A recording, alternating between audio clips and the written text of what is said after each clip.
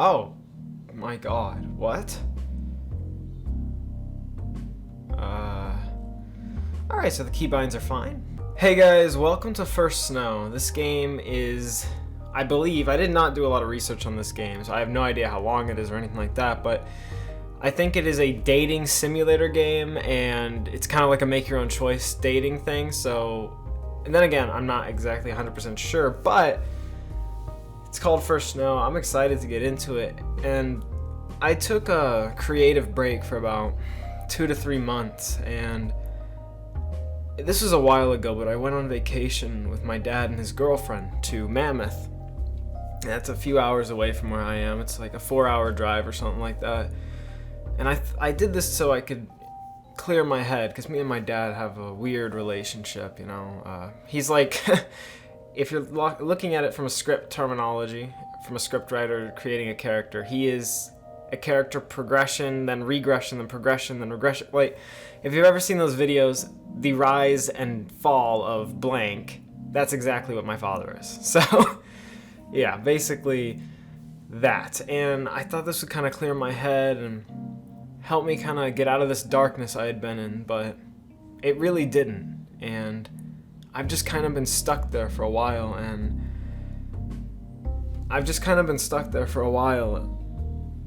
depressed, and this happens to me sometimes, but I'm playing this game because I think it's a good way for me to talk to you guys and just kind of to remind myself, actually, that as a perfectionist, it's okay not to be perfect all the time. It's okay to have a video like this that isn't going to be perfect, and it's not going to be, you know, the greatest. And I'm recording this while sick as well, and I know what you're thinking, but no, I don't have COVID.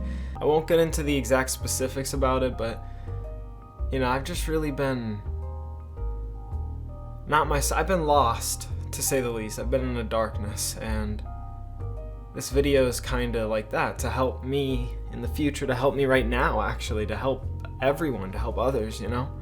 Just to remind them that sometimes it's okay to not take everything so seriously, and to kind of just have a thing like this, and this type of video, where it's just going to be a genuine conversation and trying to have fun. So you guys are basically going to see in this video why I'm single and why I can't, you know, ever get a girlfriend. But yeah, I'm excited to get into it, so without further ado, let's hop right into the game. Alright, again, just to reiterate, I have no idea how this is actually going to be, so yeah, we'll see. And I'm going to try and power through it for you guys, even though I'm sick, but let's do it. I don't think it should be too long. The first snow of the year should be a comforting sight, yet this carries a different feeling when so far from home. Winter has always been my favorite time of the year, but the joy of warm fires and upcoming holidays is missing. There's only a month left to go until the season begins in earnest, but I can't feel any of the usual excitement. The coming winter will be the first I've spent away from my family, after all. It's just me now, standing alone on a concrete balcony and looking out onto a gray sky. Shake the screen! Okay. Hey, Allison, aren't classes soon? A woman's barking from down below breaks me out of my thoughts. Her familiar figure clad in leather stares up, snow heaped on the rusted shovel in her hands. Oh my god, it's my favorite band, Gun. That's awesome. Yeah, I used to listen to them all the time. No. Looks like the heating's died again. The inside of the apartment no warmer than out there. This new home might be a little shabby, but at least it's ours. A quick glance at my phone as I walk to get my coat and bag confirms her to be right. The morning's message from a friend still showing on the screen.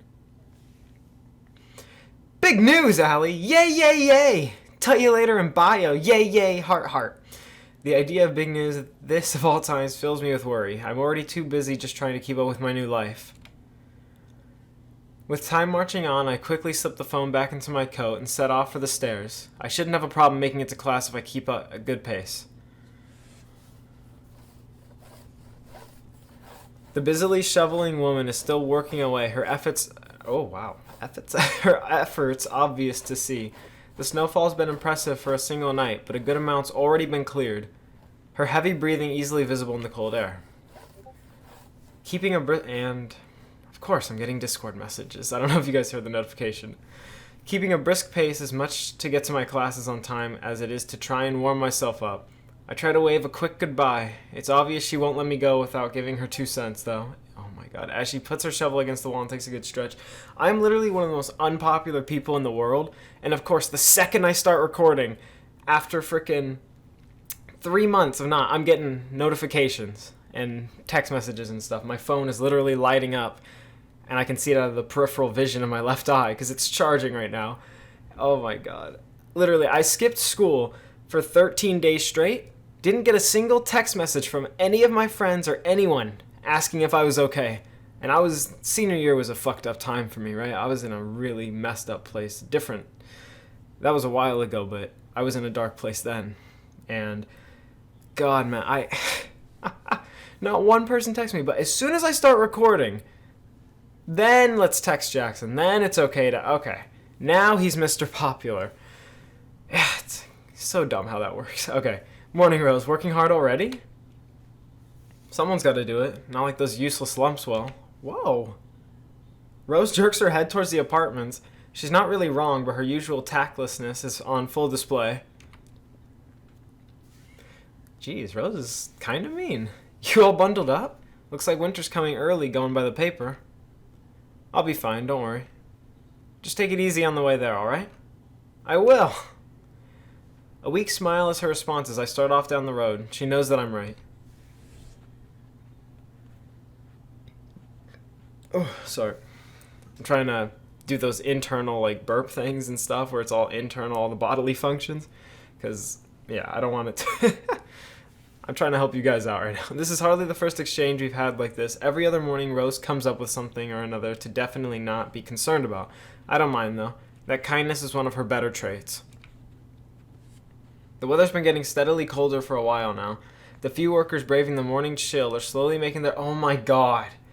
Someone's calling me now. Oh my god. Mr. Popular, the second you hit that record button, I swear...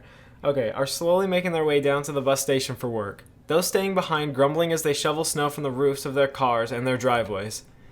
There aren't many students down this way as I walk, however. Student accommodation filled up fast, and the nearby apartments were all rented out soon after that. Thank goodness for a family friend offering to let me live with them. Jesus, I'm getting so many messages. Okay, this sucks. Helpful as Rose may be, there's still some sense of being a foreigner. It's only been 2 months since I moved in and started classes at college. My circle of high school friends and boisterous family home turning overnight to a cramped apartment shared between Rose and I. Oh, so Rose lives with us. Okay. Is there no music for you guys? Like, at all? Hold on, I need to, before I read this, I need to check the actual settings real quick, so let me figure out how to... What the fuck? Hold on, I'll be right back. Okay, I think this is where we were. I'm gonna try a different button now. Okay, that worked. Give me a second while I figure out the music and stuff.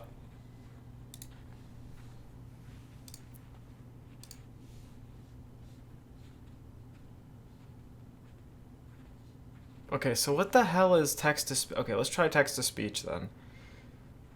Just give it a shot. First. No. First snow, nothing playing. 20. First How do snow. As the school buildings come into Oh. view, I join the tired masses staggering. Oh god, no. I don't want to sound narcissistic or anything, but Option. shut the fuck up. Voicing disabled. I don't want to sound narcissistic. I'm a little narcissistic. I like the sound of my own voice a lot better than that. Like, yeah, I'd rather hear my own voice, even though it's going to be more difficult. Fuck it.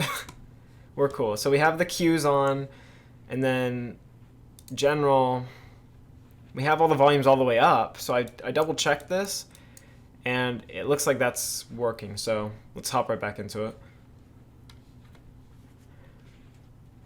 Oh.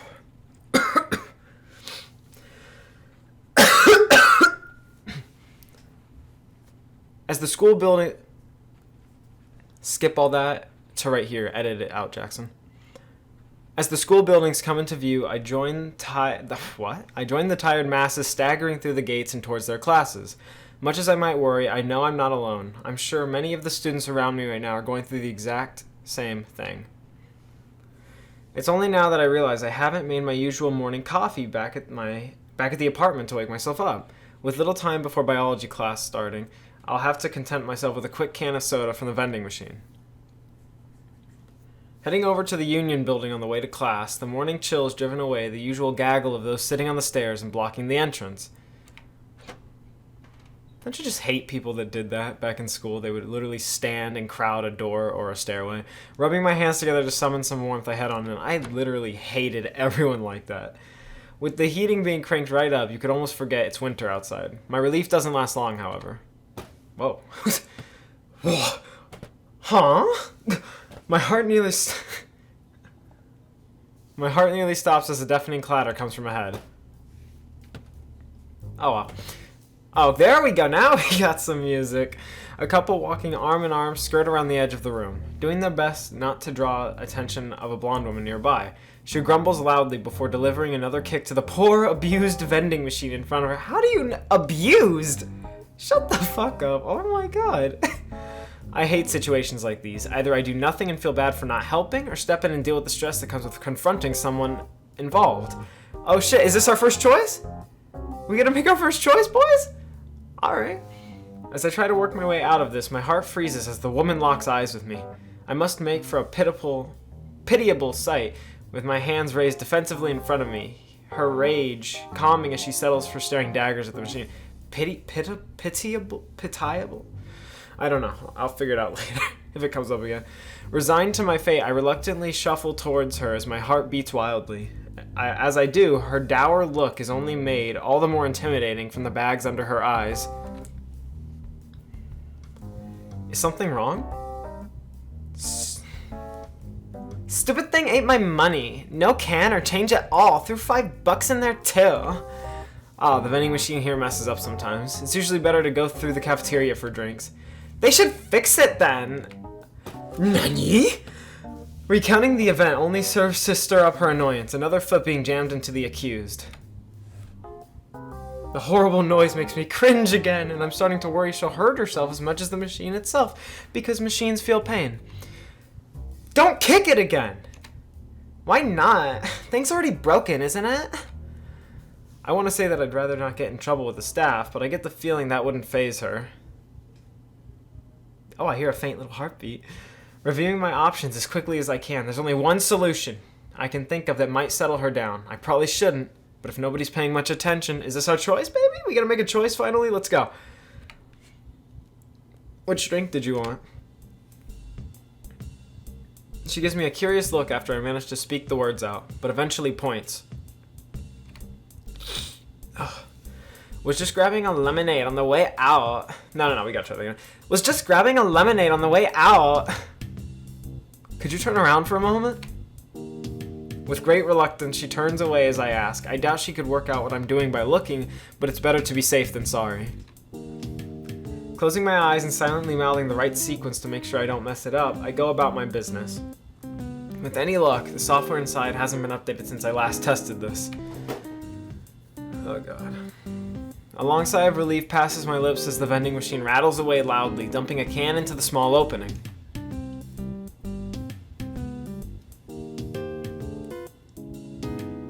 Holding the can before the blonde woman's face as she turns back around, my reward is a somewhat impressed expression as she takes the item.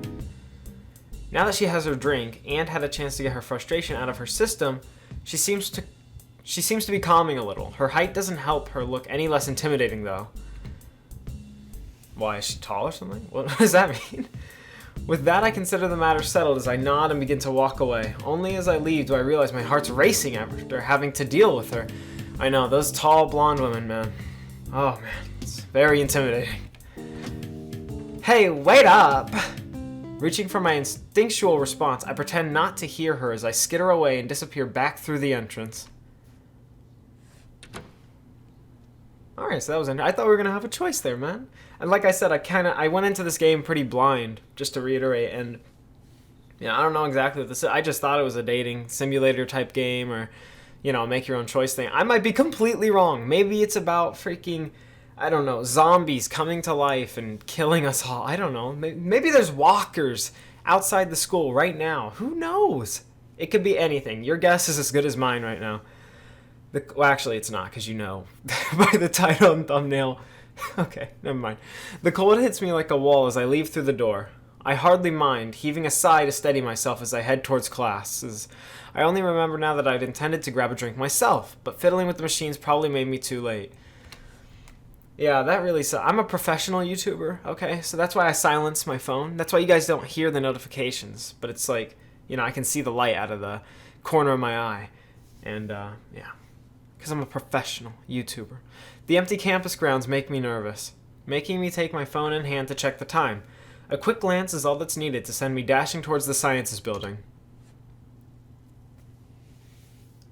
Shouldn't it be Science building? Whatever. It's going to be one of those days. Whoa! We got a new person.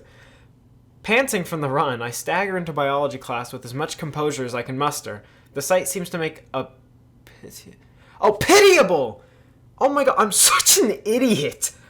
Oh my god.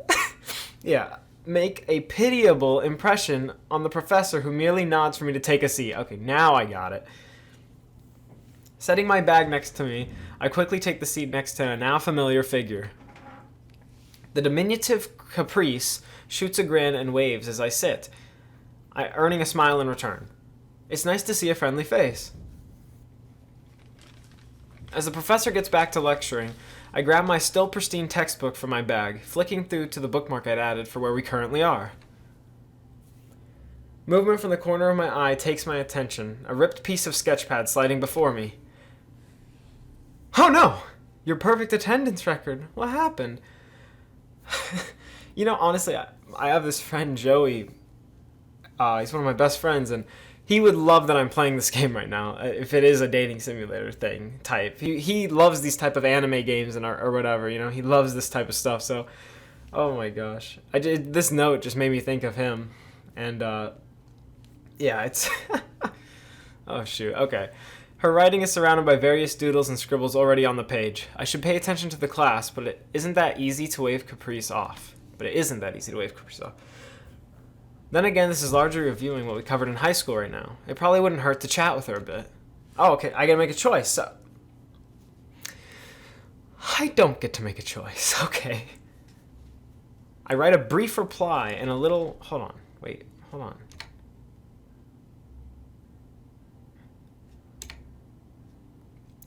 Got held up with someone. Okay, just wanted to check. I read a brief reply and a little accompanying drawing before sliding it back over, a quick look to the professor, making sure the coast is clear as he drones on. Okay. Caprice's reply as the page is passed back makes me grimace. I should have expected that. I almost reply before noticing the professor casting a knowing glance my way as he continues this teaching. He knew what we were doing, didn't he? That reminds me of my teacher... Mr. Carden, that's his name, Mr. Carden from high school, my senior year. I'm pretty sure he taught economics and history or some shit like that. I don't remember exactly. Me and Joey both had him, and he was a hard ass, dude. The guy was awesome, but he was also a dick. It was the weirdest combination in a teacher ever. Like, you loved to hate him, basically. I don't know. It just reminded me of him for some reason. Thinking better of it, sorry, I'm rambling. I'm ranting on a little bit. This is incoherent, and you probably don't even care. Thinking better of it, I tuck the page beneath my textbook and start listening properly. I don't need to look at Caprice to know her reaction. I hardly think worse of her for it, though. Swapping doodles during these classes was how she broke the ice with me when I was just another lonely freshman student. A shy one at that. Given we're still friends, I suppose it worked. Oh, sorry guys. Sneaking a glance back at the page beneath my book reminds me how well the mercurial girl can draw, at least compared to me. She mentioned one time that she's also taking art classes, which must be paying off. Before I know it, the class starts winding up. The other students begin to get distracted as time goes on. The professor soon starting to wrap things up in response. No sooner do the words come from his mouth that the class is over, does the loud clatter of people packing books and pens into their bags and backpacks again. Caprice wastes no time in talking as the two of us do the same. I was worried you were sick today, Allie. It was only a couple of minutes. For you, that's a lot. She has a point. It's likely I was more concerned about this than the teacher. After near perfect attendance through high school, though, the last thing I want is to set a bad expectation from the staff here. Setting that aside, I'm not sure the professor really likes us passing notes to each other in class. Oh, don't worry about him. He's cool. We've talked. Well, I'm sure you have, Caprice. Well, if you're sure, I do like seeing your drawings. Aw, and I like seeing yours. I'm glad you're here today. Actually, I've been thinking and I need your help with something. Okay. It's scarier than any jump scare I've ever seen before. We're making an art club! But there's already an art... Wait, why is there a we there? How am I a part of this? You're a founding member, of course. Huh? Plot twist. Why do I get the feeling Caprice has been mulling this over in her head for ages? Plans seem to already be in motion for her, and I'm not sure what choice I have left in this. I'm left to mull things over as I take my coat from the back of my seat and slip it on. What? And slip it on. The two of us taking our bags and joining the others and heading out into the hallway. I hadn't even considered joining a club, let alone starting one up with all the work that it'd entail. I can help, but I have my schoolwork to concentrate on, you know? Getting a scholarship wasn't easy, and I'd rather not waste it. Ah, right, you were majoring in chemistry, weren't you? I give a nod, albeit a slightly guilty one. Not that I dare have told my family, but I only picked chemistry because I happen to be good at it. Like most things in life, I just went with the default option before me. Well, that's not very smart. At least Caprice seems to have moved on from being a part of this. I have enough going on in my life between moving to a new home and studying for college to think about spending time in clubs and things. I'm surprised you're taking biology classes, to be honest. Aren't you more into art? It's hard to pick a favorite, but right now bio is just the entry-level stuff. It's so boring, right? I talked to the professor, though, and we're getting into some marine life chapters soon. Woo! That seems very specific. It's the most interesting part. I gotta focus hard when we get there. I plan on making it my major. So even a free spirit like Caprice has something she's working towards. It seems I can't get away from how much of a mess my life is, with no idea what I want to do for a career. Her movements remind me of Pokemon so much. Like, just the way her character talks and the movements she makes, it reminds me of Pokemon. For some reason, I don't know. It just does. The two of us head outside, with our next classes in another building. In other buildings, as we do, I look about warily as students from other classes pass by. I'd rather not bump into that angry woman again. Who are you held up with anyway? Bump into a friend? That would require there to be another beyond her in the first place. Oh, so okay, we're kind of a loner because we just moved here. Got it, because we just moved a few months ago, so. She's about the last person I'd call a friend. Kind of scary, actually. She might have been asking out of small talk before, but now I have her full interest. With reluctance, I think back to the event. Not sure if you know her. Tall, blonde, green eyes, very... I like how the first word to describe this woman, by the way, was tall. It wasn't, oh, you know, she's mean, or she has blonde hair, or she's got green eye, like, no, it was, she's tall. Okay. Tall, blonde, green eyes, very sharp look with high boots, kinda pretty. Kinda pretty? Uh-oh. That's a weird way to describe someone.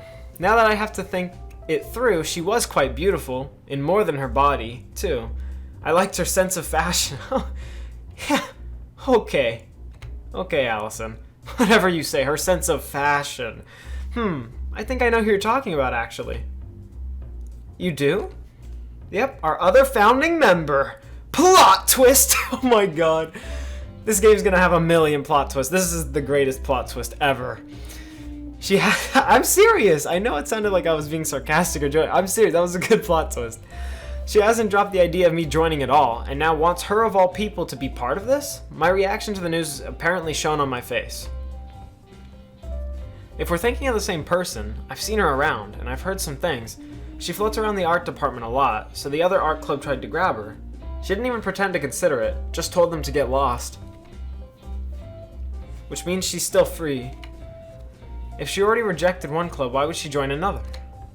Because it's led by me, of course! See, doesn't that remind you of Pokemon? I just sigh. Yeah. I need to get to my next class. Being late for one today is already too much. Resign. Oh my god, I'm being called on Discord now. Why?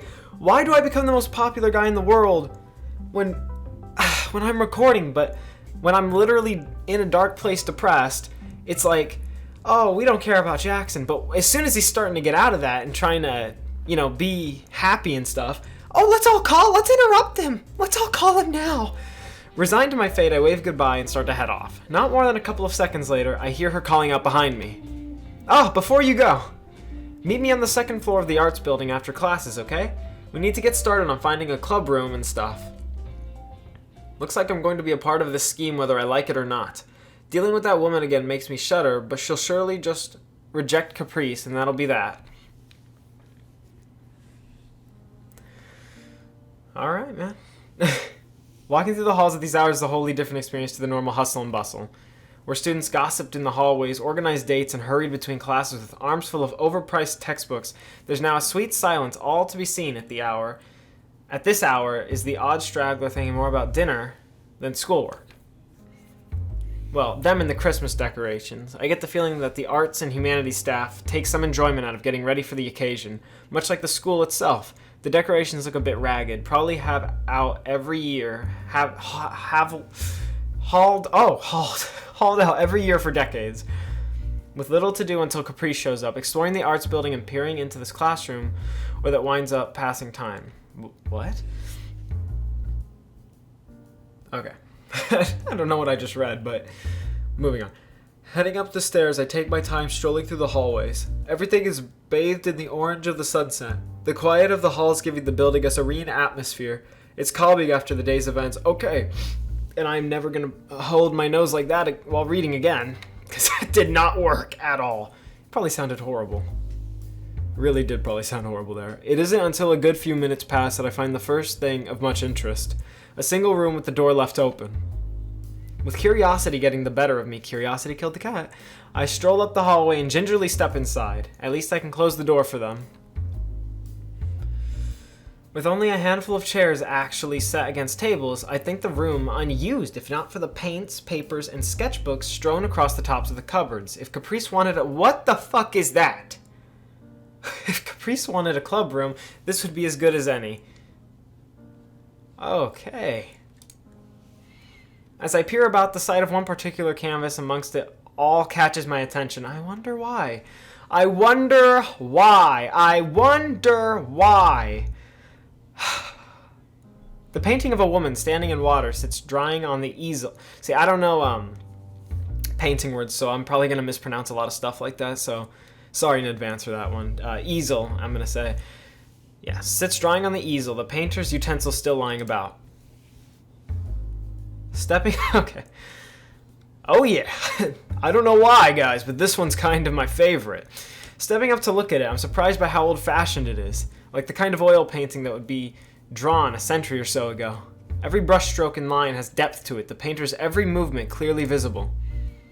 I find myself struck by its beauty, time slipping by me as I stare. Her soft-looking skin and flowing locks of hair are enough to make me wistfully sigh, her face telling of her free spirit.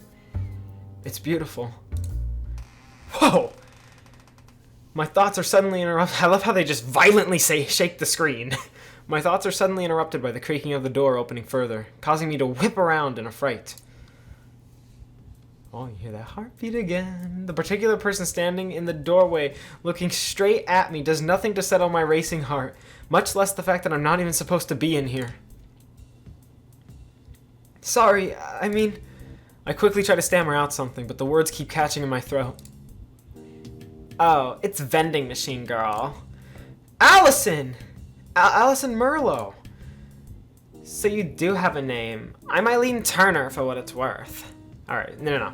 Now that she gave her name and she's not angry or mad girl anymore, we'll read it normal. Okay. So you do have a name. I'm Eileen Turner for what it's worth. I quickly nod for all my nervousness about maybe being somewhere I shouldn't. Eileen doesn't actually seem to care that much. In fact, she almost looks bored. If this room's used by a bunch of people, there's a good chance she might know I'm an intruder. Well, I'm going to close the place up. If you want anything, you should grab it. Not that I think you have anything here. The cold edge to her voice freezes my entire body. Well, there was no cold edge to my voice there, but I get your point. I mean, I can explain. Eileen narrows her eyes and crosses her arms. Or what? Her arms, waiting for my response. A response which is interrupted by a familiar voice booming from the entrance. Yeah, I have a flu right now, so it's just a bug, honestly. But yeah, it's oh, my temperature's, I can feel it rising. I think it rose 2 degrees, if you can, tell what that means. Oh my god, I just remember. Okay. So I was talking about Joey earlier, and me and him are actually writing a script right now for a movie, which we're really excited about, and we've done so much on it. Like we both have put so much into it. It's so good so far, and you guys should be expecting to see it somewhere around the. Yeah, you guys will actually see this movie somewhere within the realm of 27 years from now. So, be excited, right? So there's this character in the script, and his voice is a particular way, and I'm really good at accents and impressions. It probably isn't going to be perfect right now because my throat is messed up and I'm sick, but I'm going to try it with Caprice, and we're just for a little bit, just to see. I want you guys to hear this character's voice, and yeah, so I'm sorry, I know. I'm rambling on again and again. Hey, Allie! I don't think I've ever been so glad to see Caprice, given this art club business was her idea. It's for the best if she explains it all. Eileen doesn't look impressed as Caprice skips into the room looking this way and that like some tourist. Good work! You already found us your room? You should work perfectly! So Caprice got herself a new goon. I wish I was surprised. Yep! You're not supposed to agree with that. And what do you want this room for, pray tell? Well, your current art club is awful, I'm sure you know. So instead of dealing with them, we're going to form our own. And it looks like you and Allie have found us our club room. I see what's happened here now. Caprice engineered the situation so we'd all be here together. This isn't a very subtle scheme, but that's all the more reason for her to have come up with it. I try my best to backpedal in a way that doesn't upset her. I just thought we'd draw a bit. Didn't mean to intrude. I got permission to use this room to practice my painting, not for some dumb club. Sorry, but it's 2 against 1. Majority rule. Ah, democracy. The beauty of democracy. I didn't say anything about a club. Well, too bad. This is a dictatorship. Yes! That's what I'm talking about. Adolf Hitler / Joseph Stalin. Sorry. Yes, that's what I'm talking about. Adolf Hitler / Joseph Stalin. Yes. Perfect, Eileen. Beautiful. Eileen stands her ground, staring down her opponent as I try my best to stay well out of their argument. Her resolve doesn't last long, though. Realizing the futility of it, she eventually heaves a sigh at Caprice's antics. I can't say I wholly blame her. I just want to work in peace. That isn't much to ask. But I'm going. Not going to get anything more done today anyway. Eileen turns to me after picking up her coat from a desk and pulling her scarf around her, rather pointedly being finished with Caprice. See you around, I guess. Yeah. At a loss for how I'm supposed to respond to such an unenthusiastic tone, I'm left standing silently by a frustrated Eileen. Throws her backpack over her shoulder and strides out. Who throws her backpack over her shoulder and strides out? That's proper grammar. Caprice just smiles and shrugs as she looks back at me. The argument they had just moments ago flowing off her like water on a duck's back. Well, that's how it is.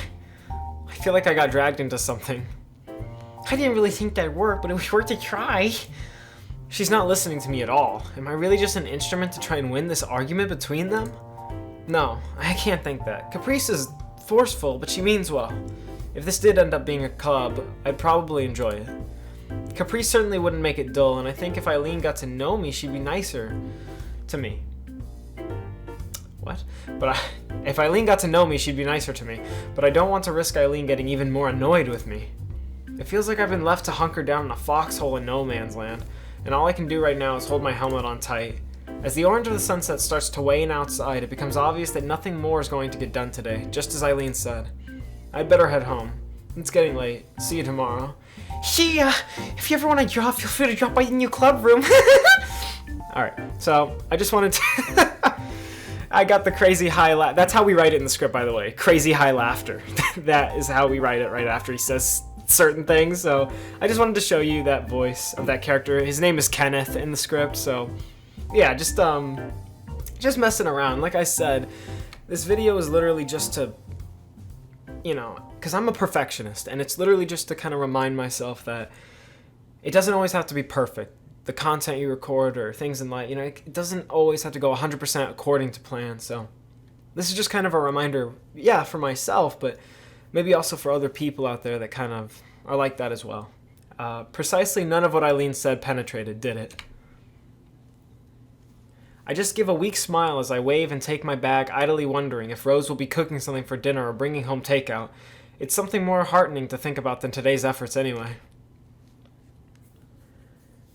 But yeah, I chose this game because it gives me a chance to talk to you guys and to get back into the feel and vibe of commentating and just to the swing of things, really, you know? Recording content again after being in such a dark place, you know? Trying to help myself out. And yeah, it's honestly crazy. So as I collapse onto the couch and settle in, the deafening sound of silence rushes in. The old passing car from the street below the apartment only highlights the quiet of the room. Plucking my phone from my pocket after dropping my bag on the cushion beside me, I take quick note of the time. I guess Rose got stuck in traffic. An annoying train of thought starts up once again as I put it away. One that's crept up on me occasionally ever since moving out, just waiting for when nothing's around to distract me. I can cope with the schoolwork easily enough. It's mostly just review right now. People like Caprice might be a handful, but they do liven up the day's routine. It's a fair distance to campus from here, but the walk helps keep me fit. The silence, that I can deal with. Yeah, and I'm trying to be as quiet as I can with all the internal... I'm trying to make all the burping stuff, like, internal and the coughing and... no, I'm trying not to wipe my nose at all, but it's hard, man. It really is. Grabbing the remote and flicking on the television at least provides some background noise, but it's no replacement for the sounds of home. I like how they talk about background and ambient noise, and yet they have none right now. Literally nothing in the background. Why don't you actually insert some noise there? That would be better. There's no mother buying herself over the cooking pot to welcome me home and ask how my day was. No excitable older brothers fighting about the silly thing or that. No father for me to happily see come home from work. That's funny. So I wouldn't be able to relate to the brothers thing because I'm an only child. And my dad happily coming home from work. You're hilarious, bro. My dad would come home from work and take off his belt and be like, whoosh! Who's getting it today? All right? Who's up next? So yeah, me and my dad, needless to say, have a very rocky, complicated relationship. Oh man, okay. It's just me now. My fingers roll over the screen in thought as I bring up the lock screen, mindlessly tracing out the cracks in the bottom corner. I could easily call them right now. My mom and dad both made it clear I could ring any time at all. But as I stare at the screen, a deep apathy strikes me. Before college, I thought that with my family and old friends just a phone call away, nothing would feel all that different. Maybe I just couldn't admit to myself how big of a change this would really be. Admitting defeat, the phone ends up on the couch beside me as I watch television. The news is interesting today, so at least it's some distraction from all this. Just when I thought I'd finally found a friend or two in college, it ends up being a mess. Why do people have to be so complicated? As the door behind me opens, I close my thoughts on the subject. There's no point in mulling things over any further.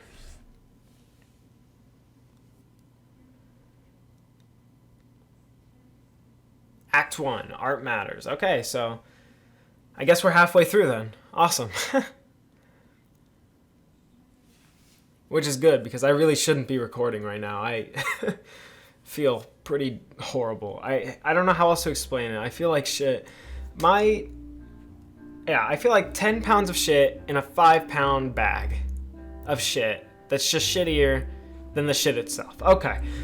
The Saturday morning air is brisk as I stagger back from the supermarket. Hands full with bags, the apartment itself may be nothing to write home about, but it's certainly in a good location.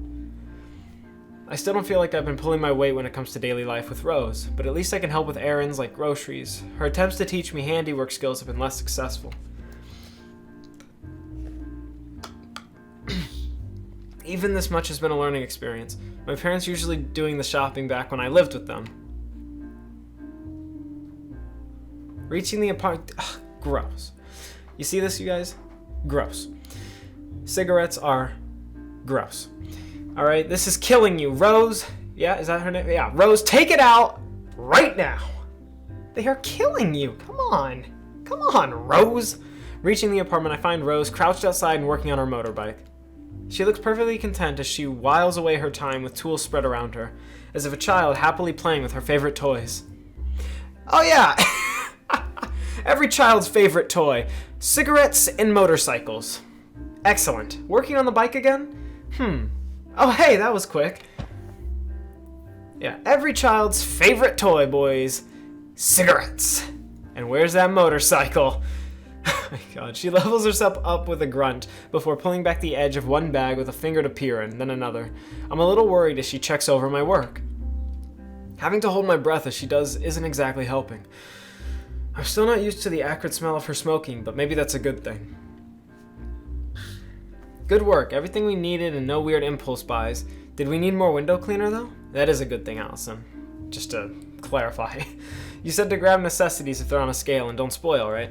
Yeah, like, cigarettes, you're learning. Cigarettes do nothing for you. They literally just kill you and give you fucking lung cancer and turn your, like, pink lungs, like, a corroded black color. Where, like, I can understand weed because there's some medical health benefits to them, even though people over-exaggerate it a little bit, but weed I can get. But cigarettes, why, you know? I just don't get it. The cigarettes thing, I don't get it at all. Could you help me down here once you've put everything away? I need another set of hands. It's like I'm so bad at dealing with my own emotions and problems in the right way, so I have to smoke a cigarette to deal with the stress and anxiety. Oh god. Without anything in particular planned for today, I agree before heading inside. The rickety stairs creak as I slowly head up with groceries in hand, fumbling with the door handle. And if you smoke cigarettes or whatever, you know, I don't mean to hurt your feelings or offend you. I think you're kind of a dumbass. And, you know, that's it. So again, I don't want to hurt your feelings, but you're not very intelligent. My arms are thankful for the relief once I managed to drop the bags in the apartment after opening the door. Opening the fridge, I get to work stuffing in the frozen and cold items first. Next, I open the cabinet doors and start loading in the cans and boxes. And I will say this, reading some of these things in the game makes me feel less intelligent. Not because it's written incorrectly every time, but as the empty shelves fill, I get an odd sense of satisfaction from caring for myself. But because some of the words they're using, man, like, it's like they typed in one word and then they fucking were like, what's the most complex and long version of this word? And they were like, let's put all of those in our script. And that's just what they rolled with. I'm serious, look for it. Okay, and you can hear it when I'm reading it out loud. Like, living as an adult is busy work, but it's rewarding in its own way. There's an odd and unexpected feeling of accomplishment from doing even simple tasks. I'm sure it'll wear off in time, but I'm holding on to it for now. So of course there we get a very simplistic sentence that I'm able to read off easily. But just throughout the course of the game, all right? With the job done, I close the cabinets and get back up to look about the room. The apartment is barely any warmer inside than out. I suppose there are downsides as well as upsides. Putting it out of mind as best I can, I head back down to Rose. Ah, there she is. Rose with a cigarette in her mouth. Once again. Slipping back outside and closing the door behind me, familiar clangs and bangs carry on the air as Rose still works away. Pass a rag, would you? I quickly take a seat near her on a patch cleared of snow, grabbing one of the turn-up pieces of old shirt and handing it to her. She seems to be cleaning out some part of the engine or another. Anything interesting happening at school? Not really. The schoolwork isn't too hard so far. A friend wants to start a club. A club, huh? That's cool. What kind? An art club, apparently. I'm not really sold on it, though. I need to study, and she basically came up with the whole idea, by herself. Rose passes the rag back and puts the part in place, motioning for me to hold it while she wrenches it back in. Oh, okay, and I can feel the temperature rise by 4 degrees there, wrenching it back in. After a few grunts, the job appears to be done as she puts the wrench down with a clunk and turns back toward me. Life's not about studying. I know you were a teacher's pet back in high school, but you could stand to be a bit more social. So it's this again. It's another downside of living here. With so much of my time spent alone with Rose, there's, for better or worse, no easy way to escape her questioning. I know she has my best interests in mind, though. I'm glad to have someone around to help me get to grips with adult life, even if I did find her intimidating at first. What was your college life like? Never had the chance to go. I'm left a little surprised as she gets back to her bike. I've only known Rose for a couple of months now, so I'm still finding out new things about her all the time. Maybe you get why I'm on your case about this stuff now. Not everyone gets the chances you have, so make the most of it. Go to parties, get some friends, and find a boyfriend sometime. Even if it doesn't last, it'll be a start. My family always pushed me to put such things aside and focus on my education, so that's what I did. The simplicity of life back then suited me just fine, and it worked out well going by my scholarship. I was never really interested in boys because I was so caught up in learning, is what I'd like to say. But I'm honest enough with myself to know that's not the whole story. Uh-oh! What do we got here, baby? Seeing Eileen last week reminded me of that. Women like her keep catching my eye, and then there was that painting of hers. As time goes on, that difference in what I like looking at gets harder and harder to explain away. Rag, Allison? Whew. Snap back to reality right there. I hastily place a rag in her outstretched hand, Rose using it to try and rub some of the oil and grease off her hands. I'm sure she wouldn't mind if I'm not straight, if that's truly the case. Well, I'd like to talk with her. Oh my god, I cannot read right now. I should not be recording right now. Well, I'd like to talk with her about it. I can never quite seem to find the right time. Yeah, I just feel, ugh. You alright? Yeah, I was just thinking of how life is complicated. Oh, were you now, Allison? Because I think you were having a little bit of a wet daydream there. That's not life complex. That's wet daydream, baby, alright? Allison, I know what you're doing. Sure is. Hey, you bought that ice cream I asked you for a while you would... What? I asked for while you were out? It's in the freezer now. Why? How about we have some? Could use a treat after working all morning on this thing. She has a strange idea about what makes a good dessert in the cold of winter, but I'm not going to stop her. As the two of us start packing up, another peaceful day rolls by. Ah, cigarettes and ice cream. Everyone's favorite dessert. Whoa. Water boiling. A loud yawn from Rose emanates from the couch, the droning of the television briefly overshadowed. The only other sound is the coffee pot boiling away from the kitchen, punctuated by the occasional passing car. Only half awake and still acting on autopilot, I lazily wipe the sleep from my eyes as I stagger toward the door. I keep having those internal, hiccups and burps, you know? Sorry, oh, fuck. I'm trying to make sure you guys can't hear it, but... Oh, I feel all sorts of messed up right now. The smell of Rose's toast wafts invitingly through the air, making me envious of her later start to work. I let out a loud yawn before I can stifle it, causing Rose to look over from the couch. Wait, so is Rose our roommate? I don't think I understood that earlier. Okay, wow, you look like yeah, my bad. So that's why we know Rose. She's our roommate. Okay, thank you. Stay up too late playing on your phone or something? Doesn't look like you got an hour of sleep. While Rose is less than tactful about this, it's true that I shouldn't be so tired. I'm usually a morning person, but right now I can barely remember where I even put my phone. Rose picks herself up from the couch as she finishes her breakfast, brushing toast crumbs off herself as she starts toward the kitchen. Just the neighbors being loud again. I'm surprised you didn't hear them. I may say that, but it's hardly any real shock. She sleeps like a log, which I've always been jealous about. Rose puts down the plate in her hand, giving the matter more thought than I'd intended. The ones above us, right? Man, I'm sick of them. I'll go have a talk to them later today and get them to knock it off. Making a racket during the day is one thing, but the night's another. That's true. You don't have to do that. They might be quiet from now on anyway. Oh my god, that reminds me. Okay, that word reminded me. So, one of my best friends is Wyatt, and his name is Wyatt Rivas, but my nickname for him is Quiet River. Instead of Wyatt Rivas, I call him Quiet River. It's just, I don't know why. Every time I see the word quiet, I think about him, dude. But they might be quiet from now on anyway. Yeah, and just giving a quick shout out to my boy, my best friend, one of my best friends, Quiet River. My main man, Wyatt, right there, man. She looks surprisingly disappointed at my attempts to wave off her concern. You have to stand up for yourself sometimes, Allison. Waiting for things to blow over ain't always going to work. I wind up rubbing my neck and avoid outright answering. Apparently dropping the topic, she sighs and disappears into the kitchen after taking her plate again. I just don't want to cause a fuss, especially on my behalf. Is that really so bad? With time rolling by, I glance about and see my phone on the corner of the table. Slipping it into my coat pocket, I skip over and grab my bag sitting by the door. As I stretch a bit to try and wake myself up before facing the cold outside, Rose calls out from behind me. Turning to see her shows a fistful of crumpled dollar bills in the hand thrust out towards me. Here, go buy yourself an espresso or something on the way. It's fine, you don't have to. Just take it. You look awful. Well, thank you, Rose. She really does have a way with words. Yes, she does. She reminds me of every girl I've ever talked to. I reluctantly take the cash and slip into my... Cut that, Jackson. I reluctantly take the cash and slip it into my pocket, thanking Rose as I leave.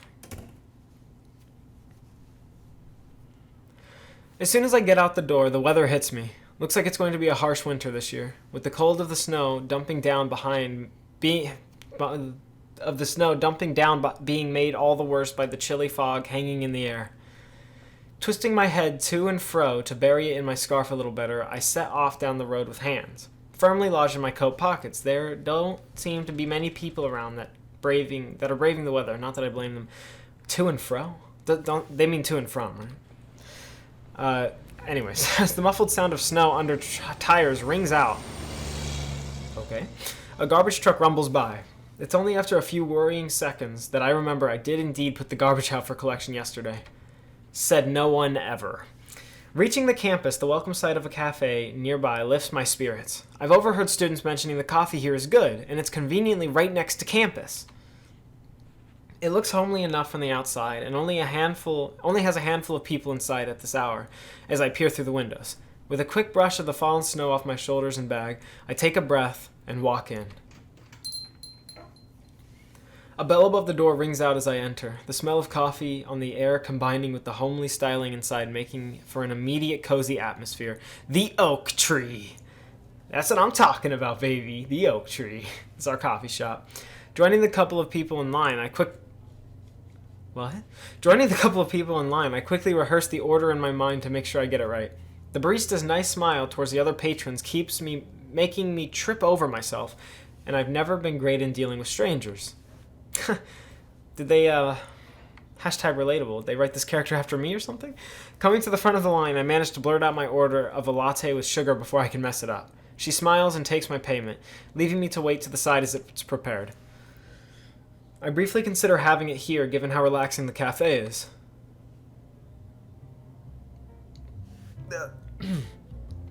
That's before I notice Caprice loudly chatting with the tall man sitting across from her. That's really, okay, so the first thing we notice when we see this guy is tall, right? And not the guy wearing the glasses, the guy with this type of hair, the guy with blue eyes, the guy wearing a purple turtleneck, but the tall guy. That's how we're describing him. I'm surprised I didn't notice them. I must really be out of it. As the cute barista slides the coffee cup towards me, I decide I'd better leave the two in peace and drink outside. Before I can, Caprice catches sight of me and begins excitedly waving her hand in the air. Allie! Hey, Allie! Over here! Allie! Fucking Caprice. So much for that. Coffee in hand, I warily walk over to their table and look from one to the other. Morning, Caprice. Wallace. Upon Caprice moving her backpack off a chair and placing it on the floor, I take a seat. Allison here's a good friend and one of the founding members of the art club. The new art club? This is Caprice's roadie. Wait. This is Caprice's roadie, so I'm content to let her deal with the club as she wants. Oh my... Oh my god. Okay, this is not Caprice's roadie. This is Caprice's rodeo. So I'm content to let her deal with the club as she wants to at this point. Oh my god, that was fucking hilarious. This is Caprice's roadie right here. Okay. It takes me a moment to realize she referred to me as a good friend in particular. We've only known each other for the couple of months since the semester started, but I'm a little glad she thinks of me like that. Hi, I'm some guy Caprice found. Okay. He's our fourth member. As he sighs forlornly, see what I'm talking about? They took the most complex words. Their vocabulary. I'll give this game one thing just playing it so far. Just so far, I'm learning so many new words, alright? He sighs forlornly. All I can offer is a stilted smile in response. Caprice looks so comfortable dealing with him that I assume they knew each other already. Come to think of it, Caprice had no problem dealing with Eileen either, despite barely knowing her. I'm impressed at how she can talk to strangers with just the same confidence as friends. Maybe she even considers him one already. You know what's fun? Okay, my mom is exactly like Caprice then. My mom can talk to any stranger, pick up a conversation. She's a great conversationalist. It sounds amazing. She's a hairstylist, right? So she literally has these types of conversations easily every day, basically. And she's so good at it. And I'm the complete opposite. Like, I am our main character, definitely, where it's like awkward and weird. So I can't do what my mom can do at all when it comes to that. I honestly have nothing on her there. I'll give her that. So what'd you get up to over the weekend, Allie? Just housework and errands. It's surprising how much time I spend on that sort of thing now that I've moved out. I get what you mean. Thankfully, I split the work with my roommates. It's my roommate that makes me want to pick up the slack. Caprice looks to Wallace for his input, making him part of the conversation. I look after the family. Okay. I think I know how Wallace sounds. I look after the family gun shop on weekends. Nothing glamorous, but enough to get by on. Caprice continues on chatting, mostly with him. Wallace quietly nods along, adding a yeah or I see as needed. I get the distinct feeling he's being talked at more than being talked to. Okay, just zooming in. You know, now that we're both sitting across from each other, I can fully appreciate how much of a bear the man... I need to read that again. I can fully appreciate how much of a bear the man is, cutting more of a foreboding figure thanks to his beard. What a weird way to describe or view someone. Is that actually what women see when they see men in glasses, weird hair, and purple, turtlenecks? Okay. Y'all do you. Whatever. I can already feel myself shrinking in response. Really shrinking? This guy looks like a vegan to me. This guy's a vegan. I'm calling it. This guy is vegan. Wallace is vegan. For want to not stare at him, I turn to the coffee steaming away before him. A flat black with the lid taken off to let it cool faster. I can taste how bitter it is just by looking at it. The conversation is suddenly interrupted by a phone going off. Apparently Caprice's, as her hand dives into the front pocket of her hoodie and retrieves it. You see, Caprice doesn't know how to be a professional YouTuber like I am a professional YouTuber. You gotta put that son of a bitch on silence like I did. That's why you guys aren't hearing the notifications, even though it's lighting up right now. And I can see it out of the corner of my eye still, alright? She doesn't know that. And also, that is exactly what my parents do when I'm talking to strangers. They literally will leave and just leave me with some rando or some weird stuff like that. And it's just like awkward. So, look, Wallace and I just look to each other as she wanders off a few steps to take the call, unsure exactly what to do with ourselves. Yeah, it's so awkward. Like, this is awkward to me. It only takes a few seconds before she returns. Oh, yeah, okay. A few seconds. More for when it's done to me, and my parents do it to me. It's a few minutes or a few hours, all right? Sorry, guys, gotta go. Roommates need me. Oh, of course they do. Wait. I'll see you two around. We've got much more to discuss. With that, she grabs her backpack and skips out into the winter air without another word. Oh my god, that is exactly what my mom and dad did to me. What they do to me, what they used to do to me. That is so fucked up. That is exactly what my mom does to me, man. Going by her face, I'm more worried about this than she is. Left alone with Wallace, I sip my coffee for something to do. Glancing in his direction, he looks more relieved than anything. Oh, my throat is starting to... She means well. I know she does. Even if Eileen doesn't think so. So I just had to keep telling myself that. And now I'm glad I didn't say that. Much as I would like to leap to her defense, she is pushing this awfully hard. If he's trying to start conversation, I feel I should at least try to reciprocate rather than letting him twist in the wind. So, you and Eileen know each other? He gives a nod after taking a long sip of his coffee. That must be so awfully bitter. We're friends. Met when she was a freshman in high school. Caprice saw us together and made the connection. Oh, she's filled me in on this club business. I'm going to guess you were pulled into it? Something like that. It kind of spiraled out of control. Sorry. Wallace simply shrugs. Not the first time clubs have been pushy about scouting members. I was actually thinking the whole thing might be good for Eileen. Her single-mindedness is her best and worst trait, really. I don't want to say please put up with Eileen, but I'm having trouble working out a better way to word that. She isn't a bad person, you know, just driven. I'm sure you know someone similar. I do shudder what her reaction would be to being told she and Caprice are similar in any way. I'm still not sure about dealing with her, but it's hard to deny someone worried about their friend. Wallace seems content that he's managed to get his point across, silence hanging in the air as he thoughtfully sips his coffee. It reminds me that I should drink my own before it gets too cold as well. Oh, man. The deep breaths do help my throat a little bit. The weather outside is a harsh contrast to the nice atmosphere in here, which might be why more students are starting to file in before classes start.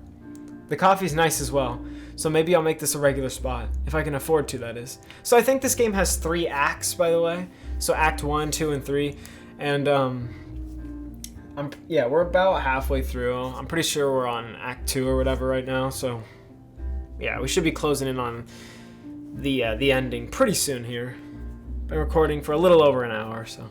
As for my companion, I think I'm starting to see him in a better way. He's just concerned about his friend. Maybe he's the gentle giant type who isn't that threatening at all. Why are they so obsessed with height? Is that... You know what, I'll give him the benefit of the doubt, but if it starts coming up later on, I'm about to go off, alright? With his cup empty as he sets it down, Wallace sits back to savor the last of its taste. Well, I've said my piece. Caprice will probably give up on me, but you and Eileen are another matter. Caprice is a good friend. I can handle her. It was nice meeting you, Wallace. I carefully repeat his name to try and engrave it in my memory. I have no doubt I'd instantly forget it otherwise. He's perhaps overly hopeful when it comes to Caprice, though. Thanks. You seem nice, so hopefully Eileen will ease off a bit. He levers himself off the chair with a grunt, taking a glance outside before grabbing his scarf and hat once more. Oh my god! He is totally a vegan! He's a total vegan! Good luck with class. Thanks, you too. Oh my god, that is hilarious. That guy's a vegan. Oh my god. Okay. So, my main man here, Wallace, who is apparently the height of Andre the Giant, is a vegan. Andre the Giant! Nah, cut it. Cut it. Just cut it. With that, he leaves the cafe while sliding past someone coming in, staggering through the terrible weather outside as he goes. With my next class so soon, I'd better finish this coffee off quickly. With that in mind, I concentrate on taking as big gulps as I can without looking unsightly. It's funny how one thing leads to another, though. It feels like a snowball has begun to start rolling, meeting new and interesting people since I started here. It might have taken a couple of months, but maybe I will manage to find some new friends. Oh, isn't that sweet? Ain't that just sweet? Oh, okay. Got a new scene, baby. With the weather turning worse and worse as the week went on, the library seemed as good a place as any to spend time before having lunch. Unfortunately, it looked like I wasn't the only one who had that idea.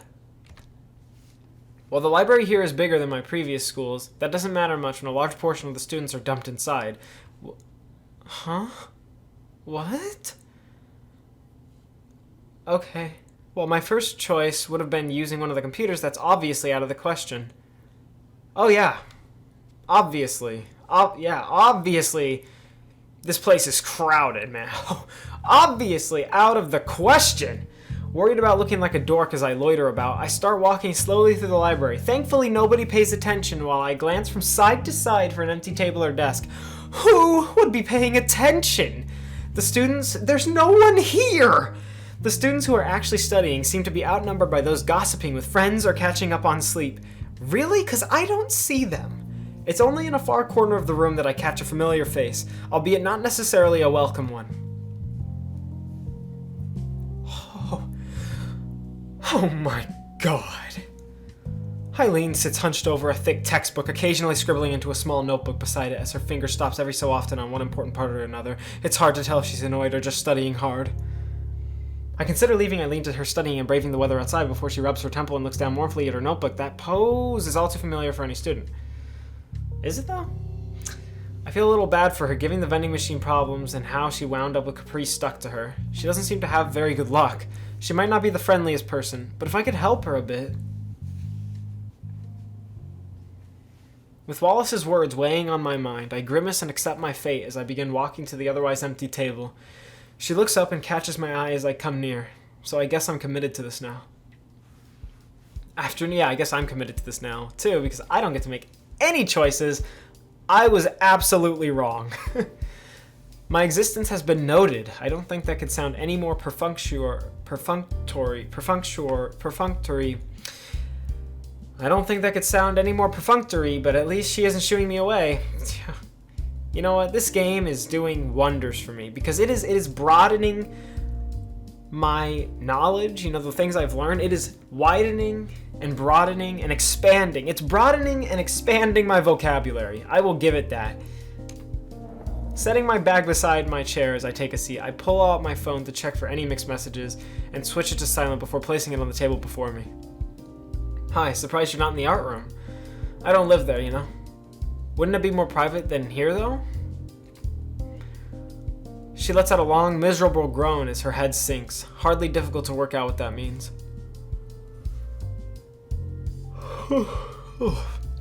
Caprice wouldn't stop bugging me to join her drawing for some stupid theme. What was it?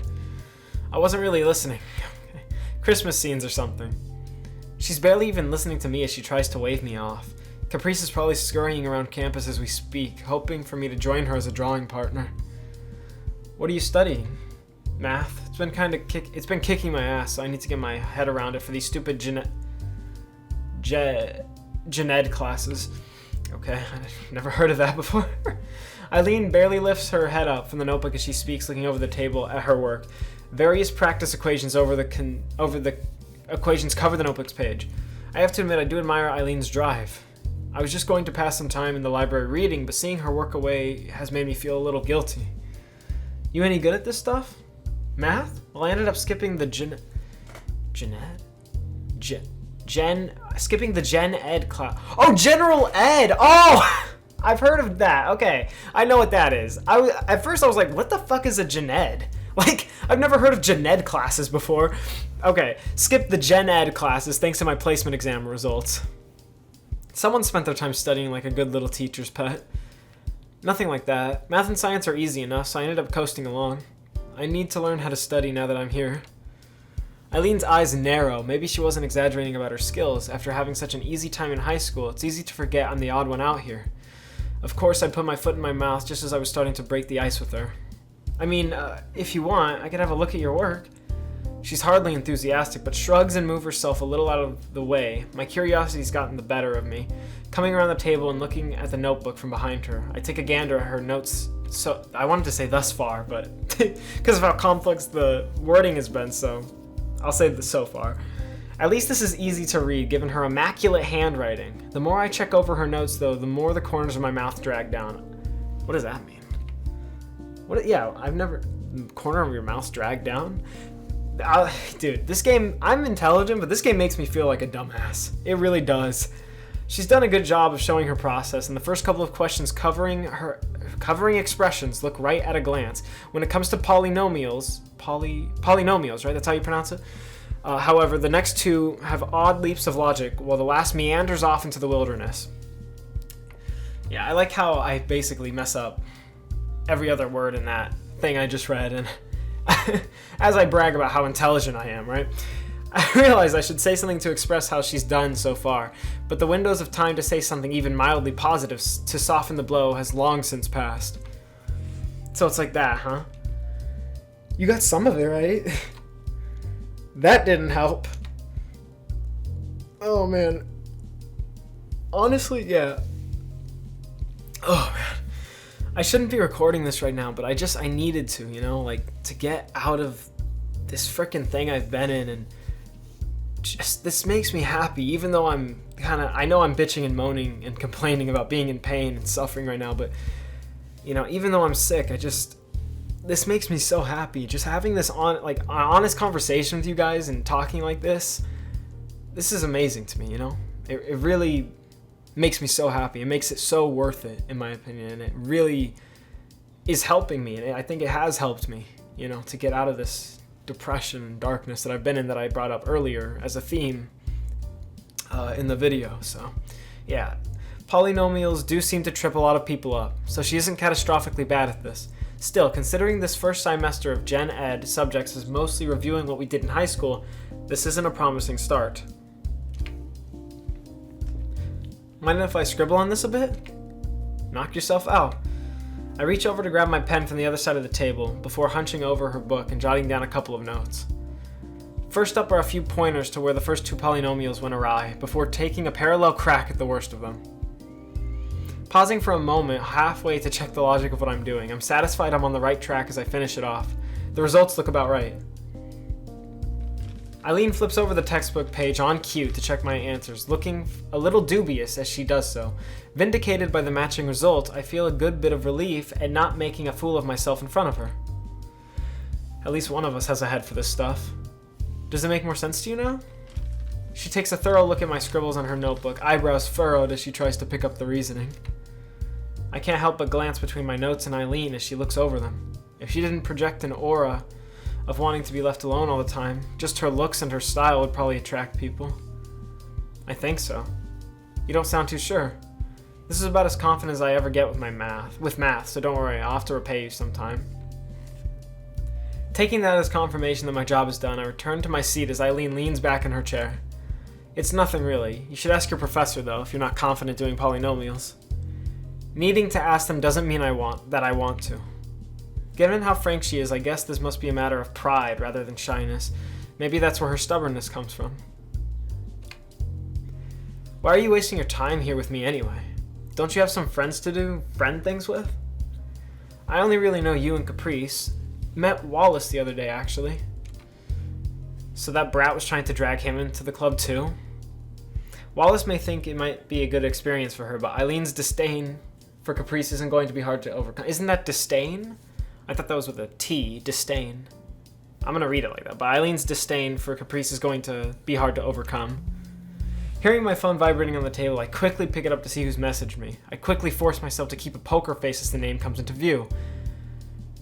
She must have given up on art out of loneliness if Eileen's avoiding her and I'm here. I'm not terribly hungry, but I should probably get at least a sandwich or something from the cafeteria before class will begin. Hey, want to grab something at the cafeteria? Oh, okay. I read the text first. I think I should probably read the phone first, the phone messages if those come up. Okay. Quickly typing in an agreement to meet there, I lock the phone once more. I might go grab lunch. Want to come? Sorry, already ate. Thanks for the offer, though. She's already back to concentrating on her textbook as she mumbles the reply. It's probably for the best anyway. Giving a quiet farewell, quiet river. Giving a quiet farewell, I grab my bag and put my phone back inside. As I pull it over my shoulder, though, Eileen looks up. By the way, I don't blame you for any of this stuff Caprice is pushing. You seem alright. So I'm alright. Perhaps I should accept that as praise coming from her. Glad for our meeting having been somewhat successful, I wave goodbye and head out toward the cafeteria. Oh, gross. All I see is apples, banana, and some unhealthy soda. That's it. For the pyramid. Fun. The cafeteria is a little less full than the library. The stocks of... Oh, bullshit! The cafeteria is a little less full than the library. In what world is the cafeteria have less people in it than the library? The library has more people than a cafeteria at any school. In what world, by the way? Seriously, tell me. The stocks of food behind the counter are already running low on all the usual student favorites. With the line for food moving quickly... No.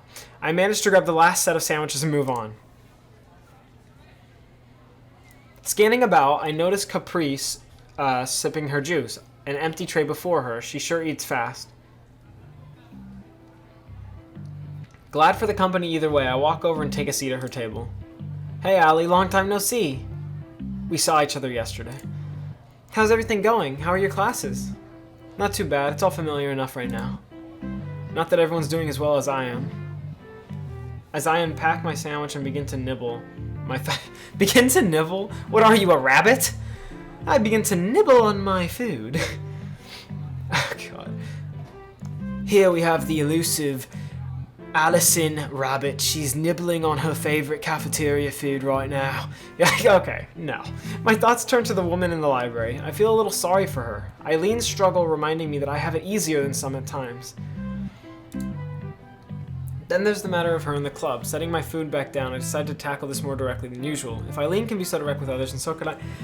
Having it easier than others, you mean because you're better at math than her? Because anyone can study and become better at a specific subject, so that's not exactly an advantage. I mean, it is an advantage, but that's not something you're born with. Like, you know, that's not like a gift you're just given. That's something you have to earn, so I don't know. Hold on, let's go back real quick.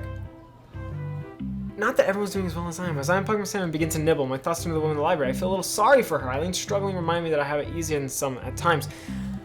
I mean, just because you're better at math than someone, you're gonna take pity on someone else?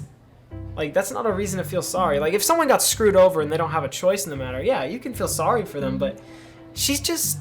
Obviously, you put in more freaking effort in math than her. That's not something to pity or sympathize with someone about. Like, if you don't study, don't expect to pass. You know what I mean? Like, it doesn't really make a lot of sense to say that I have it easier than some at times.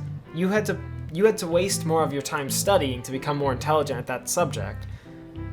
So that's not having it easier. That's just called putting in more work than someone else. I don't know. That's a weird thing. Anyways. I was thinking, you meant for me to meet Eileen last week, didn't you?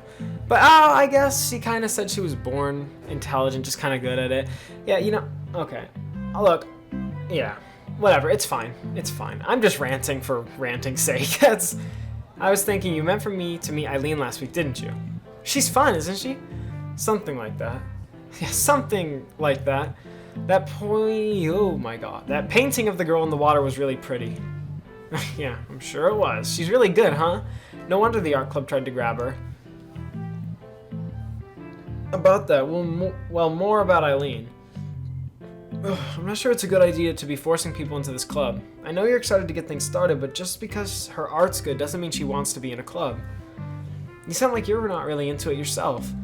She's sharper than I give her credit for. Caught off guard, I have to stop and think as she sips at the last of her juice. The sucking sound as she makes sure to get every last drop doesn't help. I can't say I'm enthusiastic about this. Eileen's studying is exactly what I need to be doing, lest I waste my scholarship. On the other hand, Caprice is my only friend right now, and I do enjoy spending time with her. As she puts down her drink with a satisfied breath, I know my answer. I can make time for it. She gives a comically big sigh, missing my hesitation entirely. If this ends up only being between a couple... Oh, damn. Sorry. I'm out of it right now. I'm just...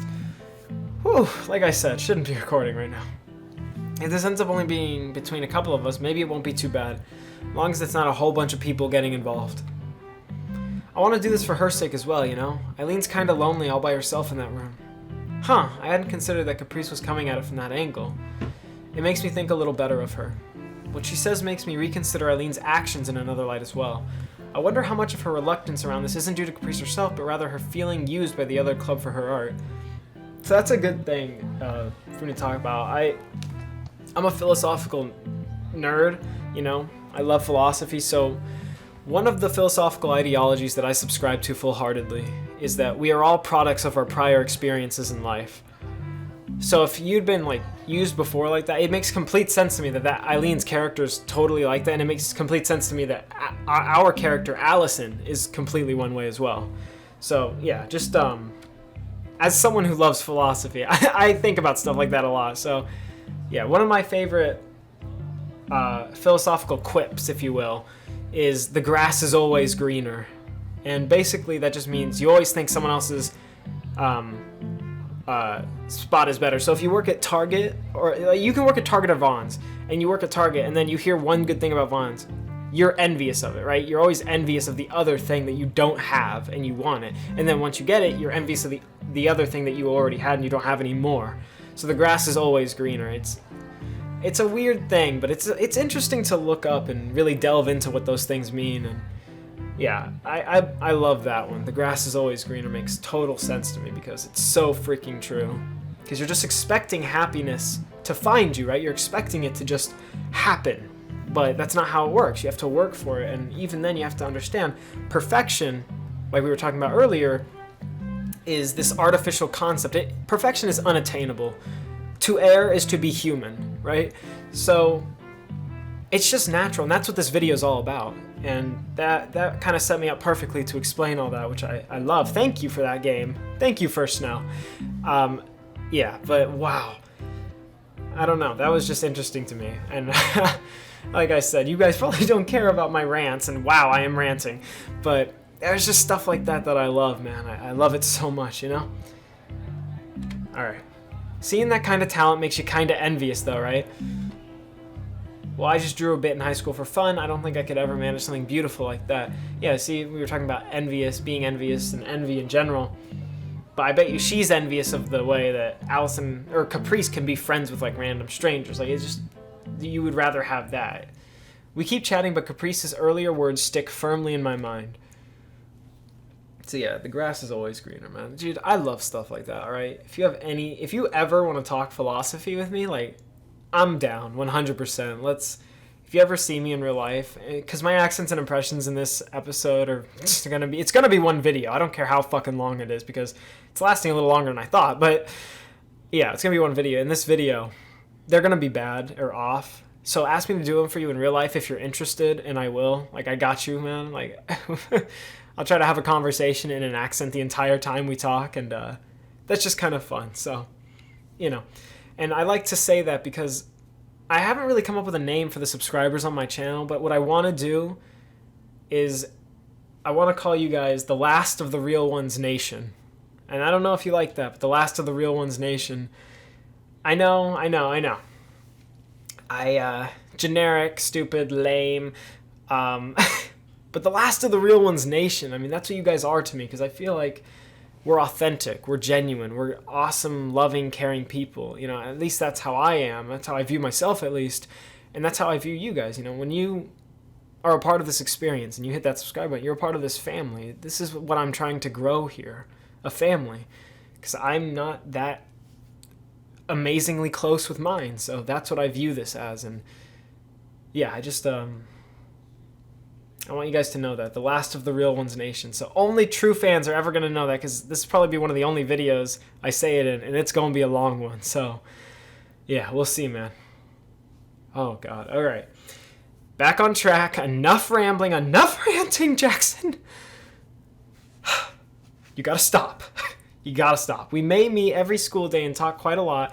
At least she does. But I realize just how little I really know her in spite of that. Maybe spending more time together wouldn't be so bad after all.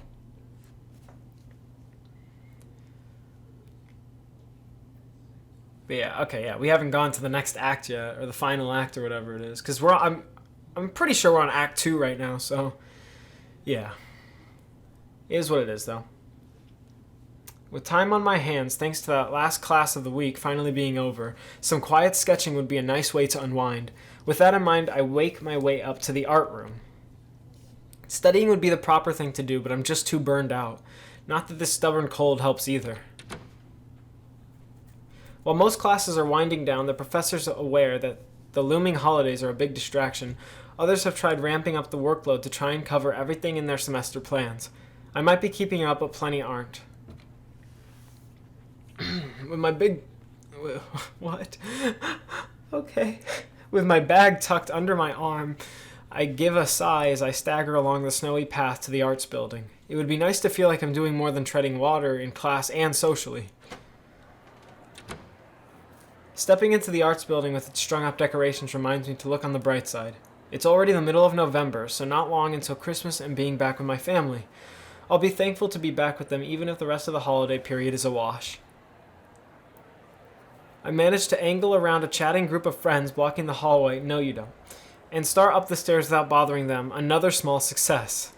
Is this character modeled after me? I swear. Like, me and this character have a lot in common.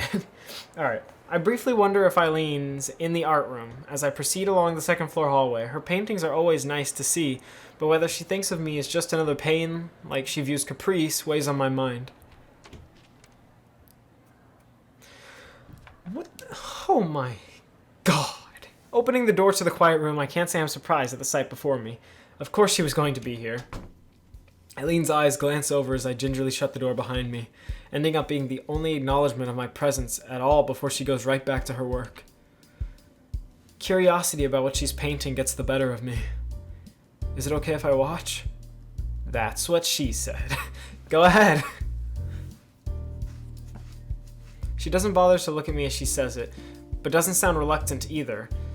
So I scoot over and sit myself on a table as quietly as I can. Eileen's brush continues to flick to and fro as she works on the background.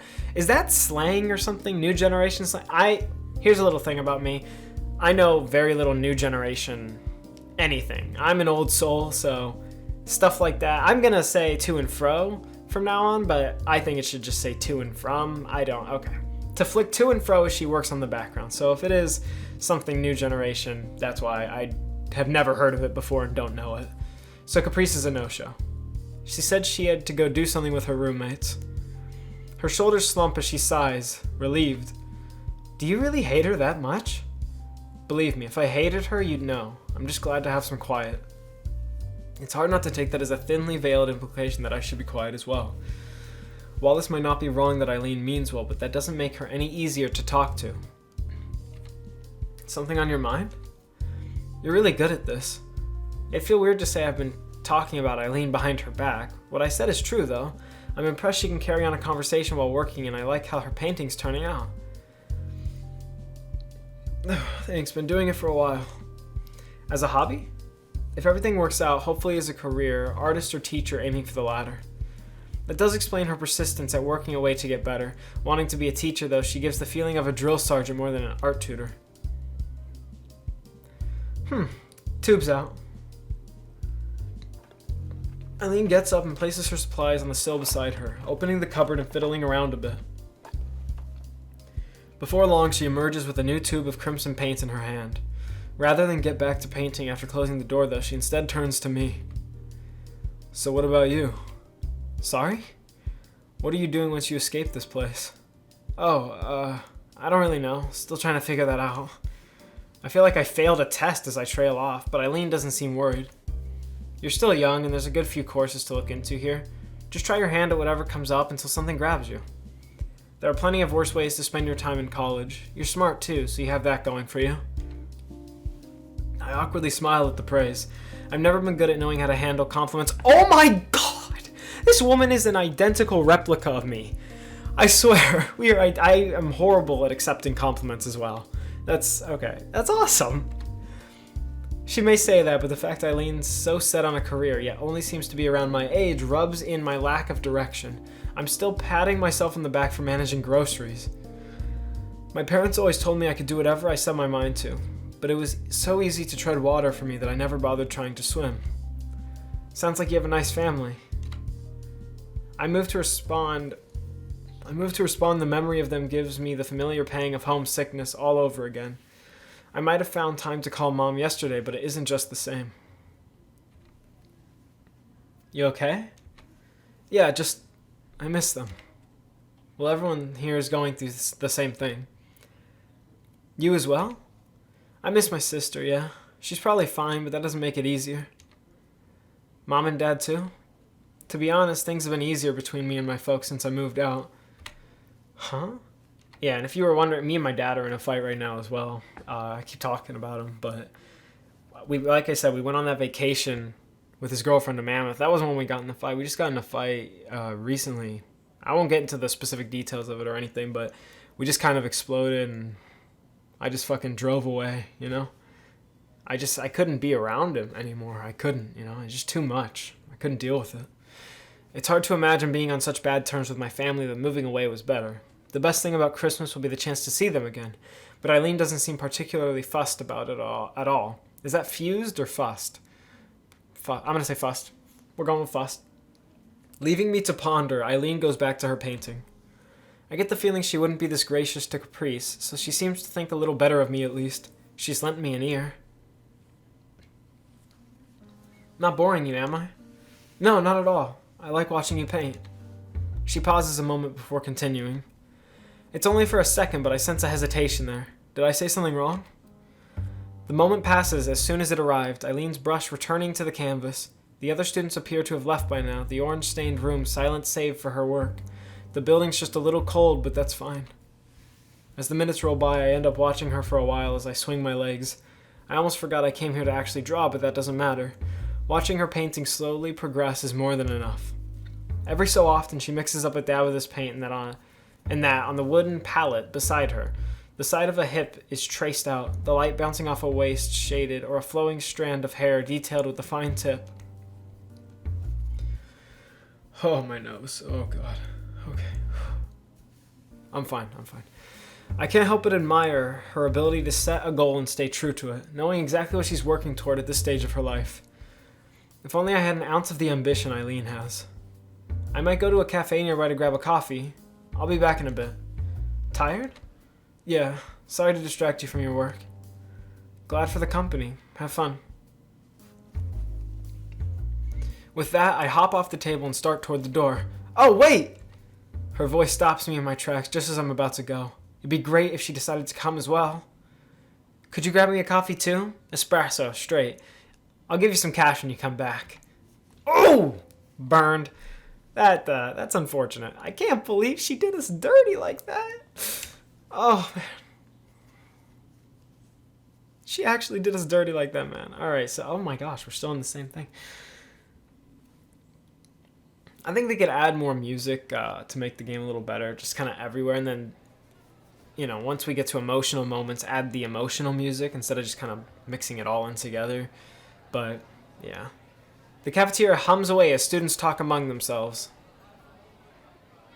The room having mostly filled up by now. The thought briefly passes my mind that winter must be great for business, given this being the closest place for cheap food during bad weather.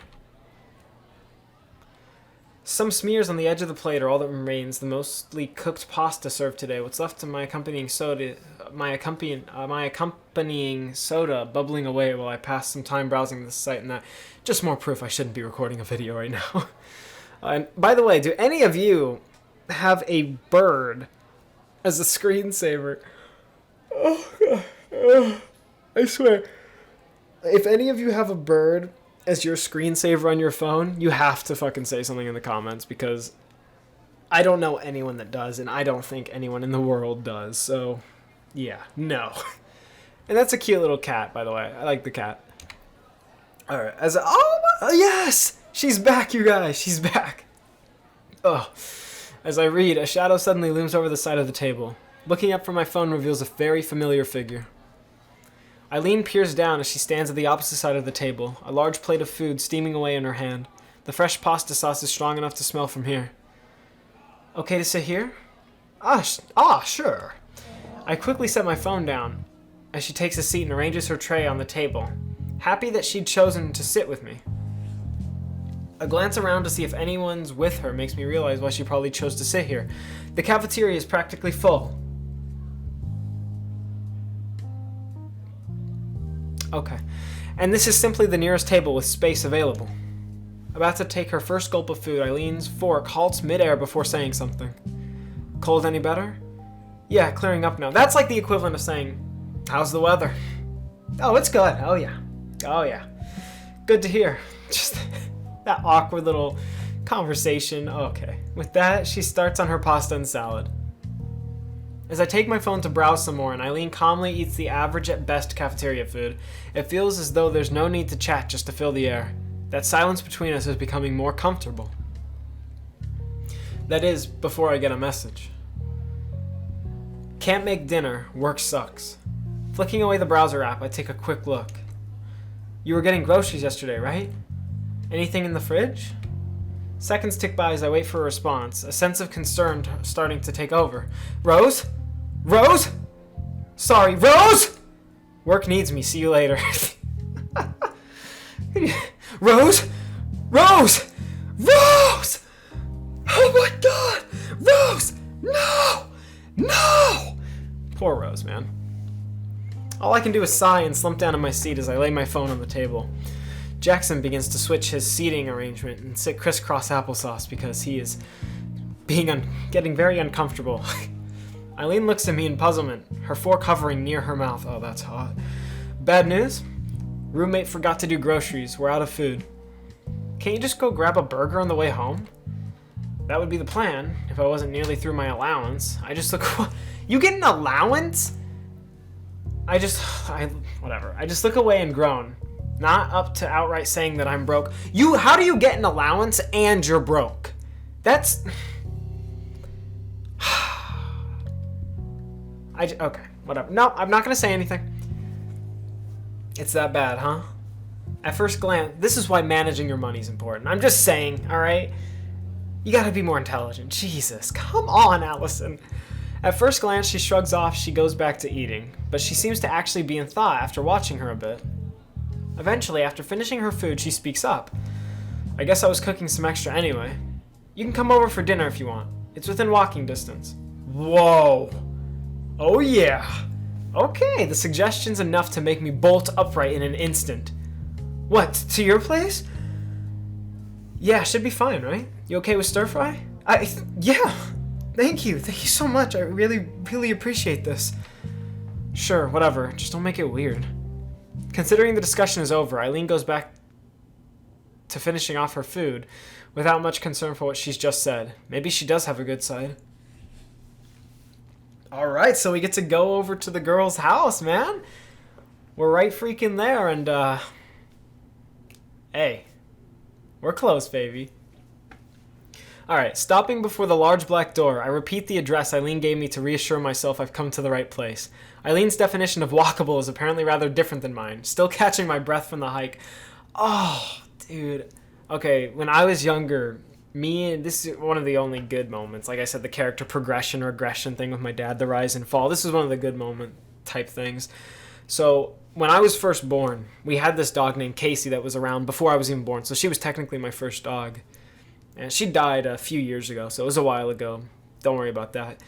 But my dad and I would always drive up to this place that was just a few minutes away from our house, and it was up on this hill.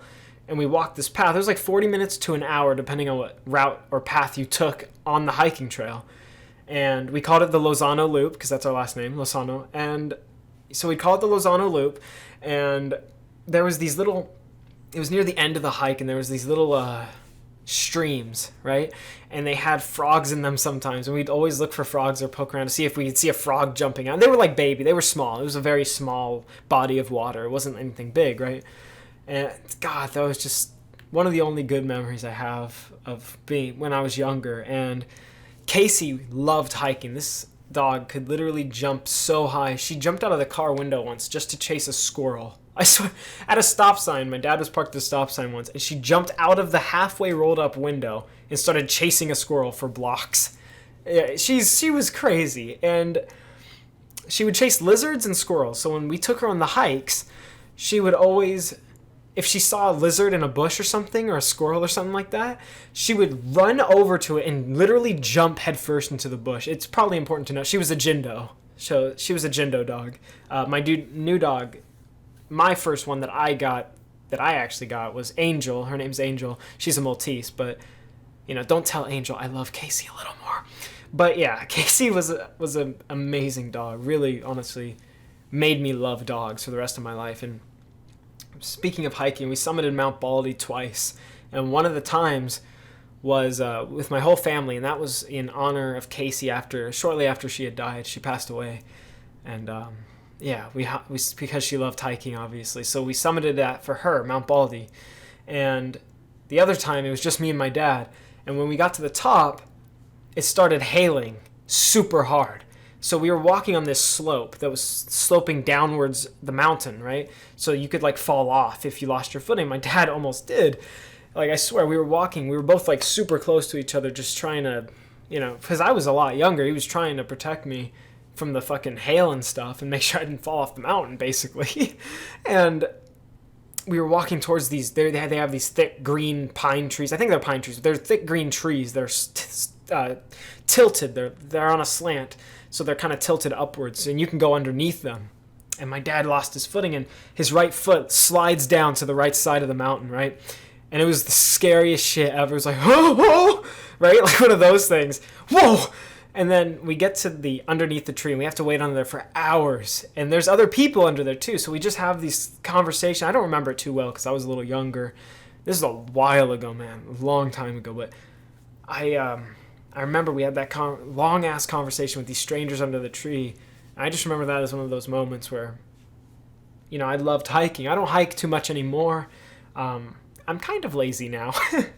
I'm an indoorsy type, if you will. But yeah, just my past with hiking is really pleasant. So I do have a soft spot for hiking. That's why I kind of wanted to just talk about that real quick.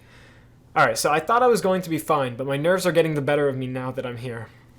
I'm going into a near stranger's home after all, and it'll be just the two of us. In school, we just happened to be around each other, but this is entirely different. Yeah, I loved Casey so much. She was the greatest dog ever. Maybe everyone feels that way about their first dog, but Casey was just something special. She was. I actually might make a video with all the pictures that we do have of her, and the thing would be called In Memory of ... So that would be the playlist, and then whenever someone dies in my family, I would probably play a montage of them or something with music over it. I don't know, that was just an idea I had, but unimportant right now. Anyways, glancing down the hall to make sure nobody's watching me not accordingly, watching me awkwardly loiter around, I take a moment to appreciate how nice her apartment building is. This is a nice area, and everything inside is immaculate. Even the hallway carries a slight scent of cleaning products.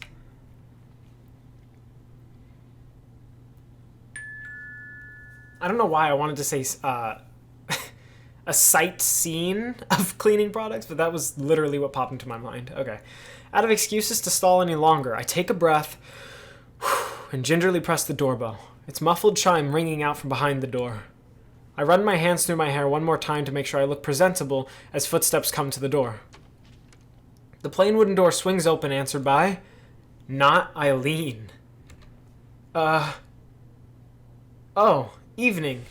But instead it was answered by David Wallace. Before I can ask if I got the right apartment, he turns around. Allison's here. David Wallace jerks his head around for me to follow. I obediently do so, still too confused to get a word out. Eileen didn't mention he would be here. I don't know how I feel about it. Maybe I should be relieved it's not just the two of us. Barely noticing the thud of the door closing behind me, I take a quick glance around her apartment as I place my coat on the counter. The first striking thing is how clean it is, with everything put neatly in its place. Then again, aside from the... Oh my god! Then again, aside from a few paintings on the wall that are possibly her own, there's not much clutter around to clean up. The television, quite a decent size for a student, sits on a cable news channel, riveting as the economic situation report is. Oh, as riveting as the economic situation report is, it's barely audible over the clacking rice cooker coming from the kitchen. As David Wallace and I stride in, Eileen comes to her feet, having been on the couch. She lazily covers a deep yawn with her hand as she does. Hi. So you managed to find the place. Welcome to my home, I guess. I'd introduce you to this guy as well, but it seems you two already know each other. Oh, I got some cold-ass air when I breathed in, trying to help my throat and nose. Okay. Yeah, David Wallace and I exchanged a brief glance. Just had a coffee together once.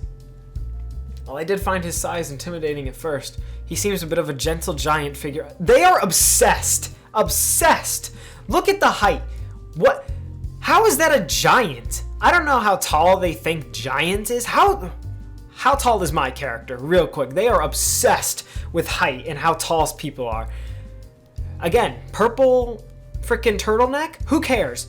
Look at this giant monster. He might be shorter than her. Okay. Well, I did find his size intimidating at first. He seems a bit of a gentle giant figure now that I'm around him more. Looks like this isn't going to be dinner for just me and Eileen then. Taking one last glance about, the inside of her place is as nice as the outside. From the meticulous cleanliness to the trendy furniture, her home looks more suited to a design magazine than a student's living area. Your apartment's really nice. Thanks, I like to try and keep things organized. Yeah, especially when visitors are over. COVID! Despite what you guys might think, I swear I don't have COVID. Okay. Oh god. This is fun. They're just messing around, not taking it too serious. That's exactly what this video is about, though. Anyways, Eileen glares daggers at Wallace, but he doesn't pay any head. The two seem to have a good handle on each other. Moving on, Wallace just watch TV or something while we get dinner started. Can do. Thanks again for letting me have dinner with you. Don't get too comfortable. I'm going to make you work for your food. Oh, shit? Where's the pole? Where's my pole? I got you. I'm down. Eileen motions for me to come over with her. Oh, we're going now? Okay. But the gesture was unnecessary given her commanding tone. Oh, we're really going for it. Wallace gives a dreary glance as he follows his orders, and I quickly do the same. I don't see the stripper pole anywhere, though, so... Oh. Okay. Never mind. Just forget everything I just said. I end up standing before a well-used wooden cutting board, taking the large knife Eileen offers before sizing up the variety of vegetables awaiting its blade. I don't think she notices my hesitation as she opens the rice cooker and gives the contents a stir. The two of us waste little time in getting to work, the sound of food being prepared filling the room. Unfortunately, it isn't long before I've earned Eileen's eerie, or if you're Michael Scott, Irie. Stop! My heart practically leaps out of my chest as I immediately freeze, hands retreating from the cutting board. Did I hand you a hatchet? No. Then why the fuck are you using that as one? It looks like you're trying to lop off some fingers. In response to my puzzled look, she takes the knife off me and starts demonstrating the correct technique herself. Thought you'd be more help than him in fixing this up. Look, curl your hand in next to where you want to cut like this. Now use the knife like a lever, dumbass, instead of wildly hacking away. We're making nice, slow slices, not some slasher B movie scene, even though horror movies are the greatest movies. That's my favorite genre, horror, alright? They are better than any other genre. Undebatable. Give me a slasher B horror movie any time of the day. And speaking of great movies, I got a cult classic for you guys. Killer Clowns from Outer Space is the greatest movie. Let me try that again. Killer Clowns from Outer Space is the greatest movie of all time. I'm not lying. Killer Clowns from Outer Space is the greatest movie of all time. If you haven't seen that, you haven't lived life yet. You have never experienced true happiness if you've never seen Killer Clowns from Outer Space. Do yourself a favor and go watch it right now, after the video, because it's going to be a long one, because I don't think we're even on the next act yet. So, yeah, Killer Clowns from Outer Space, the soundtrack, mwah, the acting, mwah, S tier. Give them awards. The writing, oh, greatest of any movie ever. Now, Eileen hands the knife back, and after a breath to steady myself, I have another try. She soon starts frowning as I slice away, but at least she's not yelling at me again. I'm guessing you don't cook for yourself? Her eyes rest on... Jesus, oh my god! Her eyes rest on the collection of lopsided shapes sitting before me. I'm lucky if I don't mess up instant noodles. Oh, there we are. We're not that small. She's like a few inches bigger. She's like 2 or 3 inches taller than us. We're calling her... The first thing we described her as was tall, and we're calling the other guy a gentle giant because he's Andre the Giant, apparently. And... Wait, hold on. Speaking of movies, Andre the Giant, was he in The Princess Bride? Even if he wasn't, I think he is, but even if he wasn't, I love Andre the Giant, but even if he wasn't, The Princess Bride is one of my favorite movies of all time. You guys need to see The Princess Bride. That movie has so many iconic scenes. It is hilarious. It is so fucking good. Just please watch The Princess Bride. Please do. I thought those were impossible to get wrong. I'm genuinely impressed. You do all your own cooking? Not like I have anyone else to cook for me. Healthier than living off pizza and burgers, too. Honestly, I wouldn't know, because I lived off of microwavable dinners for like over a year, and it was I mean, you do learn what microwavable dinners are the best and the worst. Hungry Man, Marie Callender, as long as you don't get the stuffing from Marie Callender, because that is gross. You learn a lot of things, but I lived off microwavable dinners for a long time, and yeah, let me tell you, it's not a fun lifestyle. It's the bachelor lifestyle. Again, not exactly a dating simulator, make your own choice game, but as you guys can tell by that comment, there's a reason I'm still single. Okay, what about David Wallace? Aren't you roommates? No, he just loafs around here sometimes. I've tried to get him to help, but he's no better than you are. I'm always feeding him and letting him crash on my couch. He even bugs me for free pictures for his writing. Yeah, and besides, he's busy working on Suck It, so what more can you really ask of my boy? She sets down her knife in genuine, if depressing, thought. Maybe we should just become roommates. I think I'm starting to get a handle on their relationship now.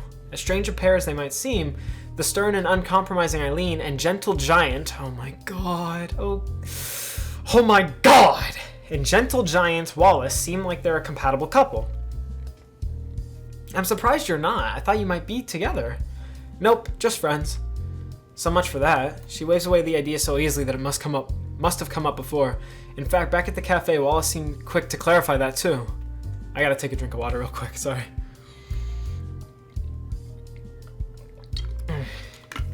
Yeah, my throat is just...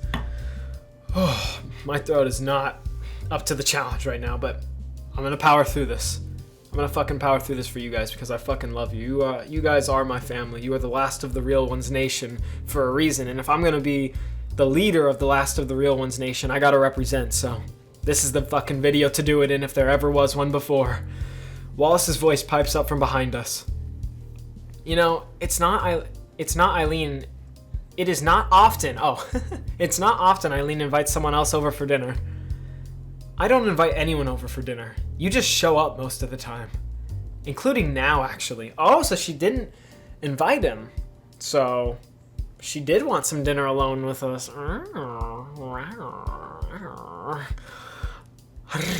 Right? I've had to put up with him like this since high school. I guess no one else would. Objection! I'm the one who puts up with you. Oh, dang. David Wallace snapping back. I'm the one currently holding a knife. Objection withdrawn. I respect it. He knows when to quit. With that, he goes back to quietly watching television.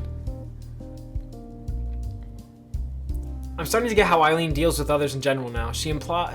No, she doesn't imply shit. She simply has no filter when it comes to stating what she believes to be true. That can be a problem just as much as shyness, though. Thinking back to when we met, the only reason I didn't write the episode with her off is Caprice and Wallace nudging me afterwards.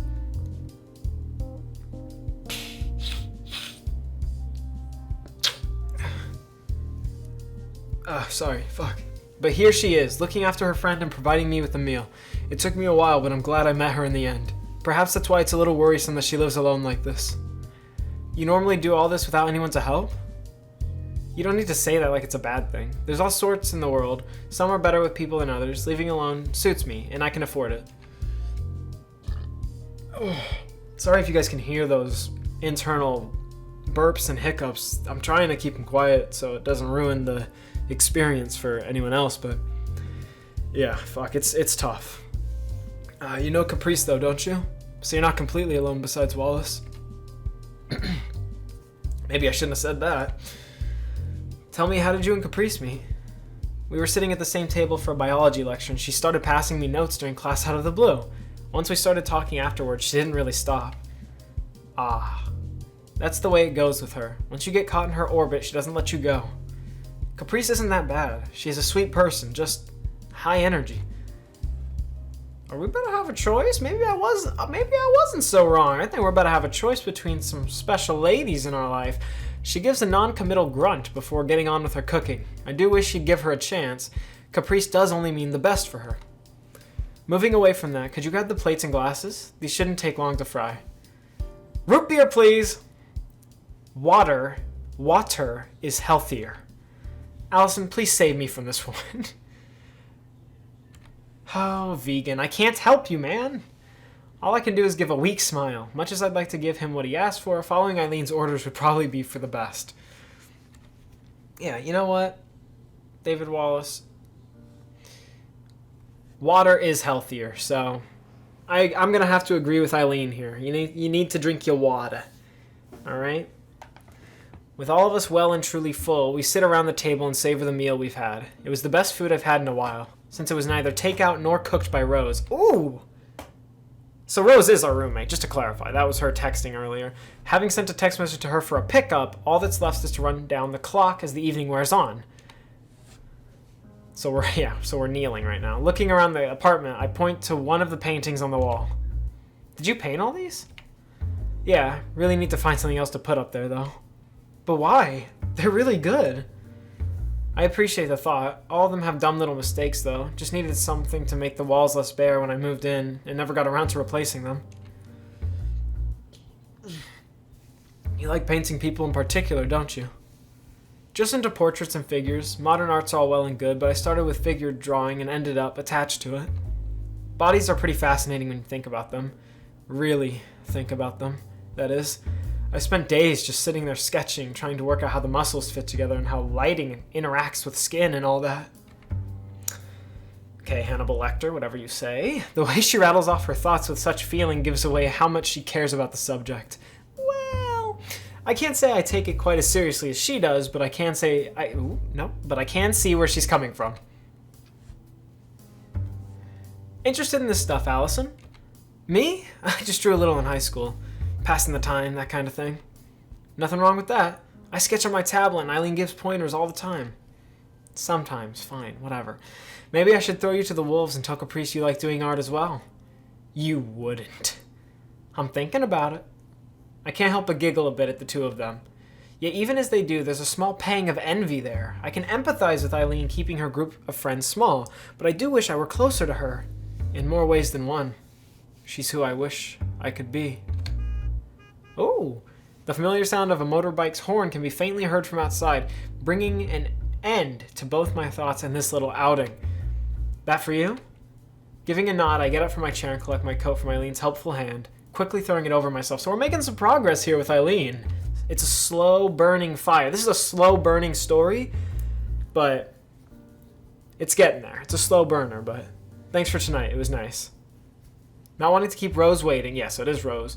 I love Wallace What? I love who?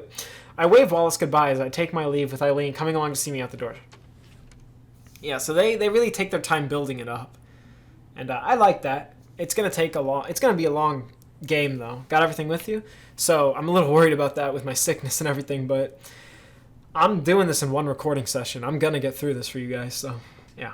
I quickly pat around my pockets to make sure. Phone, purse, keys, they all seem to be there. All good.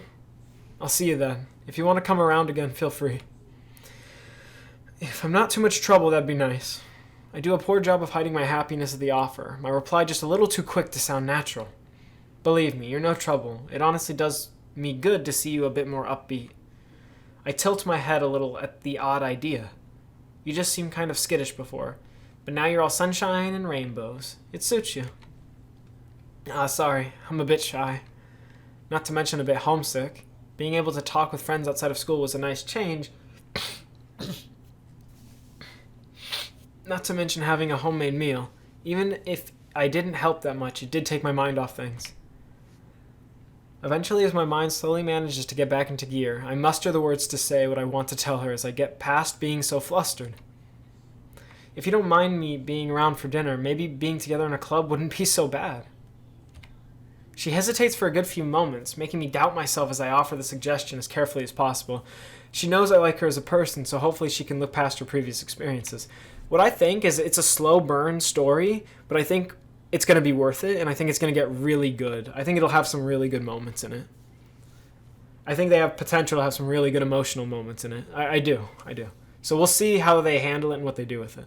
Just as I begin to think I've overstepped the mark, she gives an almost comically long sigh. The horn sounds again in the distance as silence reigns, but my feet stay plastered as she comes to an answer. Fine. Tell Caprice she can have her dumb club. Thank you! Just don't make me regret it. With an enthusiastic nod and a wave, I start off down the hallway once more, Eileen disappearing into her apartment as I look back. Even as I walk down the hallway, my steps somehow feel lighter than they did as I entered. Being around others usually makes me exhausted, but right now, I feel more comfortable than ever. So I think she's slowly starting to realize she likes her a lot, you know? I think she's slowly starting to kind of get it through her head that it is more than just a friendship, you know? So we'll see how Allison goes about this. We'll see what we do, because we are Allison, so not that we get to make any choices, but we are Allison, so we'll see how we handle it. Wallace, it's nice to see you again. How's it going? I'm not joining this club thing, if that's what you're thinking. But word on the street was that pizza was involved. Besides, I don't think I can deal with the both of you without some backup. I'm not that much trouble, am I? Remind me who persuaded me into agreeing to this again? She's got a point. You're the last person who should be agreeing with her. Yeah, that's true. Smiling and sitting back in the old wooden chair, I take a look about the noisy Oh yeah, it looks very noisy. Everyone inside must be thankful for the heat being turned up. No, no, no, no! God, no! No! Okay. There's no one here, although I do agree. Sorry, let me read it first. Everyone inside must be thankful for the heat being turned up. The weather outside having been frozen before we entered. There's a certain charm to the restaurant, giving its exposed aging brick walls and wooden furniture, however hard it may be. First of all, there's no one in the fucking restaurant. And second of all, I do agree, I love the background. It looks very nice and old-timey, which, you know, I have an old soul, so I love that naturally. Cut the first part, leave the second part, Jackson. It takes a bit of speaking up for us to hear each other over the busily chatting couples and groups around us. Nope, that's not true. But like Dad said, the more people at a restaurant, the better the food will be. Actually, the more people at a restaurant, the more rushed and hastily the staff is preparing it. So actually, the less people, the more time and care they can put into each individualistic dish. But whatever, I'll go fuck myself. I notice Eileen eyeing Wallace's beer in an unsubtle manner, the large glass perspiring away like in a commercial. I'd taken his apparent age as just his beard making him look older, but I guess he really does have a few years on us. Man, I miss beer. It goes so well with this. Ugh, here I was thinking you were far too uptight to do something like underage drinking. Oh yeah, baby.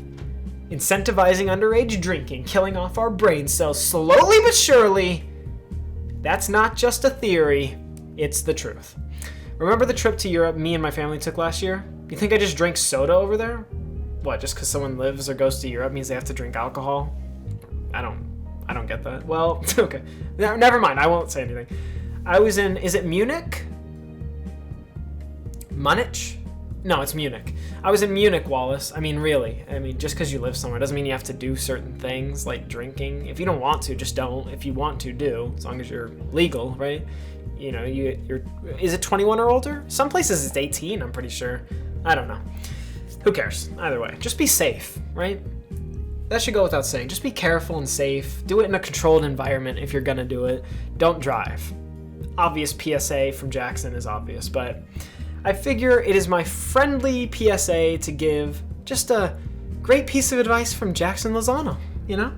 Just trying to give you guys that PSA y'all need to hear because, well, let's be honest. I think natural selection should do the job. If you're dumb enough to drink and then also freaking drive, man, I mean, come on. I've been stuck behind people that drunk drive. I don't know why, but on empty streets at nighttime, why do they go 30 miles per hour? Isn't that just the weirdest shit? I don't know. That's been my experience with drunk drivers, but obviously don't do it. And no one should have to be telling you that. All right, just to clarify, Caprice and I can only smile at her little lecture. Oh, it's like the audience is smiling a little bit at my little lecture. Don't be sad, Eileen. It's only a couple more years, then you can drink all you want. The look of pure and unrelenting disdain Eileen gives her at being reminded of the wait goes gleefully ignored, which is probably for the best. Our chatter is interrupted by... Oh! Is that broccoli on my pizza? Who do they think I am, Wallace? I'm not a vegan. What is this, man? Why is there broccoli on the pizza? Okay. Don't worry, I am going to get over this. All right. Our chatter was interrupted by the arrival of a waiter, a weedy young man clad in a plain red and black uniform. It's impressive how well he maneuvers all of our pizzas and sides onto the table, all our mouths watering as they steam away. And my stomach hurts because I'm hungry right now, but I also feel like throwing up, so it's an interesting combination. You might hear it growl or rumble throughout the rest of this video. And if you do, I want to tell you one thing. I'm sorry, because trust me, it hurts me just as much as it hurts your ears, all right? With a curt please enjoy, he leaves us to our feast. Damn, they're fast here. That's what she said. Best pizza place in the city. How many of you actually tried? Doesn't matter since I've already tried this place. She says, busily shoveling a slice of pizza into her mouth. Eileen starts on her, but mine catches the eye of Wallace. Vegetarian? You're not a leaf eater, are you? Oh, shit. He says this with genuine concern in his voice. Oh, shit, I was wrong? Mr. Purple Turtleneck isn't the vegan with the scarf and the weird haircut and that look? That doesn't... Really? He's the meat lover of the group? Oh, okay. Yeah. Right. I just like the taste. The answer satisfies him as he goes to work on his own. The fact is, a meat lover's pizza is less than surprising. No, it's the most surprising part of this game. It's the biggest plot twist of this game so far, actually. Think you can take the wallet hit for tonight? No problem. Yeah, no problem. It's a little sad how obviously she's trying to convince herself of the fact. Oh, the only reason I'm not having a quick check myself is because I budgeted the trip days in advance, and even Wallace looks like he's doubting himself a little.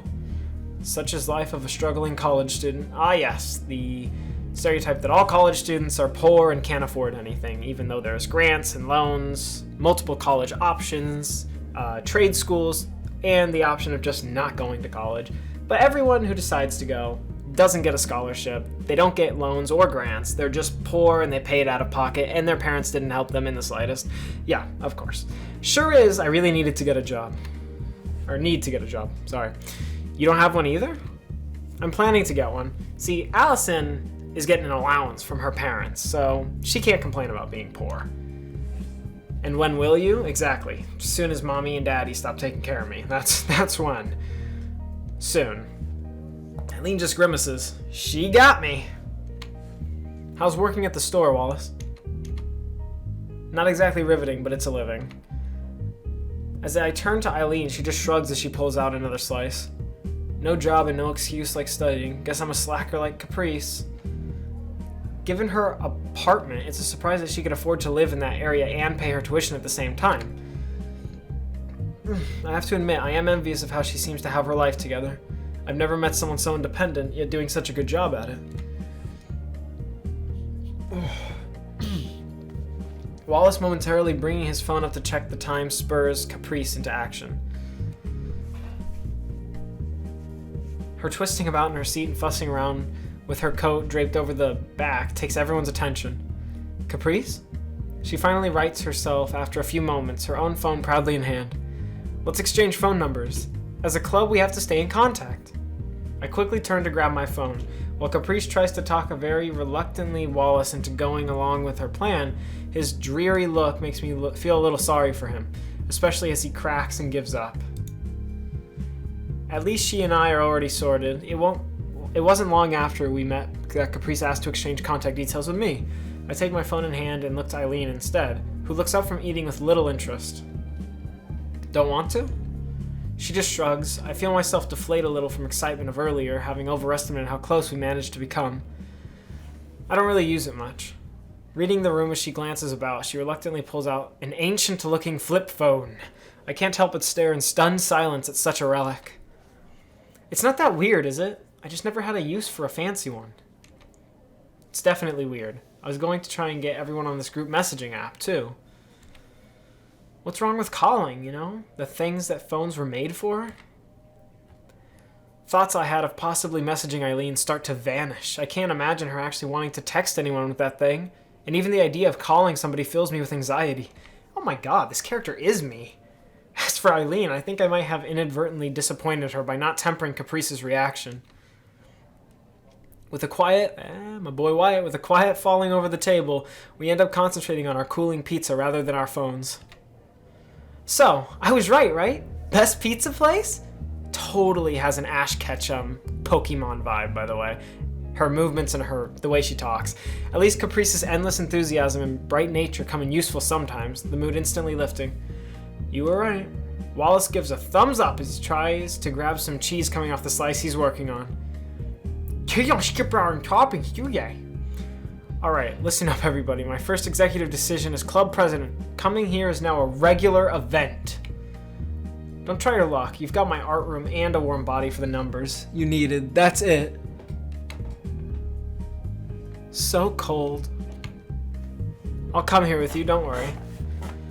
I gotta change the way I'm sitting again. Hold on. See? Allison's a true friend. She slips her arm around mine and pulls us together tightly. Not knowing how I should react, I end up nervously smiling while feeling myself flushing from the contact. I guess I'm just happy to hear her call me a friend. Or, and correct me if I'm wrong, her body touching your body is kinda hot.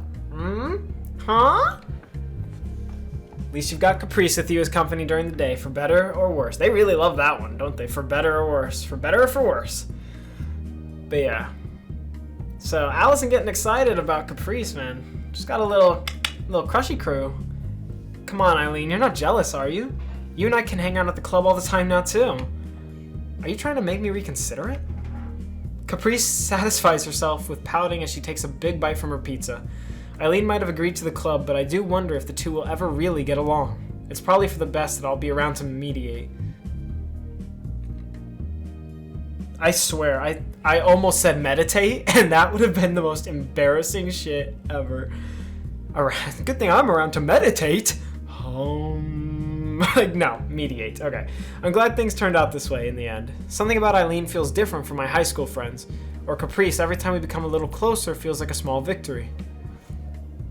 As Caprice grins at me, I realize that I'm smiling widely. I guess things really did turn out well. Hey, Eileen. Yes, how do you say cheers in Germany? I wouldn't fucking know, because... Yeah, I would not know, because I only speak English and American Sign Language, so... At my high school, we could take one of three languages. You could either take Spanish, which everyone takes, and I thought that would be boring, French, which I thought would be useless and boring, or American Sign Language, where you get to talk with your hands, and you can communicate with people who are deaf or have, like, hearing problems, as long as they know sign language as well. So I figured that would be really cool, and it was actually a really fun class. I only took it the minimum, 2 years, but it was really fun. I mean, it got me out of my comfort zone. It's a lot of talking to other people with their hands and movement. You have to be really confident, and you have to do a lot of presentation stuff. We had to record this video signing a song online, and then we had to show the entire class our video. So basically, they were preparing me for my future as a YouTuber, a professional YouTuber, that is. And yeah, so yeah. Usually Prost, why? I think that's how you pronounce it. Prost? Is it Prost? Prost? We're gonna go with Prost, and you can roast me in the comments later. She looks suspicious until Caprice raises her glass of lemonade. The other side of the table groans loudly, but I've already begun to lift my glass in preparation, now left awkwardly dangling at midair. We're not doing this.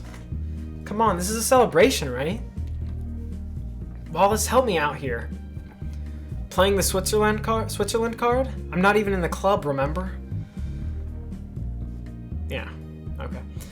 You're still here celebrating, though. See, Allison's in for it. Don't you dare play the Switzerland card ever again, motherfucker. Well, that's one way to drag me into this. All I can do is awkwardly smile in apology as the others grimace. Oh, there I am. Well, they might hesitate to follow our diminutive, oof, God, I really can't talk right now. Okay, diminutive new leader, Wallace and Eileen begrudgingly lift their glasses in solidarity with me. Even if her enthusiasm might not be matched, there is some sense of camaraderie between us all. As I raise my glass, I realize that a familiar feeling is no longer weighing me down. For the first time in a long while, I don't feel the unease of loneliness. In the end, maybe that's enough for me to toast in this new club and the friends in it. It actually reminds me of an anime called Fairy Tail. It's the only anime I've ever watched, actually, Fairy Tail. I watched it in English dub. It's actually good English dub. I know a lot of people don't like the English versions of animes, but I think it's better than the original, like, Japanese version for this one anime specifically. It's the only one I've watched, though, so, to be fair.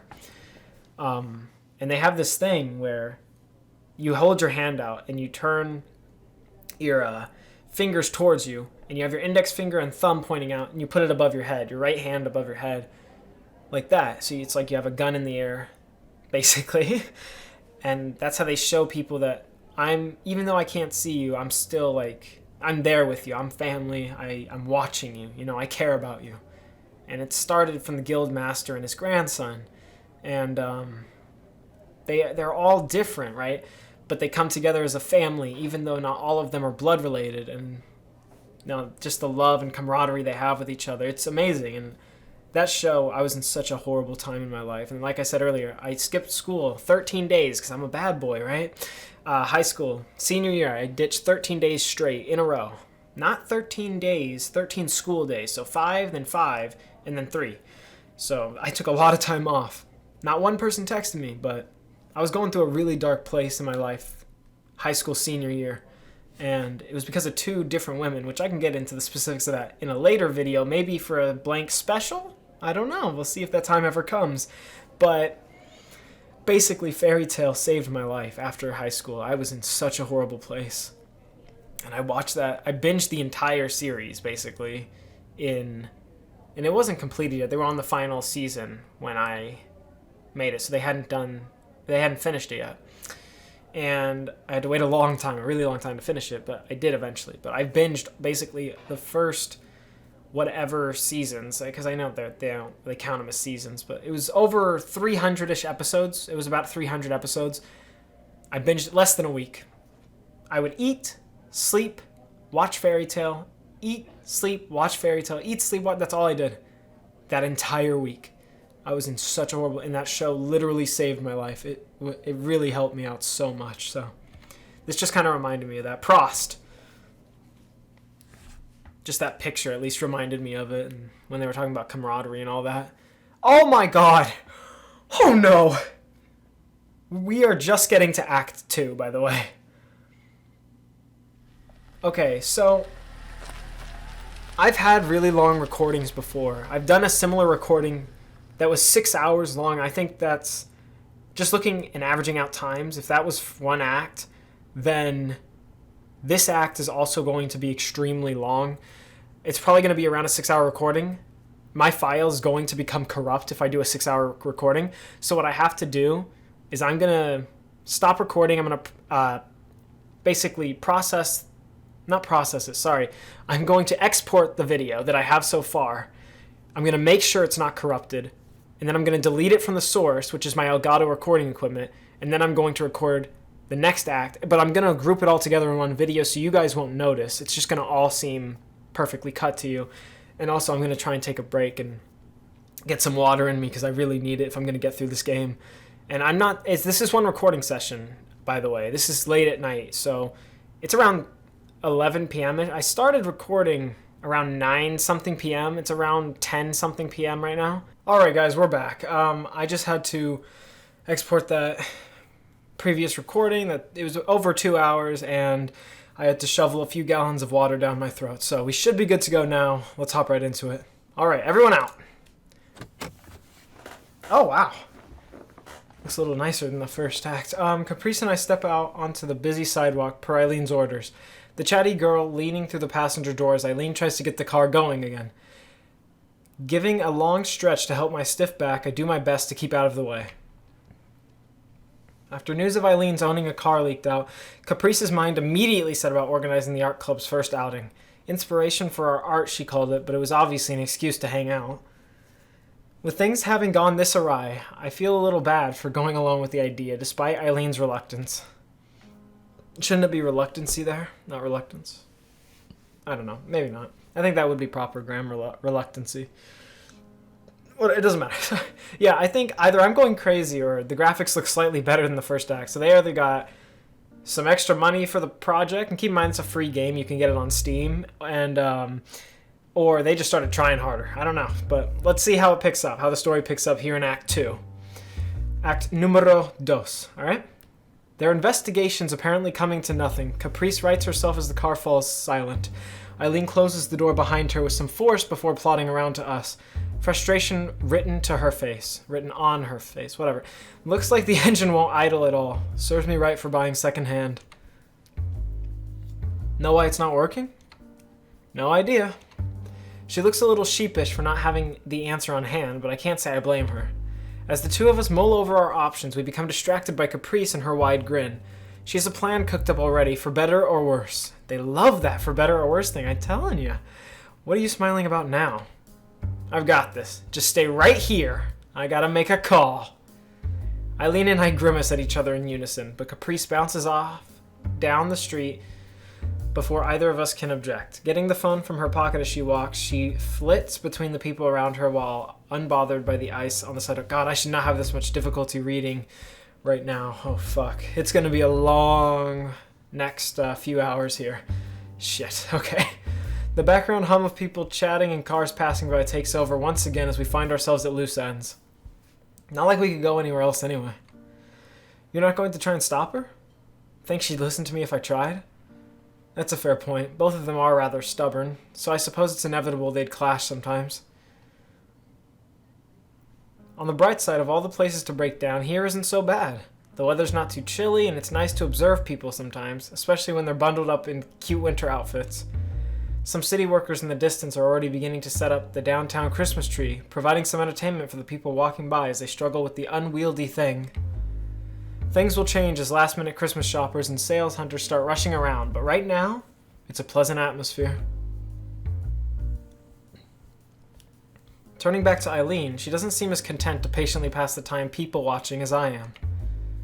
Yeah, like I said. Okay, Hannibal Lecter. A little Dexterish there. I'm going to grab a coffee. Want one? I'm fine. Probably having a bit too much of it lately. There's no such thing as too much. Well, that's not true. As I shake my head at her offer, Eileen simply shrugs and begins strolling down the road in the opposite direction to Caprice. Rather than dance around the crowd, people make way for Eileen as she moves, her gaze fixed and noticeably taller than most. They really love the height thing in this game. They do. That's probably the one thing I don't like about this game. They bring up height so much. Alright. With little to do now but watch the car, I huff into my gloved hands a couple of times to try and warm them. At least the aquarium should be warmer, if we ever manage to finish the trip there. Whoa. Just as I'm about to settle in and watch the passing crowds, the phone in my pocket begins to vibrate and ring, because she's not a professional YouTuber like I am. Not sure who it could be, I quickly grab for it. Dad! Without a second thought, I swipe my finger on the screen to pick up the call. Dad, hi! Hey sweetie, it's good to hear your voice again. How are things? The sound of the crowds fade away as I listen to him, a comfortable warmth coming over me as I feel insulated from their gazes and focused on the conversation. Things are good, I guess. Haven't caught you at a bad time, have I? Could call back later. No, just out with friends. He gives his usual weird laugh, sounding more like air moving through closed teeth than a normal full-bellied chuckle, whatever that sounds like. It never fails to make me smile all the same, though. What's that about? Just a relief to hear that. We've all been worried about you finding new friends after such a big change. What with changing schools and moving out. Thinking to the people I've met in school, I guess I really have. Caprice pulled me into her orbit. Wallace seems nice and caring for all his intimidating size. And then there's Eileen. They might be a bit odd, but they are all caring in their own ways. Reminds me of Fairy Tale again. It's funny how art seems to have drawn us all together, each in a different way. Before I respond, I vaguely hear my mother's voice in the background. Your mother said to ask if things are going okay at home.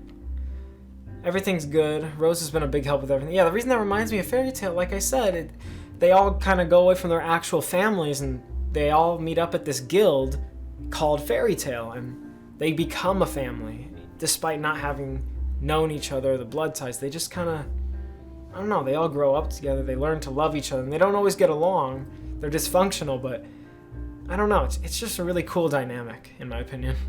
Everything's good. Rose has been a big help with everything. That's vastly understating things. If it weren't for her, I don't know how I would have coped. Not just for the constant housework and errands, but also for being away from everyone and everything I knew before. I might still have my ups and downs, but the last thing I want to do is stress them out over me. That's good to hear. Hopefully it'll take a bit of stress off a certain someone. Tell Rose hello for us if you remember. Can do. How's everyone there? Your brothers are a pain in the ass, like always, for one. Right on cue, one of them loudly complains in the background. As you can tell. How's Lucy? Same as always, she's sleeping in the other room. I hear my mother's voice again in the background.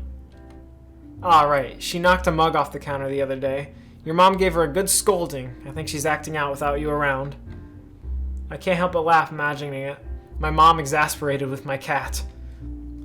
Anyway, we're getting by. It ain't the same without you, though. In a whispered voice, he continues. It's hard to get a moment's peace around here. Make sure to give your mother a call sometime, okay? I'll call her, don't worry. Atta girl, atta girl! Anything worrying you? On your mind, you fucker? No, things are good. I realize my mistake the moment I answer, having spoken just a little too quickly to make it seem natural. My mind starts to replay embarrassing situations I've been in, the constant concern with the worries of living alone, the loneliness. What? Dad's calming voice cuts through, interrupting my spiraling thoughts. I'd better let you get back to your friends. I hope I'm not keeping you away. It's fine, I'm just happy to hear you again. We miss you too. Christmas around here will be a lot warmer once you're back for the holidays. We're going to miss you at Nana's this year. I really can't wait to see all of you again. I'll be looking forward to it. I love you, Allison. I love you too. Bye. A few seconds pass before the familiar beeping of the end call tone rings in my ear. I just couldn't bring myself to do it. Putting away the phone, I feel like I should be happy to have spoken to my family again. That couldn't be any further from what I feel, though. The horrible lump in my throat only gets worse as I stare down, I was going to say glumly at the dirt snow on the sidewalk. My heart hurts. The taste of my mother's food, my old bedroom, all the friends I left behind when I went to this college, my cat, they all came flooding back. It's just homesickness. I've dealt with this before and more than once. The fact it'll pass doesn't help right now, though. Noticing Eileen through the crowd, coffee cup in hand as she sips away, I take a long breath and try to steady myself. I don't want to look weird in front of her, getting all sulky in the middle of the street. That was quick. Hey, the cavalry's here, too.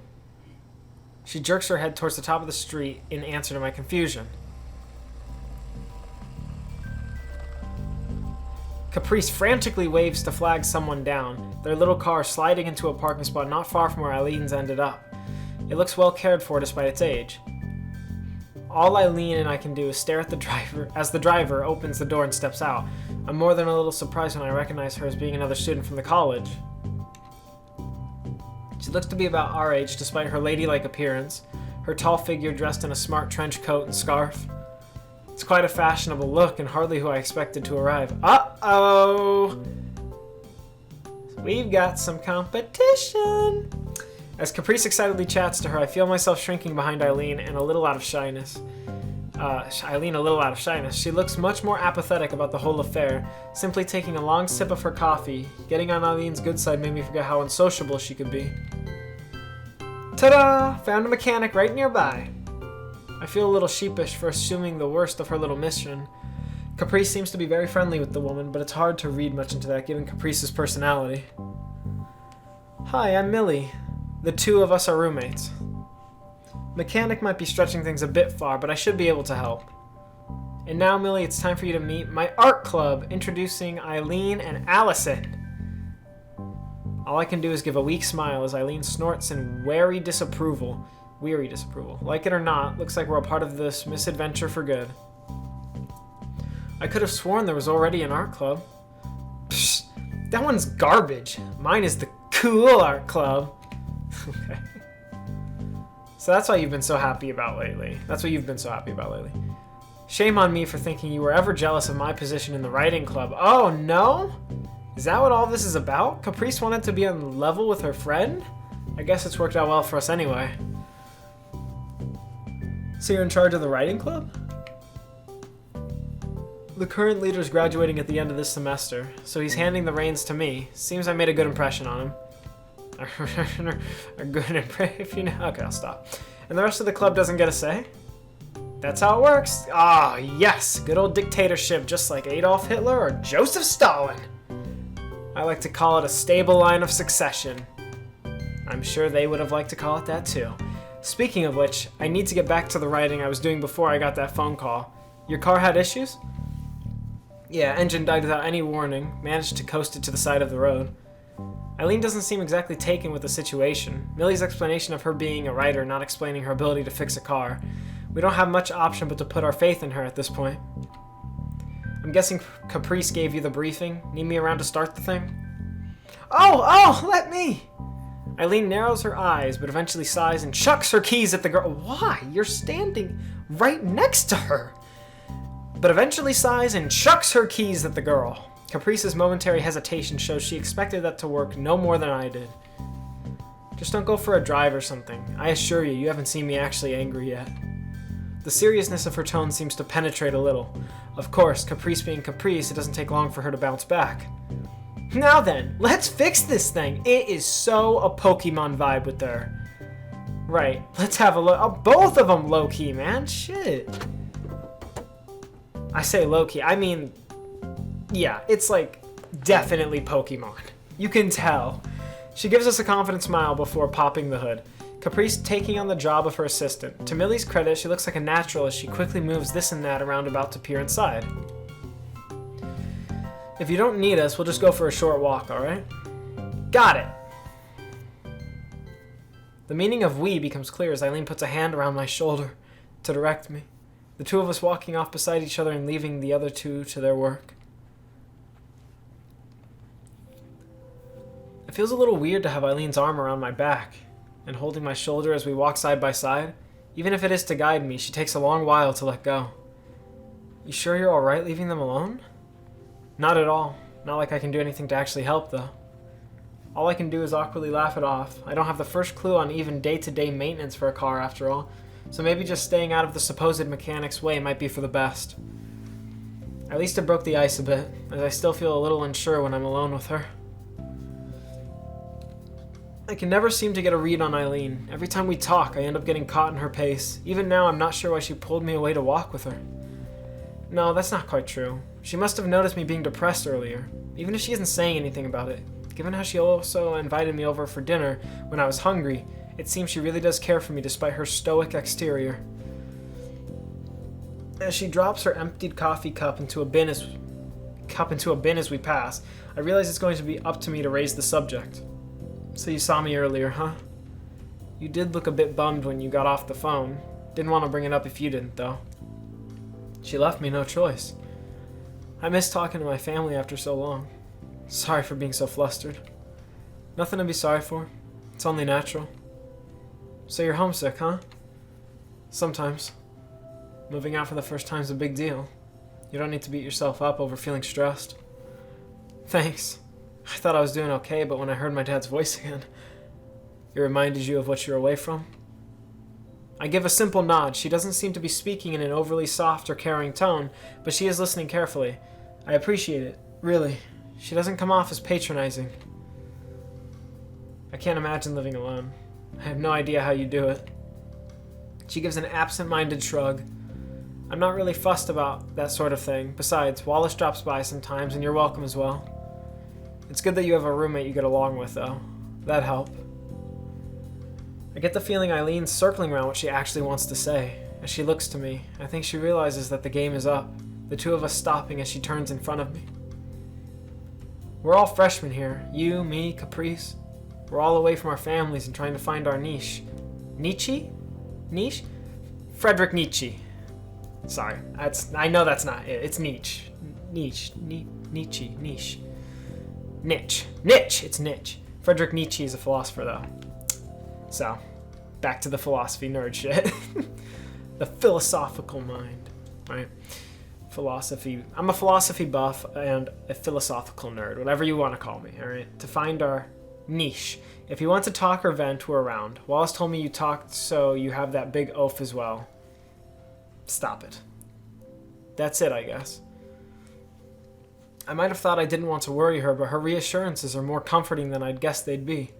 Even as I manage to gather myself, I can't help but smile. I know it's a little bit selfish, but it's sort of nice to have someone worried about me.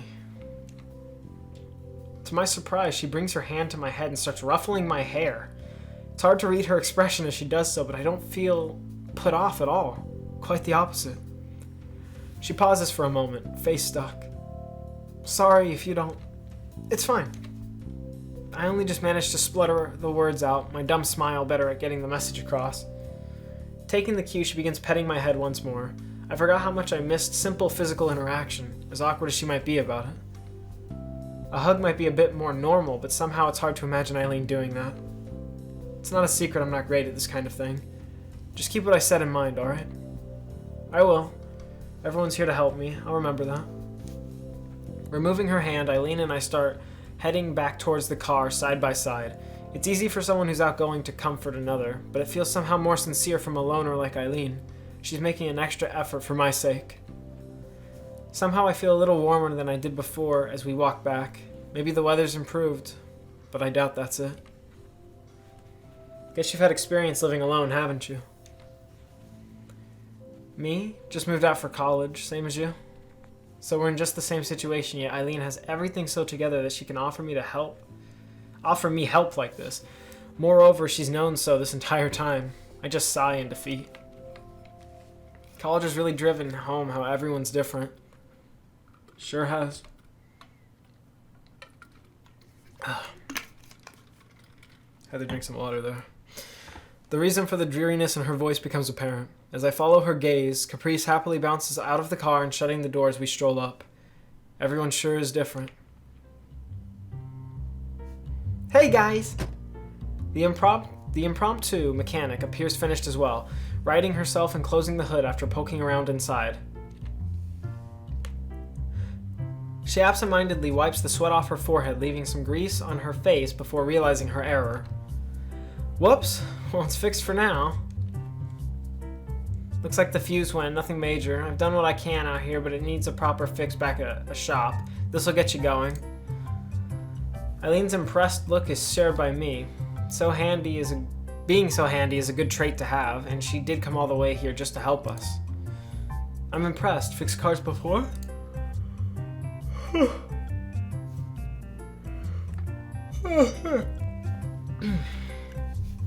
I was about to recommend taking it to my dad's auto shop, actually.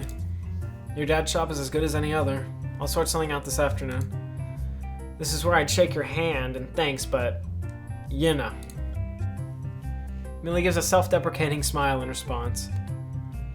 Caprice passes her a handkerchief from her pocket, which Millie quickly uses to wipe her hands as best she can.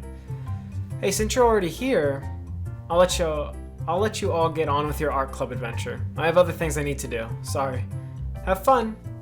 With that, we give our farewells to Millie as she heads back towards her car.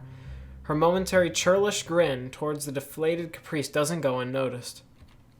Never heard the word churlish before. This game really be expanding and broadening the vocabulary. Eileen snatches her keys back from the girl's hand, wasting no time in addressing the both of us. Now, are we finally going to the aquarium? Yeah! She beams brightly, her smile proving infectious.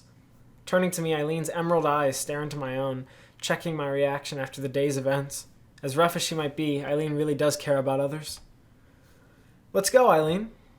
With this, she gives one of those few smiles she dares give. It feels like a reward to see them, and I find myself wanting to see them more and more. It's another stepping stone in the relationship there.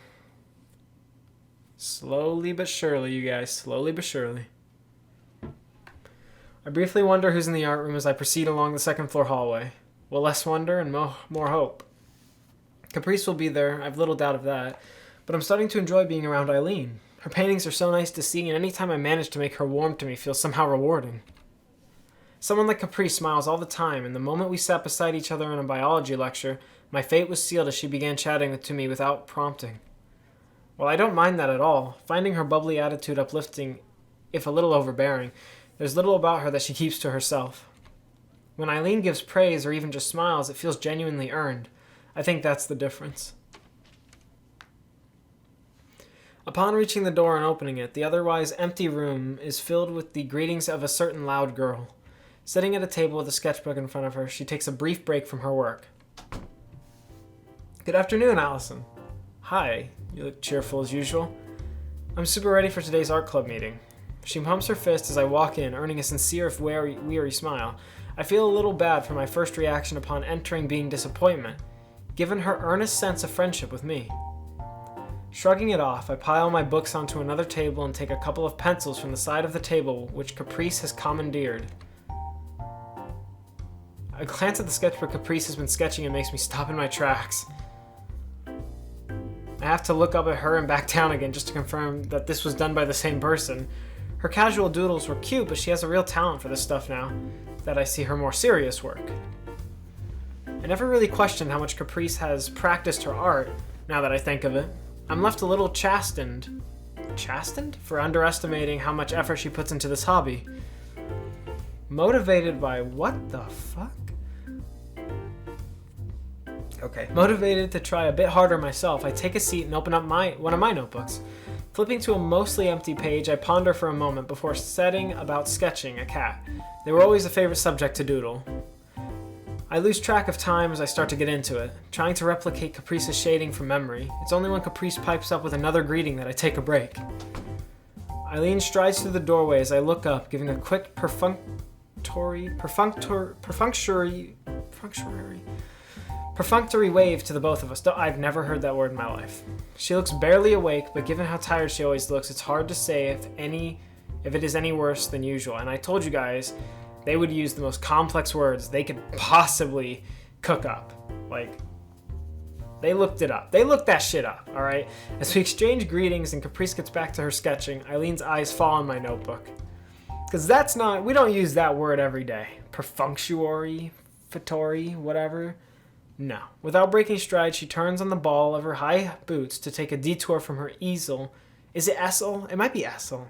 Easel and peer at my work.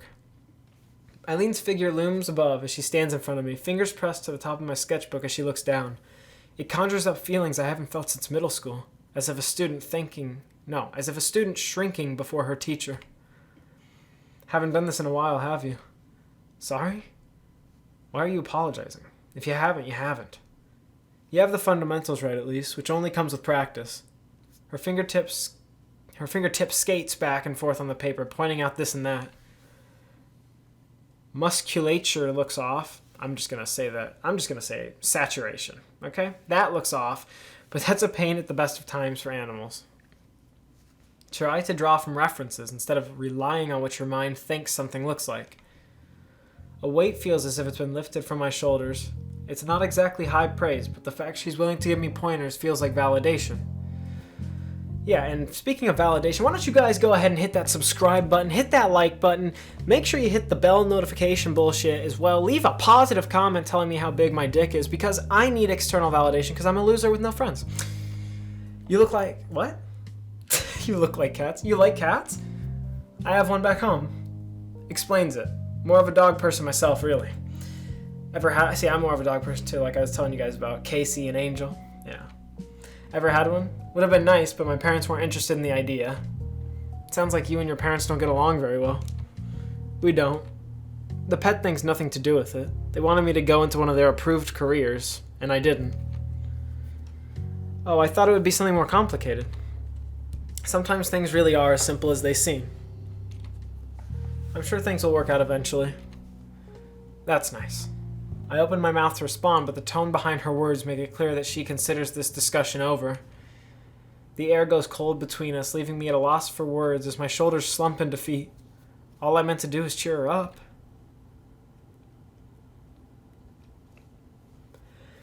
As she steps over to another table and pulls off her coat, Caprice gleefully fills the awful silence with her bubbly voice. Hey, have you tried doing other stuff as well? Wow, my eyes are messed up, dude. I really need sleep. I'll be fine. I'm gonna power through. Don't worry. Don't you guys worry. I didn't just talk out of my mouth at the beginning. I'm fucking coming through, alright?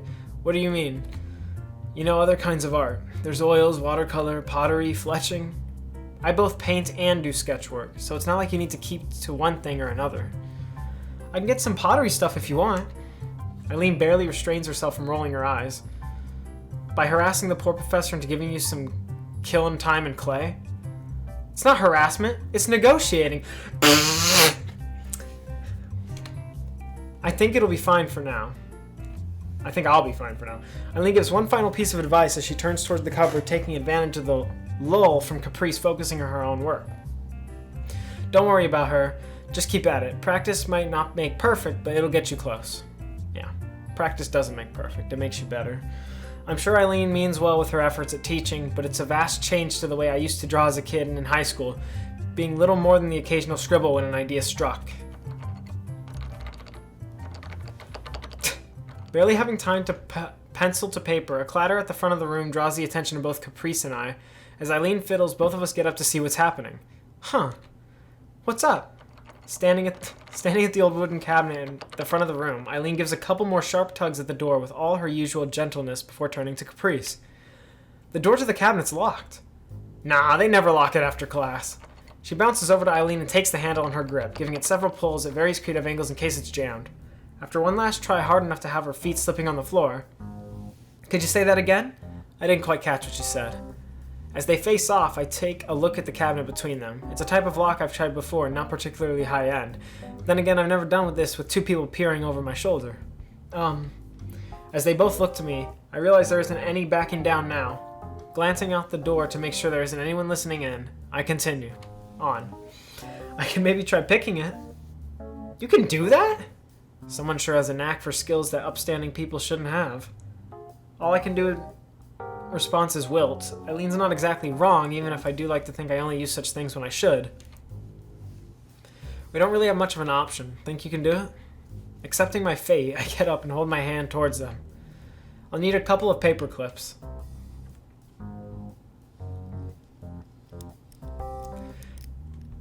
Taking to my feet once more, Eileen and Caprice look more dubious than impressed. Well, did you get it? A little more confident than Caprice, her face having been plastered right beside the lock out of curiosity as I worked, I take a long breath and reach out to the handle, giving it a timid tug. The relief in the room is palpable as the old door creaks open, revealing shelf upon shelf of supplies. Awesome! Okay, calm down there. Caprice gives a tight hug from behind, oh man, in appreciation and excitement, leaving me to awkwardly laugh off the praise as Eileen starts taking her paints and brushes. Oh man. You already know Allison was like, okay. As she rights herself and Caprice detaches herself from me, Eileen gives a couple of clasps on the shoulder with her free hand. Good job. You did good. You did good, kid. You done did good. Where, or maybe I should say, why did you pick up skills like that? I just like learning things. Taking an interest in the conversation, Caprice leans back towards us. What kind of things? Other cool stuff like that? Just things. Schoolwork wasn't too hard, so instead of studying, I ended up teaching myself stuff like how to pick locks and tinker with different machines just to keep myself occupied. Are you aware of how sketchy that sounds? It's not about doing bad things. They're just puzzles. The point is working them out, not getting free stuff. When I put it that way, I guess it is pretty useless to learn. That's pretty funny to be saying right now.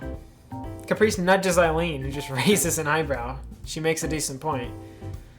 Hoping that no staff were around to notice what just happened, I throw the twisted paper clips into the bin before heading to my table as Caprice takes to hers and Eileen sits herself at her easel? Essel? Fuck. I'm gonna say easel, but it might be essel. Without further ado, we each set to work.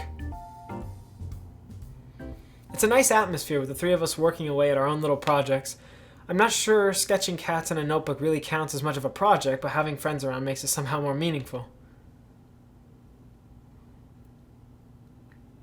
With winter setting in, I find myself settled in for the evening on the couch watching a movie on the television, a blanket draped over me to try and keep warm.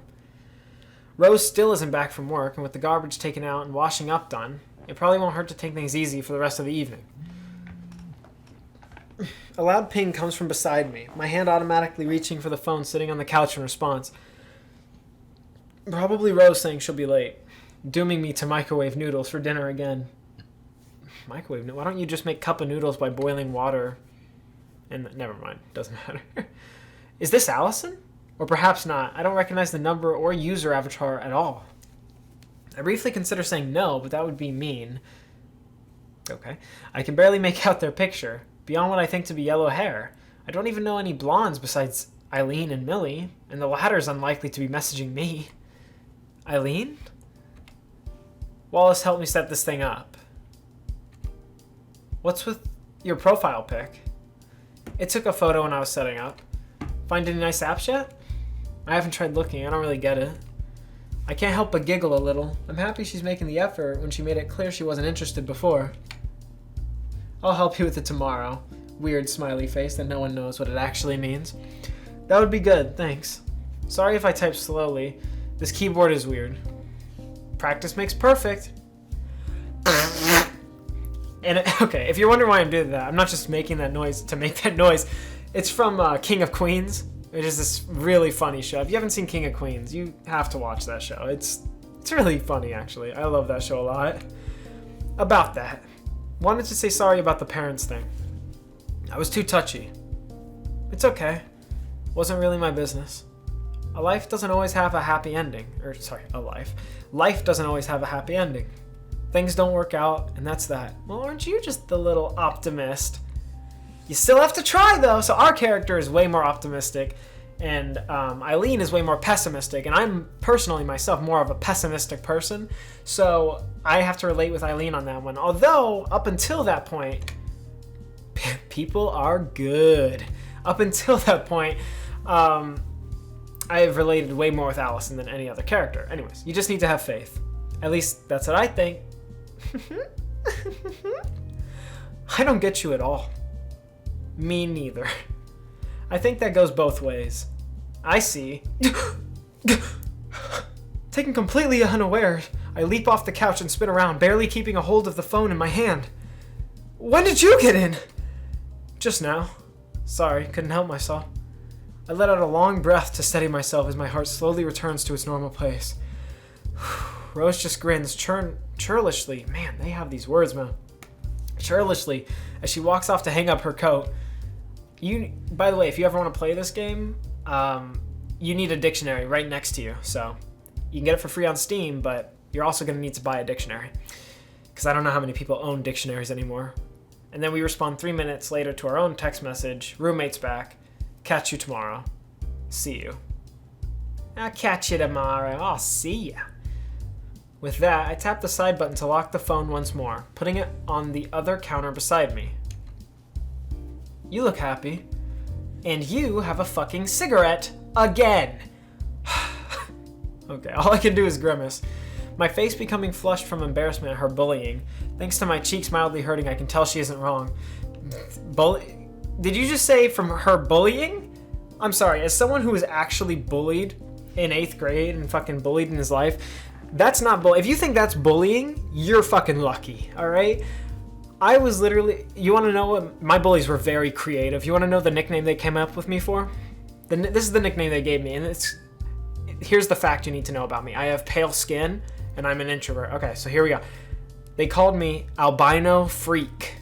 Even though albinos have red eyes, the pale skin and the shyness, I guess, were just enough for that Albino Freak nickname. So if you think that's bullying, no. You're wrong.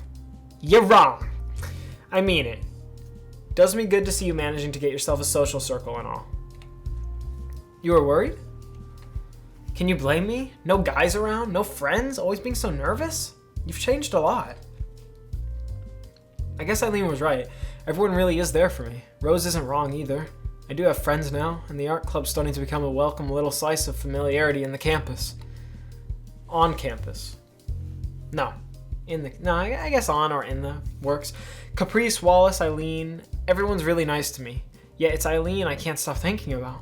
Behind that cold exterior of hers, there's a genuinely kind person.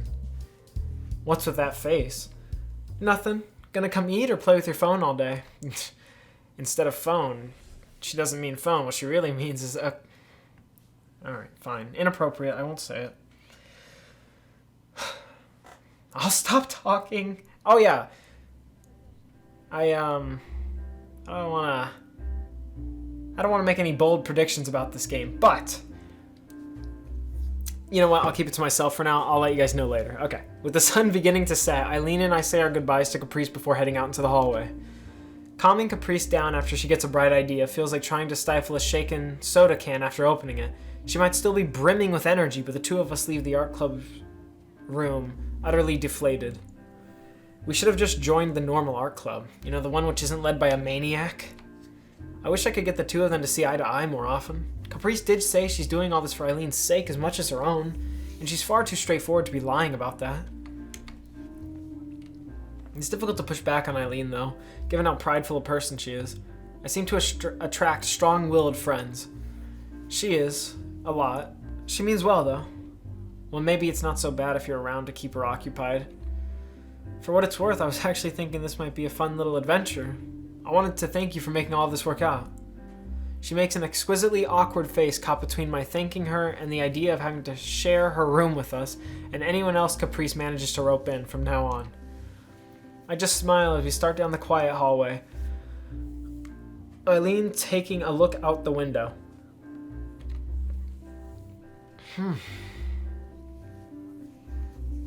Whoa! Her gaze lingers for just that little longer than usual. The snow once again having started falling outside. I can't blame her given how pretty it looks. Every time they say the word linger, I think of the song Linger by the Cranberries. I don't know why, I know it doesn't make sense, I just do, alright? It's a great song. Damn, going to be shoveling snow again.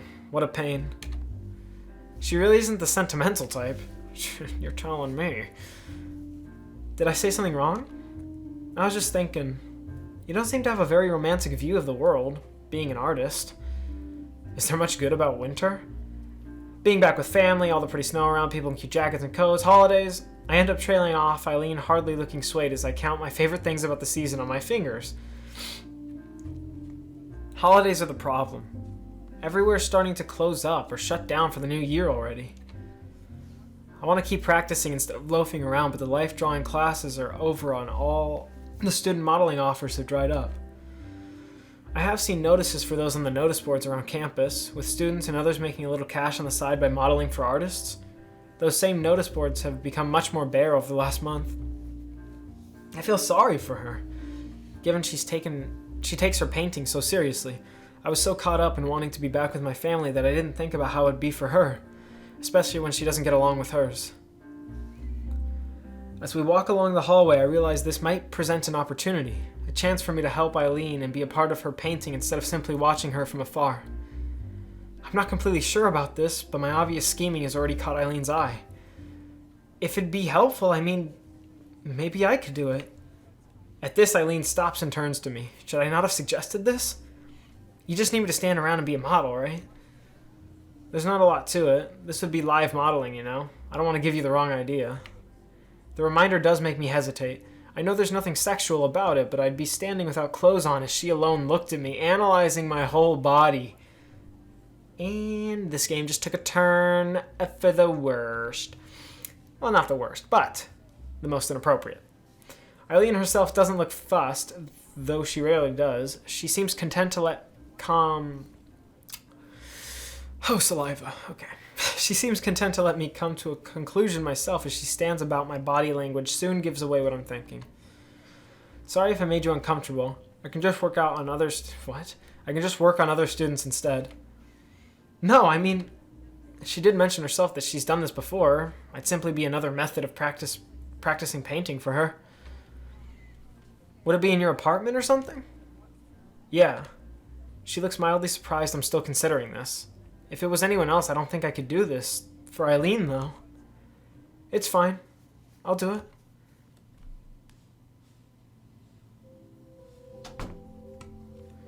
I don't even have to use my own transitions. I can just use that. It's perfect. We set down our coats as we enter her apartment, the bright light giving such a different look to her living room compared to mine. As for Eileen herself, I don't get how she isn't exhausted at all after a walk like that from school. But try as I might to distract myself, something feels off no matter how I try to ignore it. Painting live models is probably totally normal for an artist like Eileen, so I don't bother saying anything as she sets down her coat. Oh my god! Didn't even see that. Want a drink or something? I'm fine, thanks. Suit yourself. I'll grab my stuff. Just make yourself comfortable. Oh my god, it's a rabbit! She walks off to get her easel and paints as I nod. Probably is Essel. Fuck. Without much else to do as she disappears into another room, I idly look around while taking off my own coat and gloves. Her apartment hasn't been cleaned up this time, which is an interesting change. Beyond the easel, with a finished painting still sitting on it, a few colorful fashion magazines lie on the coffee table near a mug left sitting around.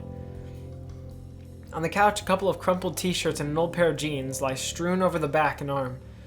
What watches my eye most, however, is the resident who looks very comfortable on the other end of it. Without thinking, I walk over and pick him up. A particularly large stuffed rabbit, big enough to need 2 hands to hold comfortably, though well made and adorably designed, it's obviously a little well loved by now.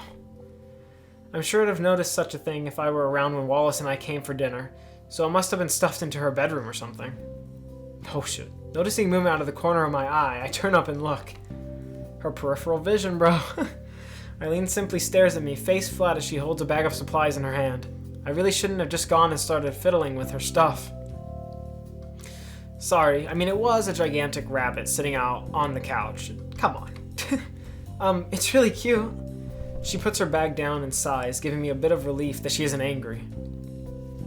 Silently, she strides over and takes the toy from me as I offer it to her. My sister gave it to me to keep me company when I moved out.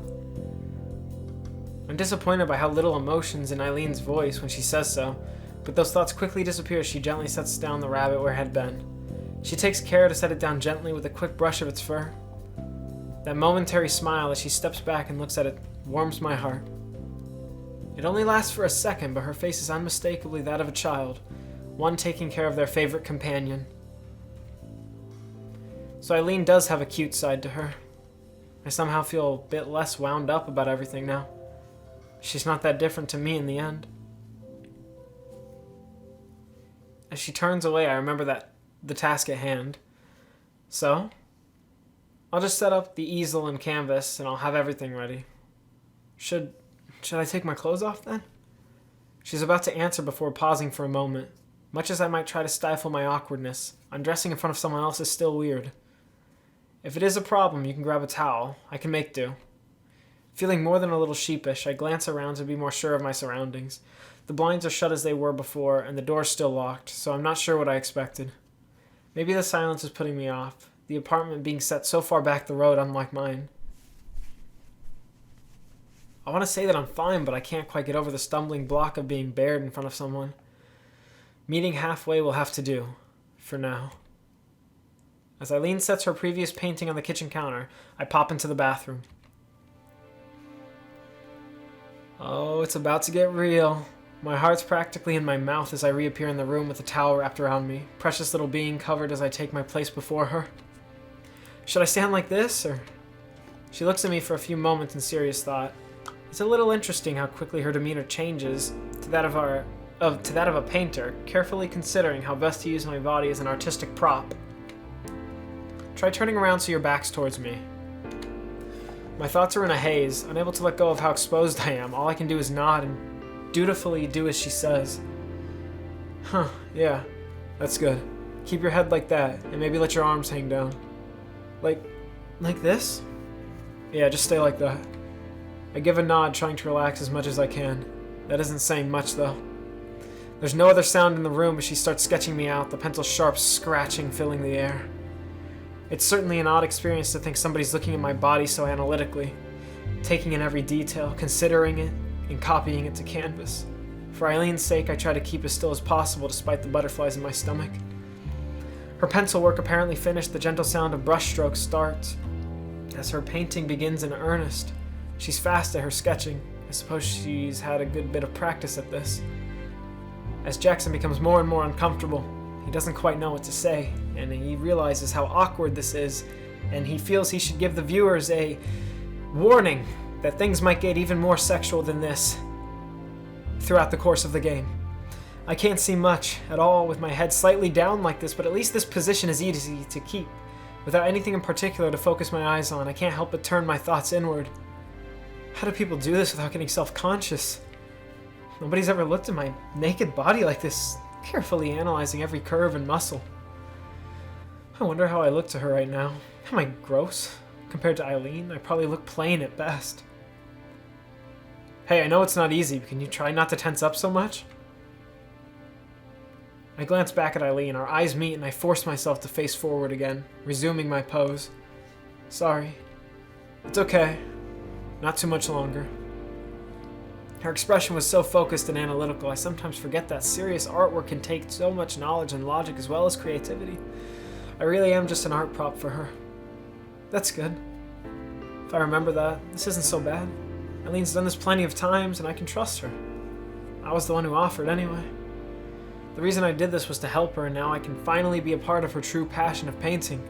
I feel the corners of my mouth tug a little at the idea. It makes me feel a little special that she's looking at me this way. While she's no doubt done life drawing before, this is something different. Only now do I realize that Eileen's brushstrokes have ceased. Just as I work up the will to question her, Eileen speaks up. Alright, you can move now. A weight comes off me as my entire body slumps, a long breath escaping my lips. It feels like my entire body deflates. Thankful that my duty has been fulfilled, I adjust the towel a little to ensure it doesn't slip off. My first thought is to go to where I've carefully placed my clothes, but on the way I'm distracted by the sight of it. I'm left speechless. I have to resist the urge to reach out and touch it. This is how Eileen sees me, not gross nor plain. I feel my heart sting a little as my eyes move across the canvas, seeing through Eileen's eyes how she sees me. As I stand gazing at the painting, I feel a coat come over me, Eileen draping it over my shoulders. I'm about to thank her before the words are stolen from my mouth by her different demeanor. Compared to her intense focus while painting, her gaze awkwardly avoids my appreciative expression. All I can do is smile as I clasp the coat tight, the bashful Eileen standing in silence beside me. It's beautiful. It really is beautiful. Oh! Y'all thought we were uncomfortable before. Just you wait. I like how it says product in the background, by the way. The streetlights lead us along as we walk along the snow-dusted street, their pinpricks of light piercing the evening's darkness. The two of us walk side by side without a word, the only sound being snow crunching underfoot. Far from the silence feeling oppressive, I'm rather glad that we don't need to fill the air with idle conversation. With our classes finished, I offered to repay her for the dinner she'd made for me. Hardly one to turn down a free meal, she readily accepted. It's not like that excuse to bring her over was a lie as such, or at least that's what I tell myself. In truth, I want to be closer to Eileen. As I throw furtive glances to her, no idea what that word means, I muse about how the times we're together feel different to when I'm with others. Her earnest yet clumsy attempts to help me feeling all the more rewarding.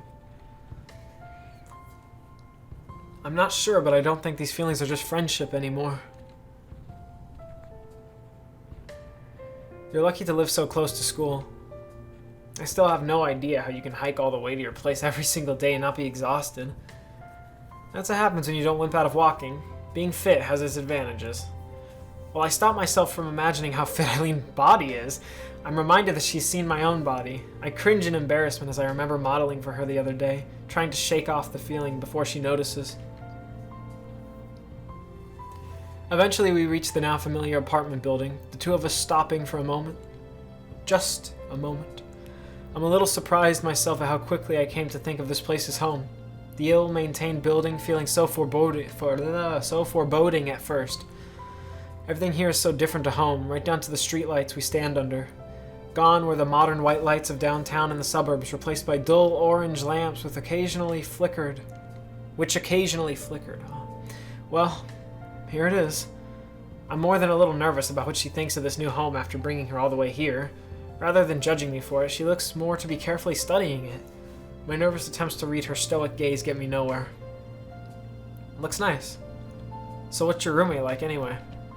No sooner do the words leave her mouth than she jumps from a hand latching tightly onto her shoulder. Of fucking course! You guys know Rose. She's got her iconic cigarette. Oh man. I didn't even notice her in the darkness. She must have been smoking outside when she saw us. Yeah, cause when... Yo! What's up? When does she ever not have a cigarette in her hand, by the way? Fucking Rose, dude. As we sit at the dinner table, Eileen's gaze has trouble staying on us. I know those eyes well.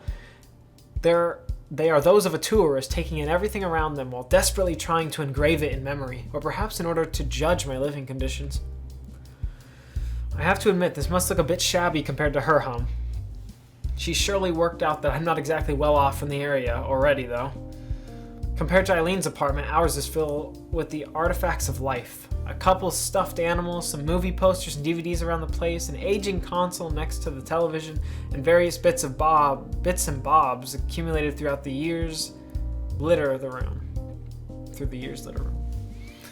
Eileen's eyes pass over it all, but she stays unusually subdued. Perhaps the reason isn't the room itself, but the person sitting across from her. So this is where you live, huh? Sorry if it's a bit cold. The heating's having problems. You mean having problems as usual. There goes trying to put up a front. I know it doesn't look great from the outside, but we try to keep the place nice to live in. Fixing leaks, giving the place a lick of paint, patching holes and all that. Gets Allison a crash course in handiwork too. It isn't much, but it's home. That's gotta count for something, right? It does. You've done a good job on making this place homely. You never told me you were this good at science and math, Allison. No wonder it seems so easy for you. She gestures towards the trophy on the side table and certificate on the wall above it, being awards from competitions I won in high school. You never asked. What? Seriously? Allison, come on. I earn a playful clip over the head, Eileen snorting in amusement. She was good enough to get a science scholarship thanks to that brain of hers. Never having been great at knowing how to respond to praise, I just hang my head. It feels a little embarrassing to be complimented in front of Eileen. Oh, God, sorry. That one wasn't staying in. Yeah. My throat is just fucking killing me. Makes sense. She's got me out of a jam a few times now. She's a handy person to have around. I feel myself flower into a blush at the words, sinking lower into my chair as my face feels hot. I'm surprised how nice it feels, despite being so awkward. A smile spreads on my face as my legs sway beneath the table with unexpected energy. It feels different when it comes from Eileen. Thanks for the food, by the way. It's nothing. Nice to finally meet someone from Allison's side of the fence for a change. Actually, I was starting to get worried that she didn't have any friends. Speaking of Friends, Friends is also a great TV show. You need to watch Friends. If you, seriously, if you hate Friends, you're a psychopath. And if you haven't seen it, do yourself a favor and watch it. It's so fucking good. It's up there with S-tier comedy sitcoms like The Office, by the way. That's how good it is, alright? So, give it a watch, or rewatch it, because it's good. You'll appreciate it now a lot more than you did when you first did watch it, I promise. I can only bring my hand to my face as Eileen raises an eyebrow in pointed interest. Raises an eyebrow, not on. I do wish Rose wouldn't make such a big deal out of my being shy. Oh my god, I cannot read at all. Really? Not exactly the outgoing type, I guess. I'm shocked. She takes a large sip of the soda before continuing on. There's a few of us in her little circle now. No thanks to her dragging me into a club. You agreed to come? It's Capri's club anyway. Oh, so now you have nothing to do with it? This is a new story. All I can do is grimace as Eileen lifts an eyebrow, getting the rise out of me that she wanted. She softens the blow a little with a small nudge from her shoulder, earning a smile from Rose.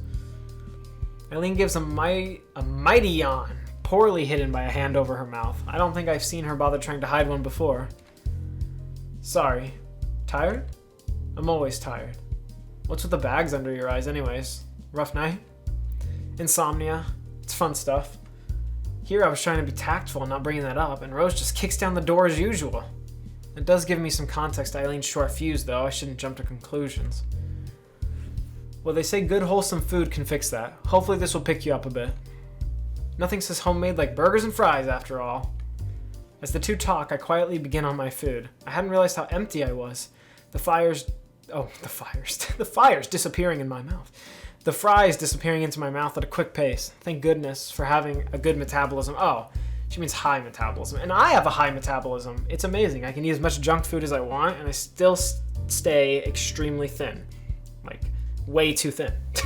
Someone's hungry. Yeah. I look up quizzically. Quizzically? Quizzically at her, drawing a raised eyebrow. It's only now I realize my cheeks are as full as a chipmunk's. But yeah, having freaking high metabolism is amazing. I love it. Good to see you two getting along well. Rose takes a hold of my shoulder and gives a playful shake, my head bobbing to and fro as I try to avoid choking on the fry on its way down. I mean, imagine being able to eat a pint of ice cream and then, like, not even gain any weight at all. Like, it's all... That's high metabolism. Just so you guys know. I just want to brag a little bit, alright? Allison's fine. Quiet as a mouse and manages to put up with my crap. Considering how much she takes care of chores and errands, I can't really complain. You mean considering how nice of a person I am, right? That too. The three of us munch away on our food, the quiet sound of cars outside and prattling from the television providing what little noise there is to be heard. When it said dump truck in the top right, I thought that was the song. I was like, who the fuck calls their song dump truck? But it was just the sound cue thing, so. Alright, it seems like Eileen is starting to settle, which is a relief. It took me a while myself when I first met Rose. Surprised you two can keep your figures eating this kind of stuff. You don't have it often, do you? High metabolism, babe.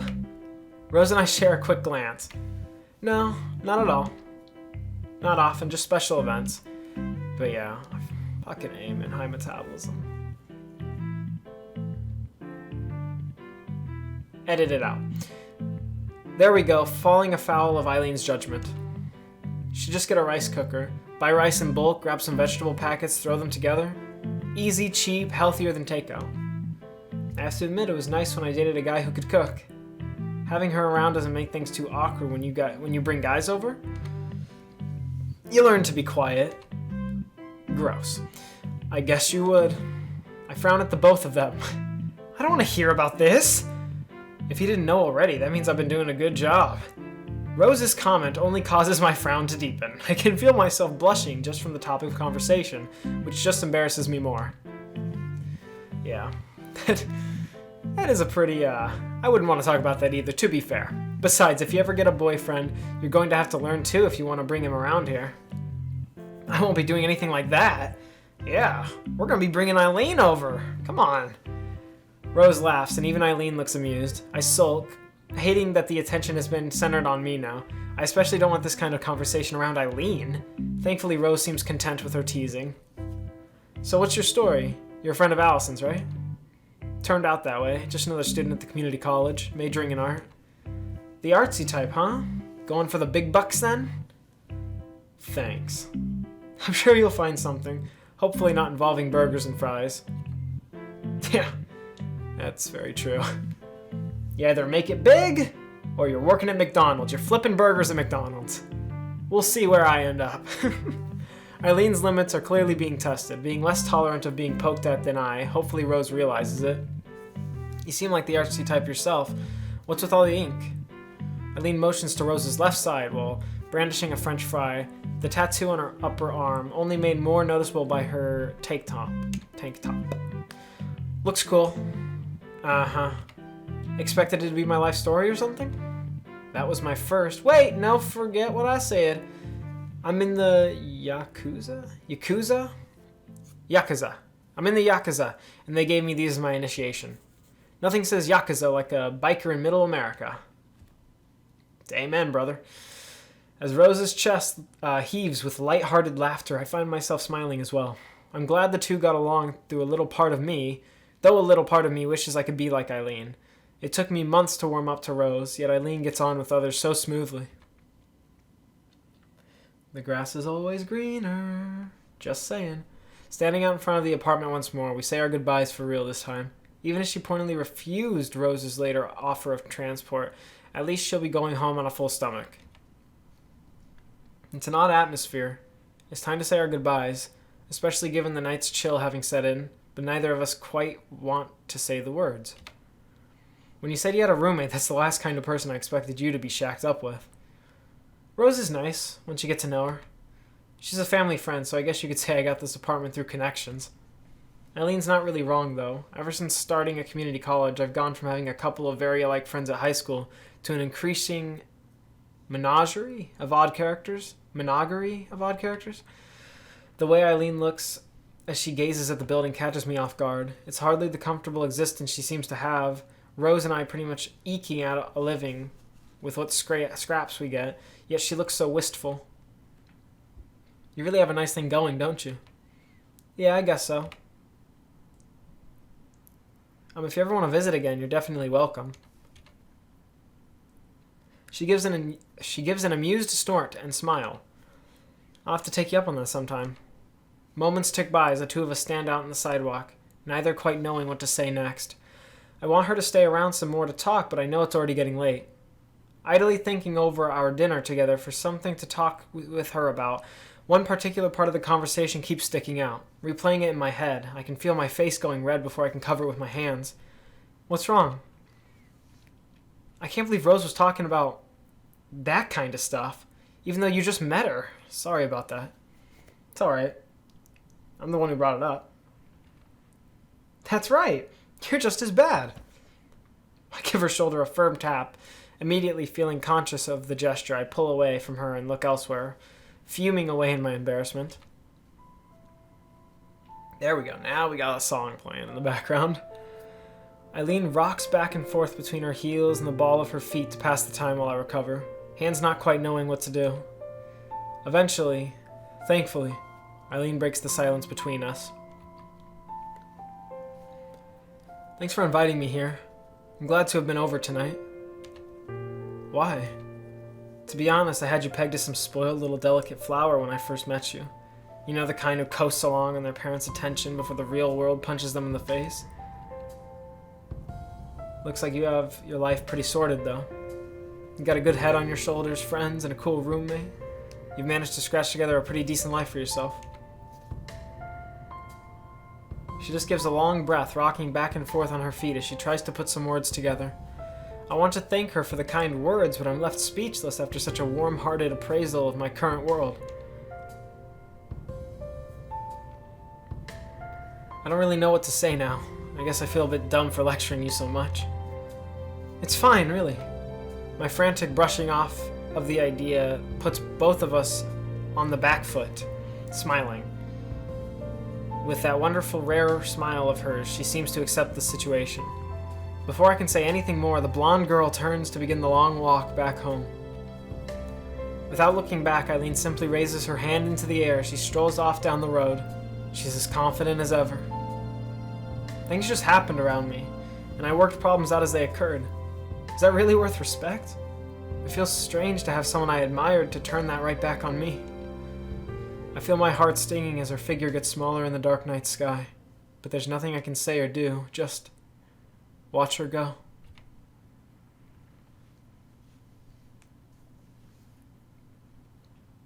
The cold night's breeze wafts past the balcony, my thin jacket doing little to stop it. The only noises to be heard is the odd car rushing down the street through the darkness, or snippets of muffled music from neighboring apartments.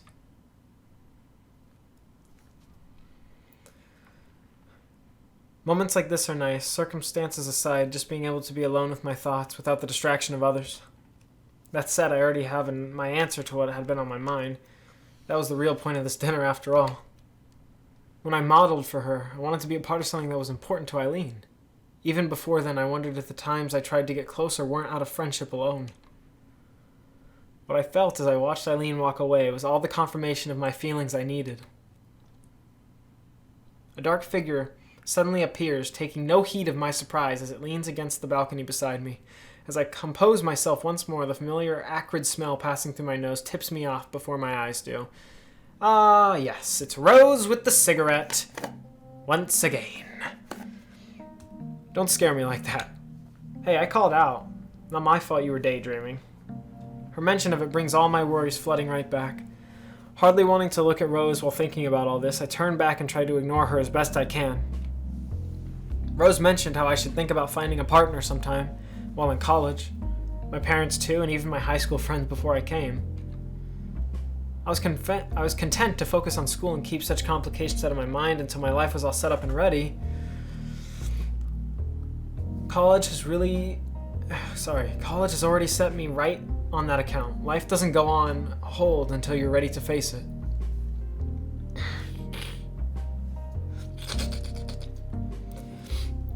Rose simply blows a puff of smoke, a thin stream passing her lips and disappearing into the night sky. I try to keep my mouth shut, but the smell proves too much for me as I bring my hand to my face. That's terrible. You're the one who banishes me here, remember? I hate to admit it, but she does have a point. Rose stubbornly makes a point of taking a puff of her cigarette, but soon notices that something is amiss. Come on, out with it. What's on your mind? It'd be easy enough to wave her off. One of the things I like about Rose is that she knows when to step back. And that is the kind of thing plenty of people keep private. And this is the kind of thing plenty of people keep private.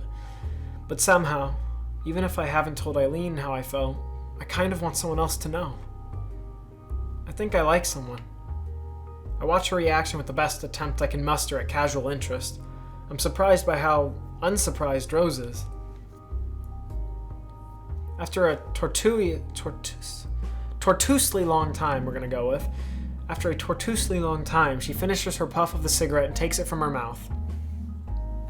You had the look of someone with that on the mind. It's that Eileen girl, right? My mind blanks. She picked that up herself? She isn't taken off guard by my liking of a girl at all? The knot of anxiety I hadn't even noticed forming inside of me suddenly twists and turns. The expected spluttering explanation suddenly not needed. I psyched myself up so much, only for it to go nowhere. The silence between us continues as Rose patiently waits for me to respond. It's just what's supposed to come after saying that. Oh, it's just what's supposed to come after saying that. I didn't think you knew about Eileen or, you know. Well, I mean, kinda hard to ignore what's in front of your face, you know? Seeing you two together, it all clicked. You don't think I'm weird? Apparently feeling a little more sure of what to say, she gives a disarming smile. Believe me, I'm not in any position to call someone weird. Yeah, you are talking to the cigarette babe of the century. Hey, that's not what you're supposed to say, sorry. She elbows me in response to my most unintentional bite back. To my mostly unintentional bite back. With the situation diffused, I managed to calm down a little. Just saying I like her makes my thoughts feel all more real, my heart skipping a beat as I repeat the words in my mind. Rose thinks to herself a little before snuffing out her cigarette on the ashtray and looking at me squarely. Sorry, I shouldn't be so flippant when you're all worked up. I get that coming out can be hard. For what it's worth, I really appreciate that you trust me so much. The warm smile on her face proves infectious, all tension from the air fading away. I hardly mind now that I've managed to unwind a little. I get the feeling she's stumbling through this herself. Minutes go by with only the passing of cars beneath us for noise, both of us savoring the peacefulness of the winter's night. At loose ends, I lean against the balcony railing and finally break the silence. What should I do? I don't think that's something I can decide for you. Just remember that you're still young. So you don't think it'll work out? I'm not saying that. Just take it easy, alright? Relationships can be a pain in the ass. This isn't what I'd hoped Rose would say at all, but that doesn't mean she's wrong. I thought love was supposed to feel all happy and warm, but I feel more nervous than anything else. Welcome to relationships. Falling for someone is easy. It's what comes next that's hard. Her disarming smile at least puts me a little more at ease. I'm glad I have Rose here for me. In many ways, I feel like we can't relate to each other, but we can still have this kind of conversation and understand each other. We're just two girls talking about love. You're a good girl, Allison. I promise that whatever happens, you can call on me, okay? Thanks. But you know, if things do work out, you're still gonna have to learn how to be quiet for my sake if you bring her around. Rose!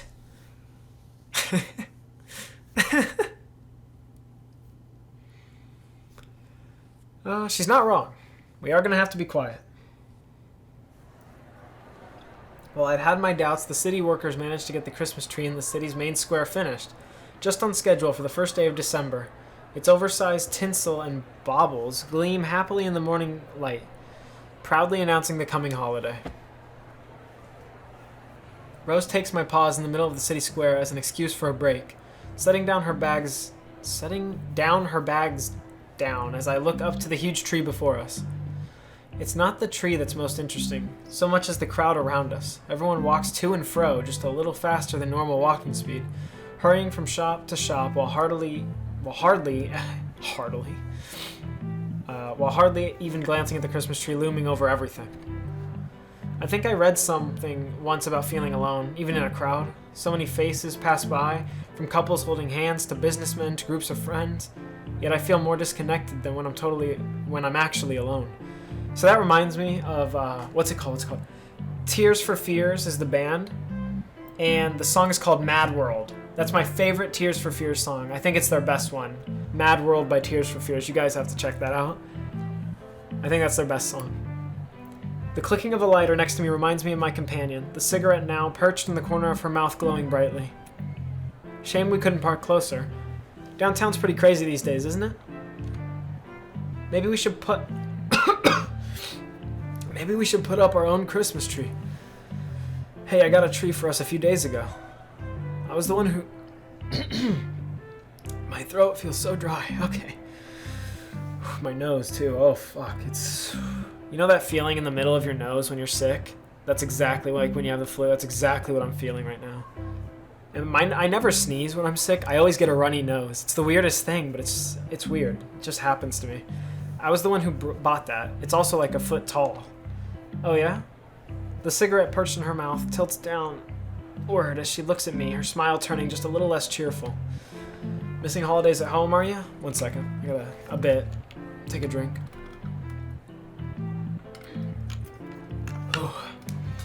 She clamps onto my shoulder and gives me a firm shake. Hang in there. I might not be much company, but at least you've got someone around. Were you homesick when you first moved out from home? Given the circumstances, no.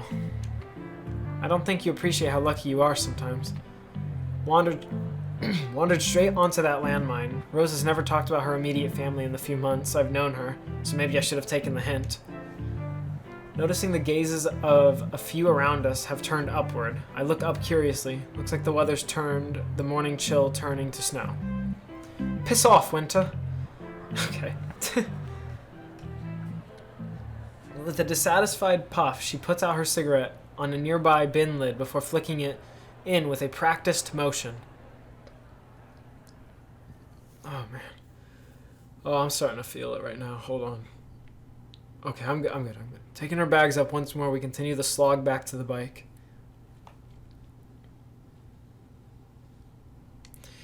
Love following that thing with the mouse. I don't know why. It's oddly satisfying. Chin up, eh? I was going to say this later, but I bought you your favorite while you weren't looking. Strawberry trifle? You know it. Just a thanks for pulling your weight a bit more. It's nice to see you getting yourself together. Just as I'm about to thank her, a loud ping comes from my pocket. Strawberry, gross. I'm more of a chocolate guy myself, so. A little sheepish, I take my phone from my pocket to check what the message is. Behind you. Confused, I stop walking and turn. It should be turn around and turn. I stop walking and turn around, not turn about. That would be proper grammar. I'm just saying. They love their,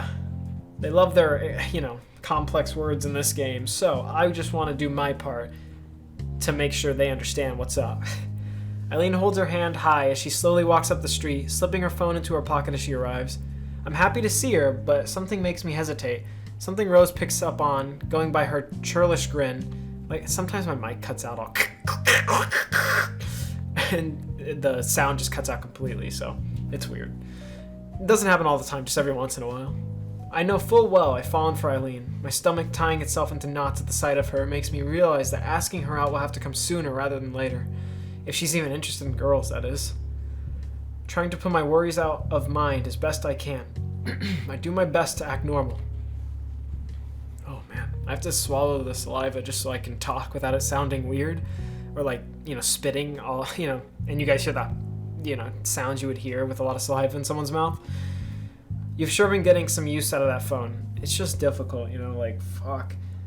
I'm trying my damnedest. My throat, my throat really does feel like, A volcano. I think that's the best way to describe it right now. It's a volcano. Just, bad. It's not very good. Starting to see the appeal of these things, yeah. Morning, Rose. Sup? Just out for a walk. The apartment gets stifling after a while. Not interrupting anything, am I? But I'm powering through. I'm not giving up on you guys. You know? If I call you the last of the real ones nation, I gotta fucking represent. And, I'm never gonna get a better opportunity than this. In this video, right? When she puts it like that, she sounds far older than she should. In fact, given she didn't own a smartphone, likes simple walks alone, and spends her days painting, I'm starting to doubt the girl I fell for is really my own age. As the two strike up a casual chat, I remember how Eileen and I came to meet, being pushed into the club, taking chance after chance to come closer to her, in hopes of spending more time together. It's only that persistence which gained me her friendship. Yeah, breathing deeply as well kind of helps it a little bit, so if you hear that, you know, just know it's the only way I can fucking do this without passing out from the pain in my fucking body right now. My heart begins to beat as I talk myself into the plan forming in my head. Pushing myself got me this far. Perhaps if I could take one more step. Hey Rose, can I leave these with you? She hesitates at the change of plans. The words blurted out before I can stop myself. Sure, I'll see you later. If you need a pickup, just call. Before I can so much as thank her, Rose quickly starts the work of strapping the shopping bags to her bike.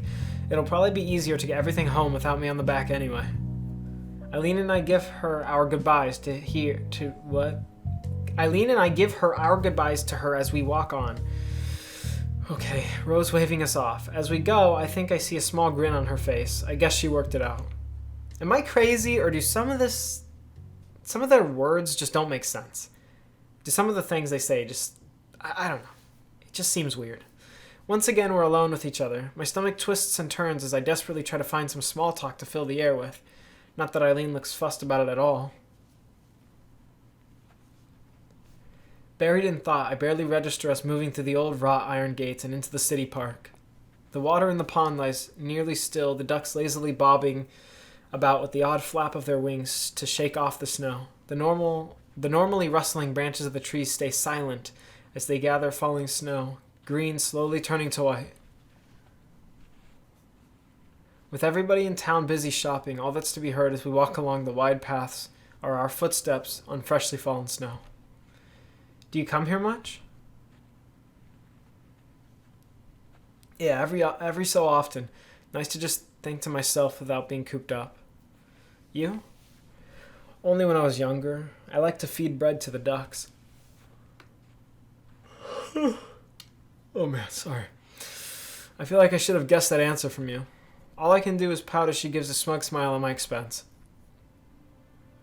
Whoa. Where are we looking here now? What? Even as we walk through the otherwise empty park, I can feel my eyes lingering on her. Oh, I wonder why, Allison. That difference between us is probably what drew me to her. Now that I think about it, I've never felt like this towards anyone else before, but I know my feelings are genuine as I gaze at her. Yeah, it was both of her differences, right?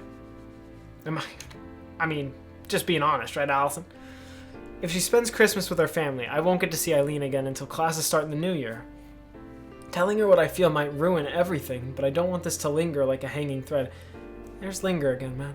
If she can push herself towards her goals, then so can I. Yeah, it just keeps reminding me of the cranberries. As I come to a stop, the ceasing of my footsteps on the crushed snow make Eileen turn towards me. As her eyes fall to mine, my heart begins to race. I'm instantly filled with doubts, but now it's too late. I've psyched myself up so much that it's surely showing. All my life, others have helped push me forwards. Now I have to do something for myself. Eileen taught me how I have to do that. Eileen, I want to tell you something. You hear the heartbeat again. You hear it. It's faint, but you can hear it. With my voice shaking and a hand clutching my other arm tightly out of nervousness, I take a long breath to clear my mind and sort out the words in my head. I ball my fists as I feel my hands shaking.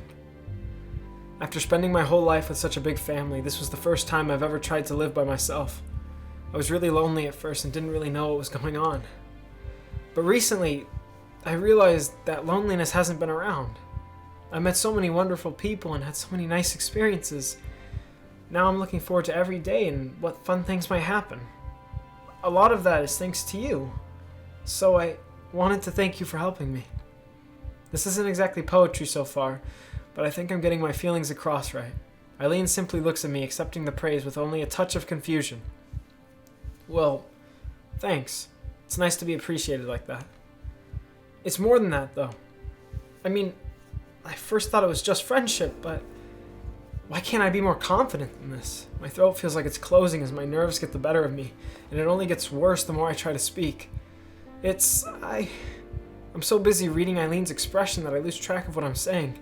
I try desperately to force something out, but no words come to me. Looking at her face, though, I don't think the rest needs to be said. We just look at each other, silently, the winter snow falling between us. She looks gentle, somehow. Stepping forward, she looks down at my blushing face from here. I can see the faint red in her cheeks clearly. I can't think of anything else, just that gentle, calm face that I've never seen her wear before. After a moment's hesitation, Eileen brings her hands forward, grasping my shoulders delicately.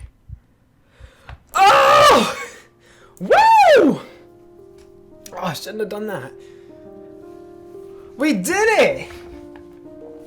We got our fucking kiss. Motherfucking Eileen, man. We did it. Alright, and then as she leans down, everything stops. I reflexively gasp in surprise as her soft lips press gently to mine, but it ends up stifled. With my body utterly frozen, I find myself completely in the grasp of the girl holding me, her breath tingling against my face.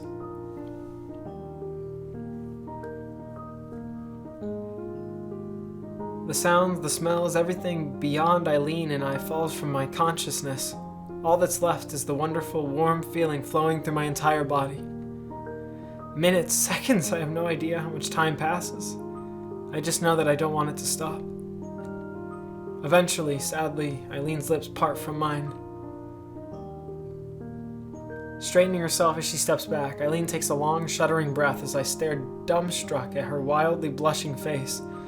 The feeling of Eileen's lips pressed to mine replays endlessly in my confused mind, clouding everything else. Eileen, you... The air between us falls quiet. Eileen left waiting for a reply as I stand in a silent daze. Simple shock is one part of it, but far from all. Eileen is not only interested in women, but also in me. I feel like my heart could burst from relief. It's only now that I see her fidgeting, playing with her hair and unable to quite stand still. I wonder how long that's been going on unnoticed. It makes me realize she's as unfamiliar with the situation as I am. Neither of us know what we're supposed to do or say right now. Here I was, trying to explain my feelings, when Eileen rushes ahead and does something brash like that. Overcome with my own flood of emotions and confusion, it's Eileen who ends up having to reluctantly move things forward. Sure hope I didn't misinterpret that. Her attempt to play off her nervousness is betrayed by her blushing. I finally realize just why she's so uncomfortable right now. She's left herself vulnerable. It's the first time I've seen her exposed like this. Her feelings plain to see. See, I told you guys, it was gonna pick up. It's slow burning story, but the emotional moments like that. That's our first one right there. You count them right now. That's our first one. I didn't know you felt that way. I entertained the idea, I guess. Didn't think you'd be the one to make the first move. So you'll go out with me? No, I just kissed you for the sake of it. Of course I will, you dolt. Guess we're in this thing together now, huh? For all she tries to play things cool, it's obvious Eileen's as awkward about this as I am. The only reply I can muster, and perhaps the only one I needed, is to smile.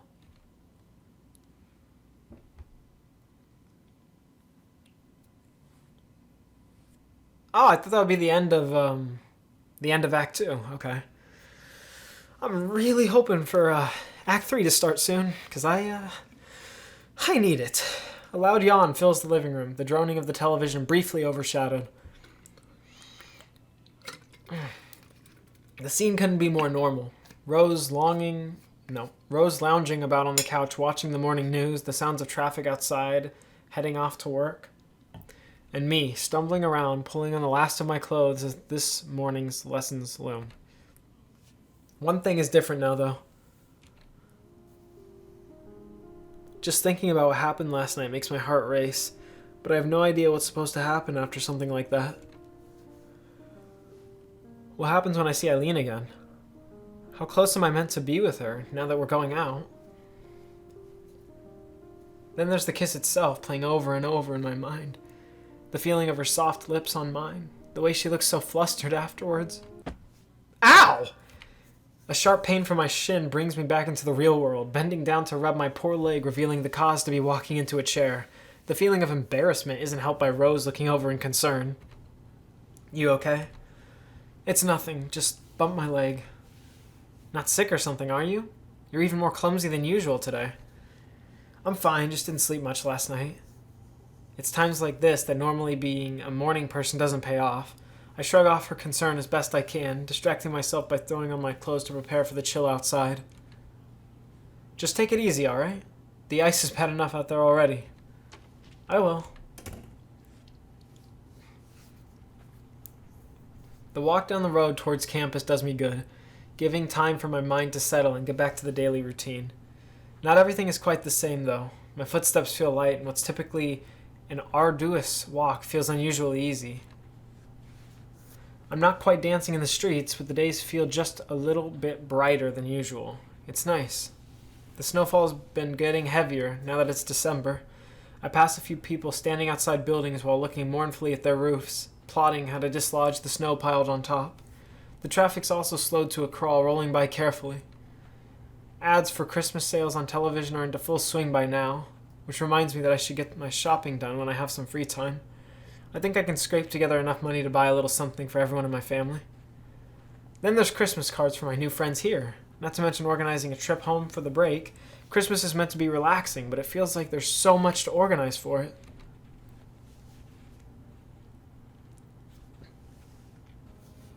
Coming up to the campus, I try to focus my thoughts back onto school for the time being. Thankfully, the paths here are better cleared, if nothing else. As students file in past the gate, my heart skips a beat as I recognize a particular blonde girl. She looks back and notices me as I skip up to meet her, her usual tired expression unwavering. I've never met someone so far from a morning person. Morning! Hey, Allison. With that, the both of us begin the walk in side by side. All thoughts of schoolwork leave my mind as I try to stop myself glancing at Eileen. Furtively trying to work out exactly how I'm expected to act around her. Yeah, I've never heard that word in my life. The part where we admit we're interested in each other is also where most of the romance movies I've seen end, and I've never gone out with anyone before. Then there's the fact that neither of us have said a word to the other beyond a quick greeting. I try to comfort myself with the thoughts that it's probably the same for Eileen too. It's always so hard to read her poker face. Good grief, it's cold today. She's not thinking at all about yesterday, is she? With a long breath, it feels like all my restlessness leaves me. Eileen's relaxed attitude makes me feel embarrassed for getting so worked up after seeing her again. How are you so confident about this? You know, with us going out and everything? I'm just really good at faking it. That's what she said. Hanging my head, I give up on ever trying to read her. The grin Eileen gives makes me feel better about today in an instant. Her normally cold demeanor, if just for a moment, is pierced by that sincere smile that peeks through. A smile which soon evaporates, collapsing into something else entirely. Is something wrong? I just remembered something troublesome. Caprice. I almost asked why before the obvious hits me. With my thoughts finally moving beyond the girl at my side, the implications of all this become clearer. Should we just tell her? I'd rather not. You know Caprice as well as I do. I don't want her to make a fuss about us getting together. Then again, she'll probably work it out herself. She's not stupid. She knows to pay attention if I'm serious. Besides, is there really that much harm in letting her be happy for us? My serious tone in defense of Caprice seemed to catch Eileen off guard. It catches me a little off guard too. Fine. If you're going to tell her, then I want to be there too. The discussion comes to an end, yet I find myself not wanting to leave despite having nothing further to say in particular. It seems Eileen has the same— What the fuck? Is that a spider on my desk? Dude, what the fuck? Hold on. I gotta check under my notebook real quick. Please don't be a spider. Please don't be a spider. Okay. Don't worry, we're good. False alarm. Oh my god, I saw something dart on my desk out of the corner of my eye, and I was like, dude, there's a fucking spider. Just hiding under my notebook, ready to pounce at any time. Oh my god. Okay, back to this. It seems Eileen has the same problem as she awkwardly mills about. The chatting students passing around us only make the silence between us more pointed. Would it be okay to kiss her here and now? Yesterday in the park we did it without thinking. Eileen's always so awkward about physical affection that I'm not sure she'd like it, especially in public. What I'm thinking must have been plain to see as Eileen reaches down, placing her hand on top of my head and scruffing it around in response. It might be an odd way for her to show her feelings, but I can't say I hate the gesture. I feel my cheeks blushing as her hand rubs my head, enjoying every moment until she stops. Eileen's awkwardness around all this makes me feel a little bit better about my own uncertainty. Everything will work out fine. I'm sure of it. Ever the optimist. We'd better get to classes. See you at the club, I suppose. She sure doesn't seem to share my optimism as she waves and walks off, nor my like of our new club. I'm sure she'll come around, though.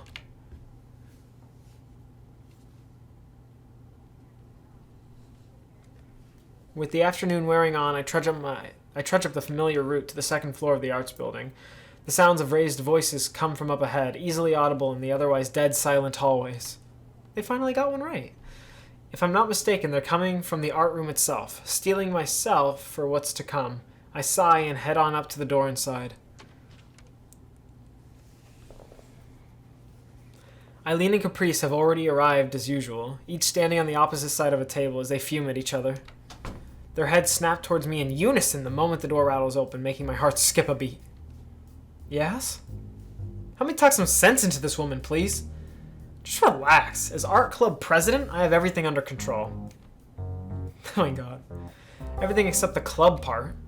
I mean, I would have thought a club needed things like official paperwork, an advisor, funding for supplies that haven't been pilfered from the real art classes. Basically more than an excited proclamation of a club existing. That's why I'm working on the posters.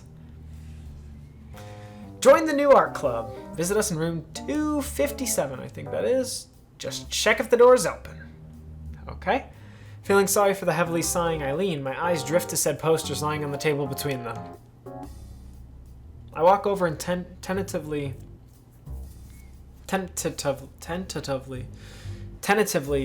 to say tentatively take a look at the one sitting on top, its sharp graphics and color scheme catching the eye. They do look nice. See? People will love them. I may say that, but it's a little obvious this is out of her comfort zone when it comes to art. Her sketching is always nice, but her work with paints comes off as a little crude. Still, trying new things is to be praised. Think about this logically. It's nearly Christmas. All the students are going to be on break soon. Even if they weren't, nobody would be looking for a club to join around now anyway. I wouldn't exactly say that. Caprice is quick on the draw as she leans over and latches onto my shoulder, beaming a smug look of victory at her opponent. I feel like I've been reduced to a useful prop in an argument, but Caprice isn't wrong. No, you are. No, you are. Eileen looks physically pained as she groans in frustration. She did walk right into that one. And what could only be interpreted as the universal sign of giving up, she shakes her head and starts to walk away, retreating to the cabinet to grab her things. It looks like posters will be the accomplishment of today as far as the club goes. I suppose it doesn't hurt to try and draw in some more members. Oh my god. Oh my god. Hopefully we can get them soon too. I wanted to have another club outing, and the more the merrier. And like I declared, we're going to make the pizza place a regular thing for the club. I'm up for it. Eileen looks drearily at the traitor to her cause, but knows her goose is cooked as she hangs her head. I swear, she looks more tired than usual. Then it's settled. Caprice goes back to fussing over her posters, brushing off some specks of dust that have settled on the paint. Taking advantage of the distraction, I look to Eileen. She grimaces as I pointedly flick my eye back to our companion, plainly hoping to leave this for another day by her reaction. Reluctantly, Eileen sets her paints down and plods back over like a child accepting their bitter medicine. In hindsight, perhaps she was trying to use her painting as an excuse to not deal with this. Caprice is one of my few friends, however. I'd feel bad hiding this from her, even if we tried to. She'd just poke and poke until one of us eventually spilled the beans. What's up with you two? Caprice, there's something we need to tell you. To make this absolutely clear, this does not leave the room, do you understand? Yes, ma'am! I'll bet. Eileen and I have started, it just happened recently, but we're going out. I feel Eileen take my hand in hers. I worry for a second about the sweatiness of my palm, but feeling her hand closing around mine settles my nerves. I never realized how warm someone else's hand could feel. As her fingers tighten, I realize something else. Eileen's settling herself just as much as me. Eh? Like dating? So you guys are both... Yeah. Oh! My guess that Caprice wouldn't go too wild turns out to be true, with even her surprise feeling a little exaggerated for effect. Well then, aren't you glad you... Oh, shit. Well then, aren't you glad you can do art together all the time now? Look at this smug bitch. Oh my god. Look, we don't need any help, much less help from you. But... It's alright, I appreciate what you've done. Just don't go too crazy helping things along, promise. She has the best facial reactions and hand motions and gestures. I swear she does. Promise! Sounds like things are lively in here. Our gazes snapped toward the doorway. David Wallace strolling in with an expression more bored than in the least bit surprised. Eileen's hand lets go of mine, but the warmth remains as I reflexively feel my hand with the other to recount the sensation. I'm glad Eileen is a more collected person than I am, calmly playing off the interruption. Just as she's about to greet him, though, Millie slides around his large figure and into the room. They are obsessed with that. Look at that. Difference of maybe an inch or two. Just as she's about to greet him, though, Millie slides around his large figure and into the room. Yeah, so one thing I don't like about this game, they're obsessed with height.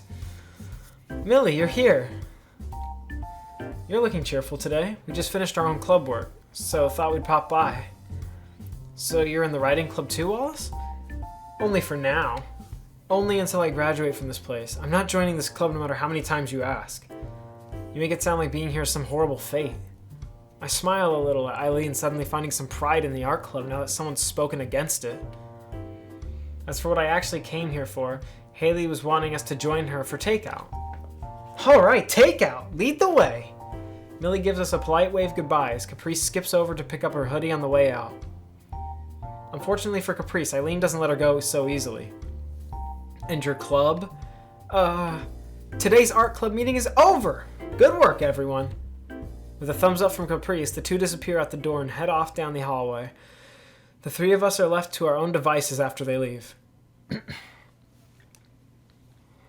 While I think Wallace is to be a perfectly nice person, I'm still not really sure how to act around him. With Caprice no longer being the center of attention, that familiar self-consciousness I have around strangers flares up again. It seems I'm not alone in not quite knowing what to say. Wallace and Eileen doing little more than awkwardly mill around. Given that they're good friends, it makes me think something is going on.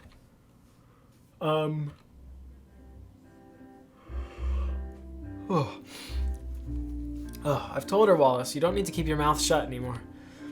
As he lets out a sigh of relief, it finally clicks. Wait, you knew about Eileen and I? Eileen, yes, not you, though. Going by the fact this didn't just become intensely awkward, I'm going to say things worked out? Eileen takes my opposite shoulder and shakes me lightly. Seems so. Well, I'm happy for you two. Hope it works out. Thanks. Told you I'd find someone who could put up with me. That's not the kind of thing you should say about yourself. Yeah, he's not wrong. Guess I'll get out of your way then. Just take things easy, okay? We will. We give each other our goodbyes before he leaves. His unmistakably large figure slowly disappearing. Oh, shit. Oh, wow. Oh, fuck. You guys ever have that amazing yawn and stretch where you feel perfect for a few seconds after it, that little tingly thing? Oh, your spine feels like you just grew 5 inches. You feel gigantic and tall. Like, holy shit. All right. If you haven't, then I recommend looking out for it next time you yawn or stretch. If you overextend, it hurts, but if you get it just right, it feels like perfect. All right. We give each other our goodbyes before he leaves, his unmistakably large figure slowly disappearing down the orange lit hallway. And then there were two. I thought you didn't want to tell anyone. Wallace is different. He's known I like girls since we were in high school. He's known I like you for a while now, too. I feel myself blush. The thought that Eileen talked to Wallace about me? About me like that makes me smile. Suppose we better head home, too, given the club meet's over. Guess so. It's an obvious invitation for us to leave together, but I find my feet stuck. I know I'll see her again tomorrow, but... Something on your mind? I don't really know how to phrase this, but... What happens now? The expression she gives is one of genuine thought rather than judging me for being so lost. It's only now that I wonder if this is actually her first relationship or not. If it is, that makes my confusion a lot more embarrassing. That's up to you as much as it is to me, you know. I guess school has got us for the week, but how about we go for a date on Saturday? Be good to get some use out of the car for once. Yes! Yes, that would be good. I mean, yeah, let's do that, you know, if I'm available, babe. I can drive us, so just give a heads up once you've worked something out. As I consider the prospect, I can see a little excitement from Eileen at the idea of going on our first date, though I doubt she's realized it herself. As silence settles in the room, I see my chance. Allison? Whoa! Whoa! Whoa! I like the picture. I think they could actually show them holding hands, though, on the screen. I know it's just like still frame visual novel. I think that's what it is, this game is. I think I figured it out eventually, but yeah. There's a few things they can improve with the animations and stuff, but it is free. You can't judge it too harshly. It's a long game, especially for a free game, so yeah. Anyways, taking Eileen's hand in mine and raising myself to my toes, I close my eyes and let my chin push forward. My heart feels to stop for a fleeting moment, my lips gently pressing to Eileen's as our hands intertwine. As our lips part and I come back down, my heart makes up for the lost time. Come to think of it, I guess that's the first time I've ever kissed somebody myself. I have to admit, the physical side of us being together is nice, even if it is awkward. I can't help but feel the sensation lingering, despite the moment having passed, filling me with warmth. Even Eileen, so normally placid and stoic, looks flushed. The two of us end up standing around like complete dorks, the only sound being the trees rustling outside. I've been wanting to do that since this morning. I swear, you're getting bolder by the day. With a gentle smile, Eileen reaches over and rubs my hair. Even if I still don't quite know how to react when she does this, I can feel my head leaning into it and a dumb grin spreading on my face.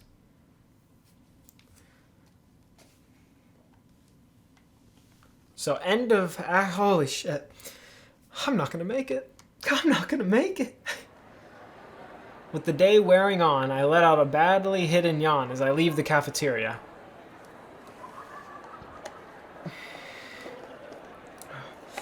I clutch my bag tightly as I walk, both from the cold and trying not to take up too much space given all the people milling about.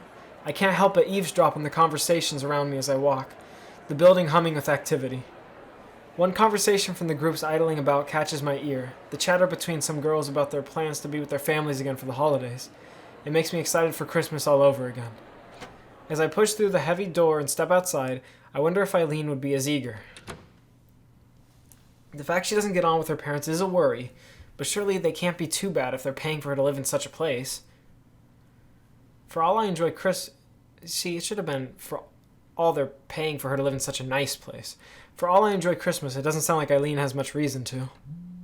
A sudden vibration from my pocket grabs my attention, my hand instinctively diving in to pluck my phone out. She hasn't admitted it, but I think Eileen's enjoying playing with her new toy. Hey, I'm in the coffee shop if you want to meet. I quickly text her in agreement and hit send as I step off the stairs, dodging a student I nearly bump into as I do. If only I had an extra set of eyes so I could use this while walking more easily. Yeah.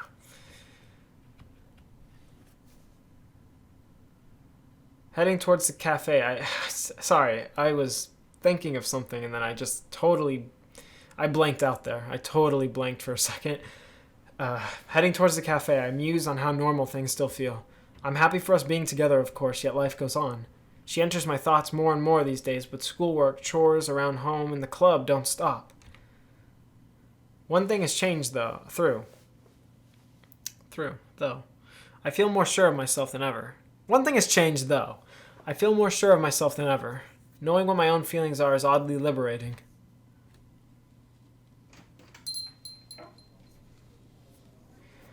Sorry, I just had to do it again. The rush of warmth as I step through the doors makes my shoulders slump in relief. Thank goodness for the interior heating being cranked right up. Oh, the good old oak tree. It doesn't take long to notice Eileen sitting alone at a table with her coat and scarf in her lap, coolly staring out the window to pass the time. Walking up, I notice not one, but two coffees sitting on the table before her. Ruh-roh. Hi, Eileen. Is someone else with you? Eileen's apathetic expression barely changes as she turns to see me sit before her. I'm a little disappointed, but I know her well enough by now to expect it. She's not the type to show her emotions easily. The second's for you. You helped me out earlier with life drawing, so I wanted to return the favor.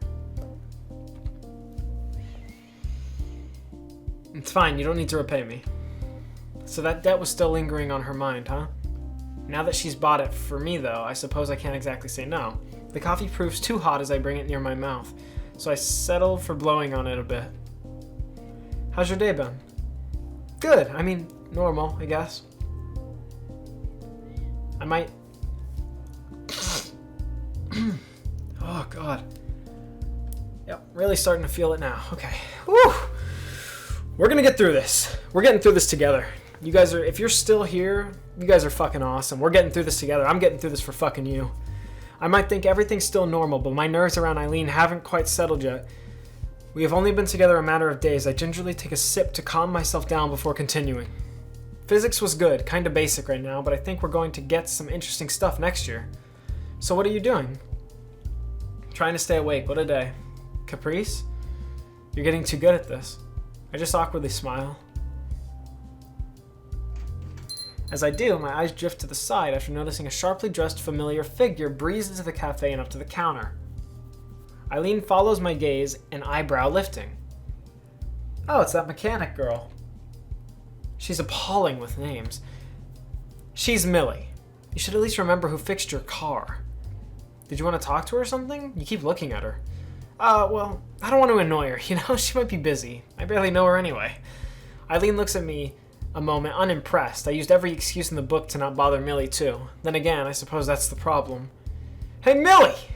I shrink in my seat at Eileen's casual calling out across the cafe, taken completely off guard. Millie turns towards the source of her name, giving her usual calm smile upon recognizing us. See? It's not that hard. This is a good opportunity to know her better.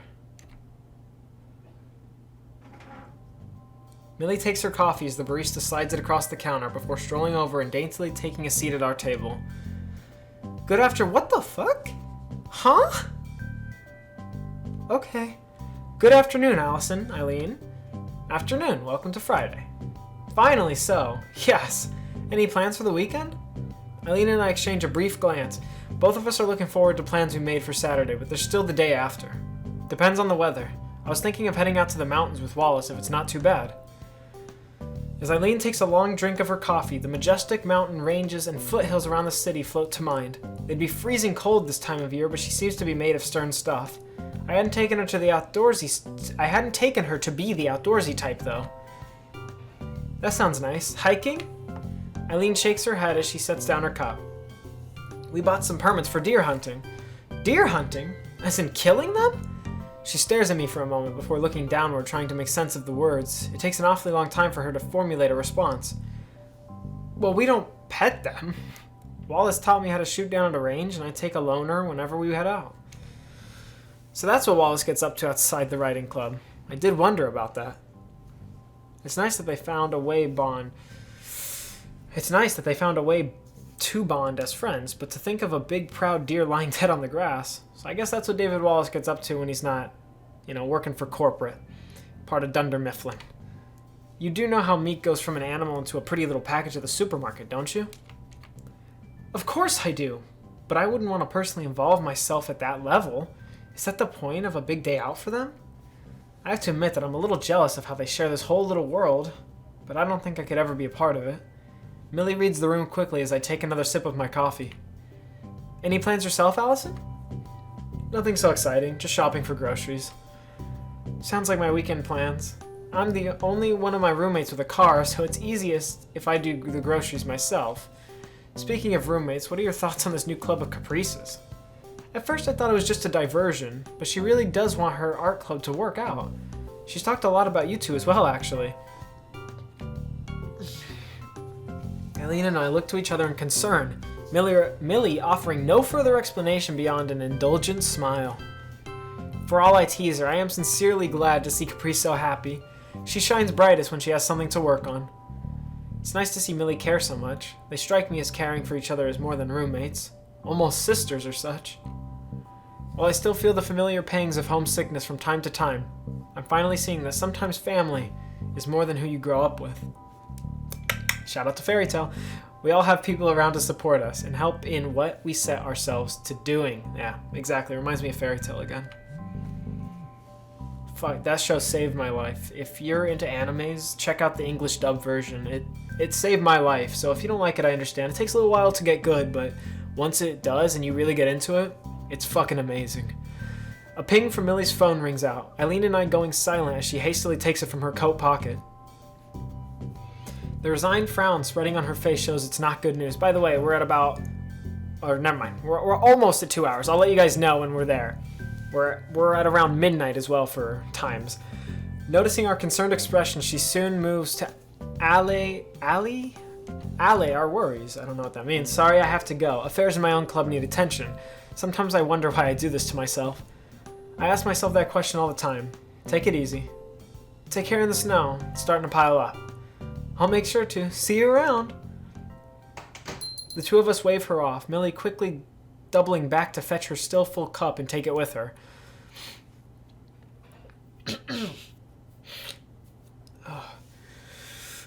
A brief silence ensues between the two of us as we sip at our town.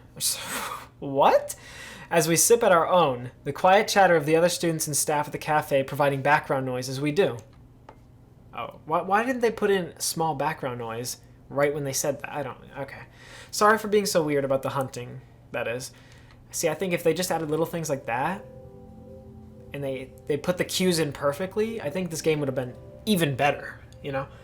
Just, I don't know, I'm just judging it. It's free, like I said. I shouldn't judge it too harshly. I was shooting, and this is just for fun. It just to remind me that not everything has to be perfect, right? And it's okay to be imperfect in videos and in life, so like I said, I know I'm a broken record about that same stuff. I keep repeating it, but yeah. This has really helped me. This, just talking like this to you guys, and I don't know if it helps you at all or if it's a good time consumer. That's basically what this video is. It's gonna be a big fucking video. It's gonna be the longest video on my channel. It's the definition of a time consumer, but I don't know, it's really helped me, and I think it's a fun, interesting, unique experience, at least for me, being so young. I'm only 19, right? So I don't know. For me, this is something new, and I'm glad to always try this type of new stuff, especially when it's with you guys, the last of the real ones nation, my family, so yeah. I was shooting my mouth off, forgot you liked animals and that sort of thing. I didn't take you for liking the great outdoors. Being stuck indoors all the time is easy to do when focusing on painting, but it gets stifling after a while. It'd be nice to take a trip somewhere with Eileen, to the mountains or wherever else, seeing the places she likes to go and how it influences her art. Probably not to go hunting, though. Millie's nice, keeps the writing club going. Sounds like a lot of work. See? Could never have had that nice chat if I hadn't called her over. You could stand to be a bit more social, you know. You're a good person. You get on perfectly fine with most people. I'm flattered by what she's saying, but I'm not sure exactly how to put that into practice. Without a reply forthcoming, Eileen gives a flustered sigh. Allison, why do you think I joined this dumb club? When she mentions it like that, I realize I never did give her a compelling reason. Caprice and I just pushed it on her until she broke, or at least that's how I understood it. I actually thought about joining the existing art club for a while, back when they first offered. They seemed interested in me, and I was just some bewildered freshman who didn't know anything at that point. Over time, though, I realized they didn't give a damn about me. They just wanted my paintings and my skills. I was a trophy for their club, something to be shown off. That was when I gave up on them. So you joined this one because Caprice was better? She's the last person I'd do this for. It's a little harsh. I joined this club for you, Allison. Aww. Aww. You just wanted to hang out while I did my thing. I like that. There was no mental games and no need to worry about ulterior motives. I had someone to share my interests with. That's all I really wanted. Worked out pretty well in the end. I got someone to share my love of painting with and thought that maybe the club would help you open up a bit. She joined for my sake, as well as her own? I awkwardly fiddled with my coffee cup, trying to think of how to reply as my cheeks flush. I don't know what to say. Well, I do. We need to get to class. Raising an eyebrow at the change of topic, I grabbed my phone and checked the time. Whoa! I really had completely lost track of time while relaxing here with Eileen. I quickly jump up from my seat, pushing it in as Eileen collects her things and swings her coat and scarf around her. Ah, chemistry's just about to start. What class did you have coming up? Dun dun dun. Math. All energy dissipates from the situation as I part her shoulder in sympathy. So, earlier when they were saying I wanted to basically hang in there, Eileen. I wanted to basically, get a break from it and get into the outdoors. That's what I did when I went on vacation with my dad and stuff with it. I thought we were going to class. But that's what I did with my dad and his girlfriend going to Mammoth. It was just for a week, that vacation, but I thought it would clear my head, give me some experiences, and maybe give me a new perspective. It just didn't work out the way I wanted it to. And that's when I realized you can't just expect things to fall into your lap. You have to work for them. You have to earn them.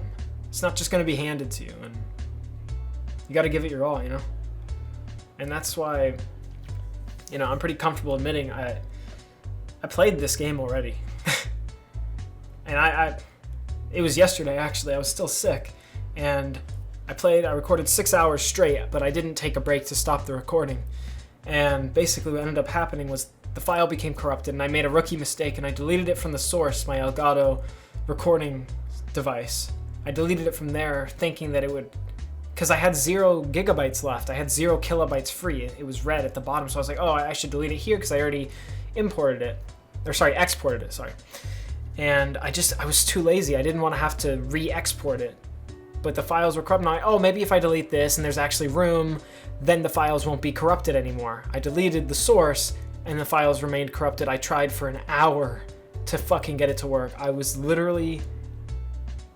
It was the worst. I was so defeated yesterday. And it went on to the morning. I played this game until about 3 to 4 a.m.-ish. No, it was 3 a.m. So then, I started around the same time, 9 p.m., and I played until 3 a.m. It's a long game, and I just wanted to redo everything I did, but it was so perfect the first time, and I was so deflated. And I came up with the idea to re-record it, and I didn't know if I should say that I had lost it, but I put it on my social media. I lost a 6-hour recording. So if you don't follow me on Instagram or whatever, you get updates on the channel that sometimes I don't mention in videos or whenever new videos come out, etc. So make sure you do follow me on Instagram as well. There's also other fun stuff, inspirational stuff on my Instagram feed and stories or whatever, the highlights. So yeah, and just fucking, it was the worst. I was legit on the verge of crying like a baby. 6 hours, I powered through. The recording was perfect, by the way. It was probably... If you like this one, it was probably a little bit better. I think I've cleaned up some of the mistakes in this one, going through it a second time, but honestly, I felt like the first one was so natural, right? And the second one, I was scared it wasn't going to be natural again, but it did. I talked about different stuff, and it was nice. It was a nice refresher, because it was even more experience, and I made a mistake, and when you make a mistake, everyone's going to make mistakes. That's just how it works in life. But it's up to you to get back up again. You can't just stay down, because everyone's going to fall down. We all fall down. But who are the ones that keep getting back up?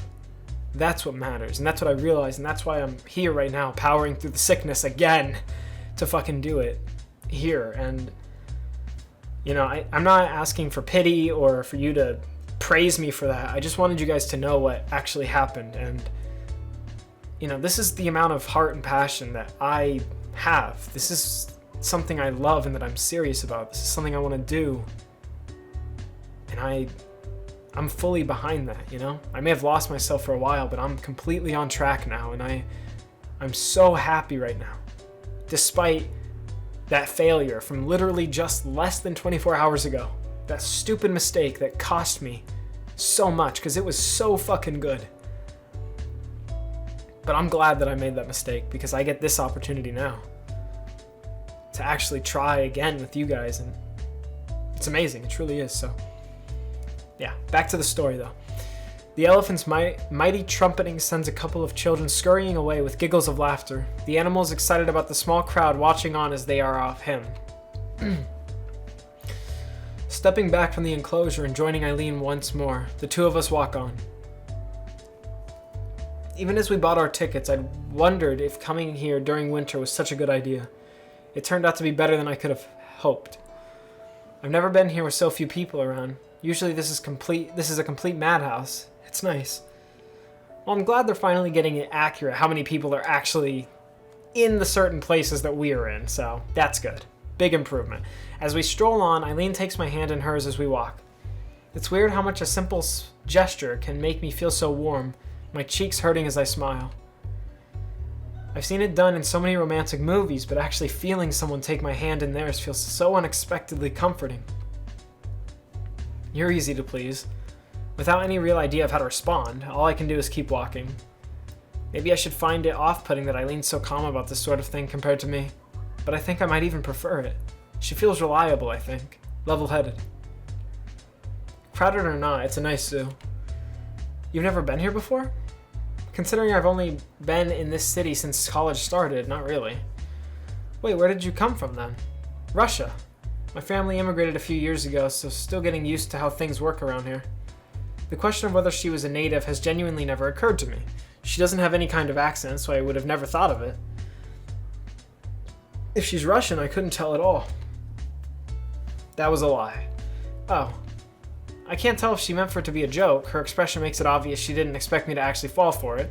It's too late to laugh now, and I just feel stupid for not questioning her.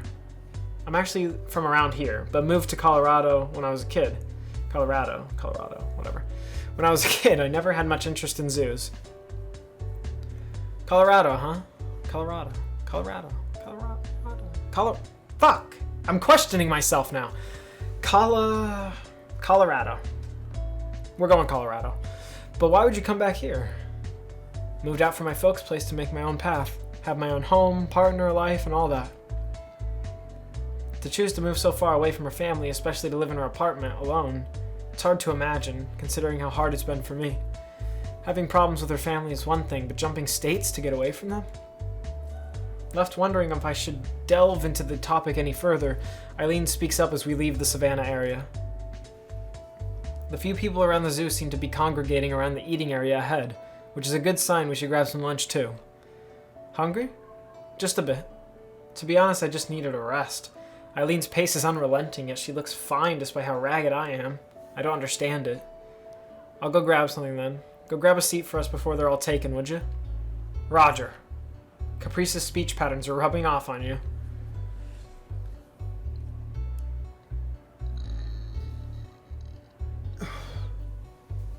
Again, sorry if you guys can hear that.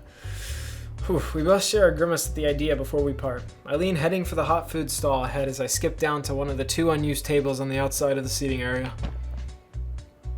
Body prod.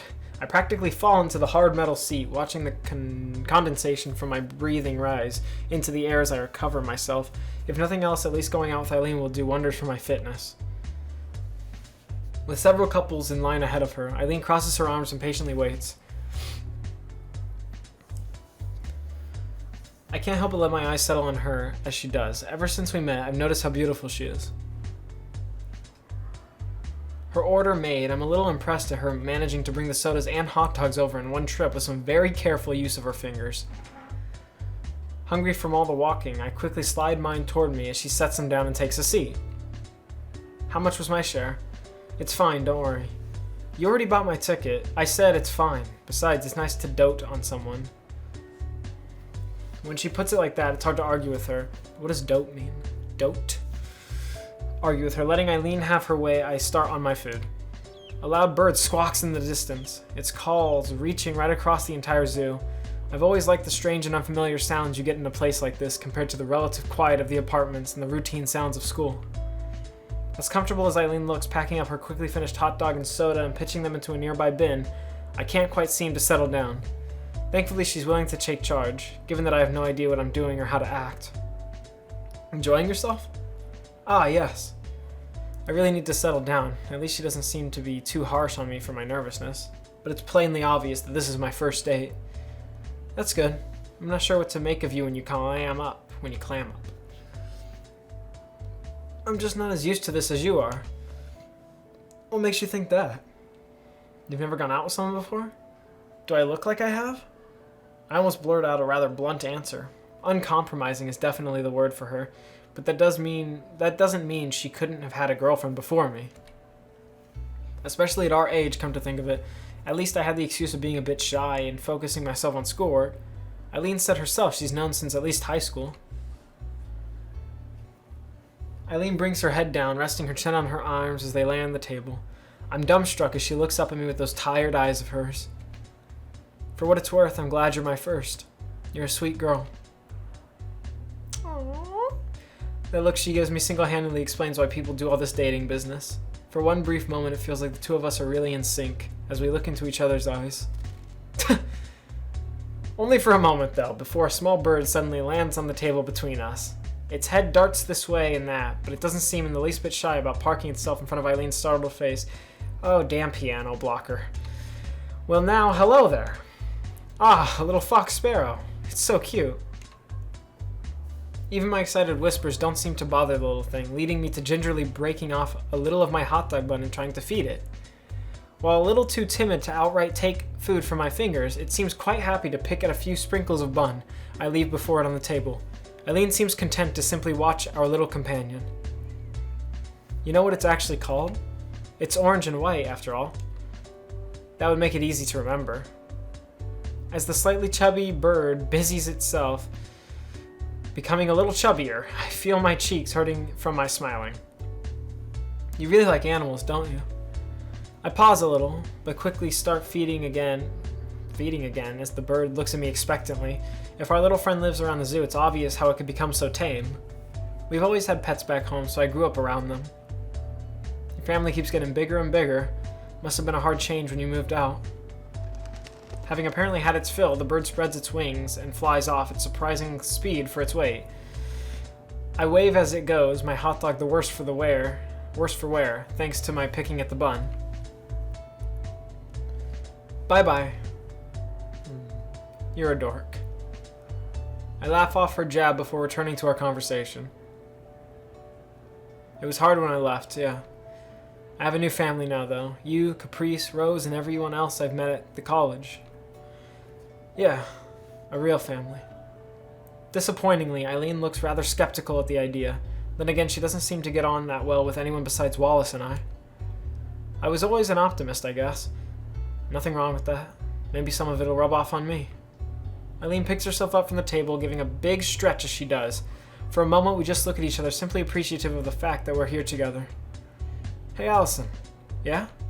As she picks herself up a little off her chair in order to lean across the table, it becomes obvious what she's doing. Relaxed enough to let her get away with a quick peck, I close my eyes and lean forward a little in anticipation, my heart beating just that little bit faster. As the feeling of her tongue hits my cheek, what a player!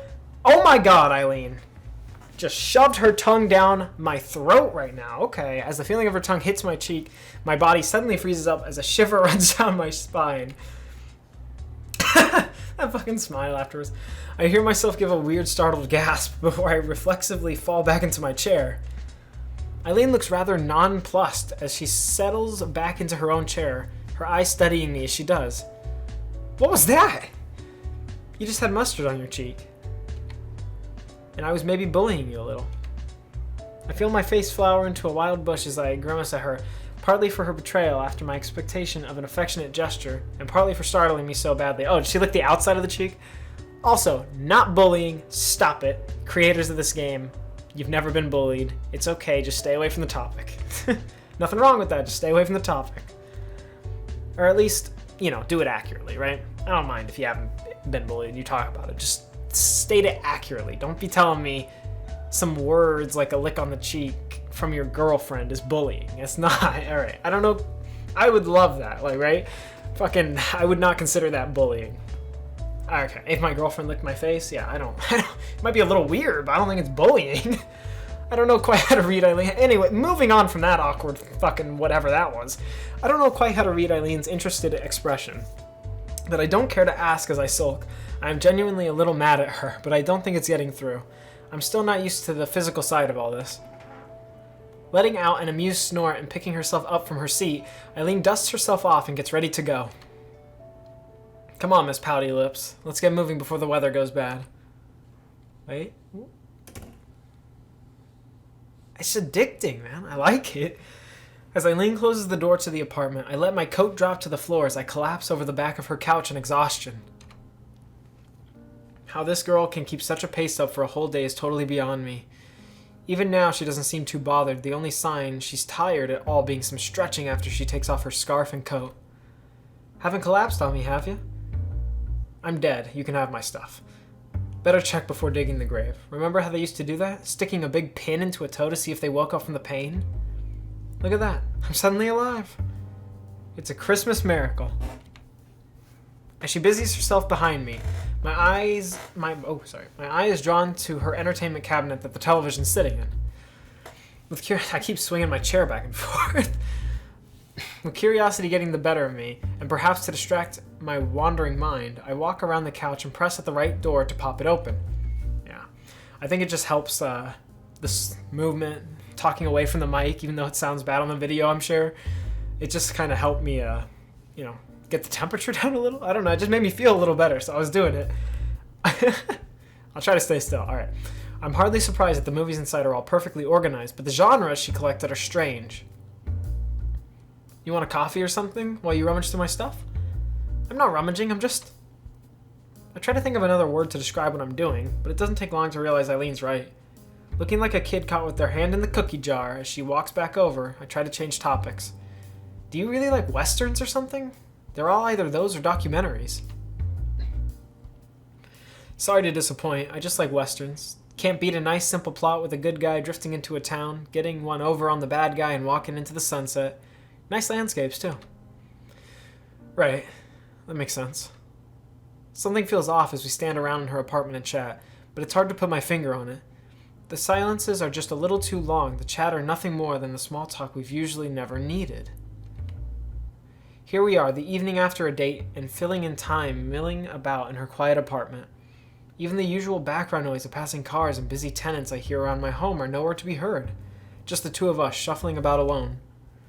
The thought of sharing a night with Eileen has passed my mind more than once, even if I've tried to distract myself from it. Is it too early? Would you think I'm weird? I don't even know how you even bring that up. Without any real reason to, I idly fiddle with Eileen's movie collection and read off the covers to seem occupied. You know our date doesn't have to end now. As her words trail off, my heart freezes. Her stoic face only makes this worse, my brain freezing between bashfulness and shock at her being so blunt. We've only started dating, but the thought of sleeping together had passed my mind. Left spluttering about, I awkwardly turn away to hide my expression. Do you want to watch one of them together? Do what you want. I'm going to take a shower. Whoa! Do what you want. I'm going to take a shower. Right, I'll just get a drink. No, Allison. I may be horrible at reading signs from women and really horrible at all of that. Picking up on subtle hints and clues. But come on, Allison. Come on. As she leaves, I wander over to the kitchen and grab a glass, pouring some orange juice for myself to try and refocus. My heart's still racing, the thought of what Eileen suggested still playing on my mind. I wonder if I should really be letting Eileen take care of so much. She doesn't seem to mind at all, but that's not really the problem. Even now she suggested we do what I did want to try, and I couldn't even bring myself to just accept it. You couldn't bring yourself to just accept taking a shower with her? If not for me, for the people watching? Come on. I want to get closer to her, but it feels like everything's happening at her pace. Then again, Eileen's not the only person in my life. I've let Dot on me for a while. Dote? I've let dote on me? I've never heard that word before. I don't know what it means. I've let dote on me a while. I go with the flow of others. Yeah, I don't know. The door from the bathroom opens as I set down the now empty glass, but the words are stolen from my mouth as I walk over to talk with her. What? Allison. Were you getting close? Sorry. My face burns hot as I stammer out the words. Faint heartbeat again. But she only steps closer. She takes my hands to stop me from moving away. Holding them softly, her face is so close to mine. I can feel her breathing. Her eyes look into mine, questioning. Suddenly the thought of even a kiss makes my head light. All I can do is nod, a tiny nod, which is enough for her to close the distance, kissing me more deeply than she ever has before. My heart races as her tongue touches mine, teasing it just a little bit, before pulling back. I can hardly breathe by the time we separate, left clutching my chest and taking a deep breath to try and regain myself. It looked like you didn't get it, so I decided to be more blunt.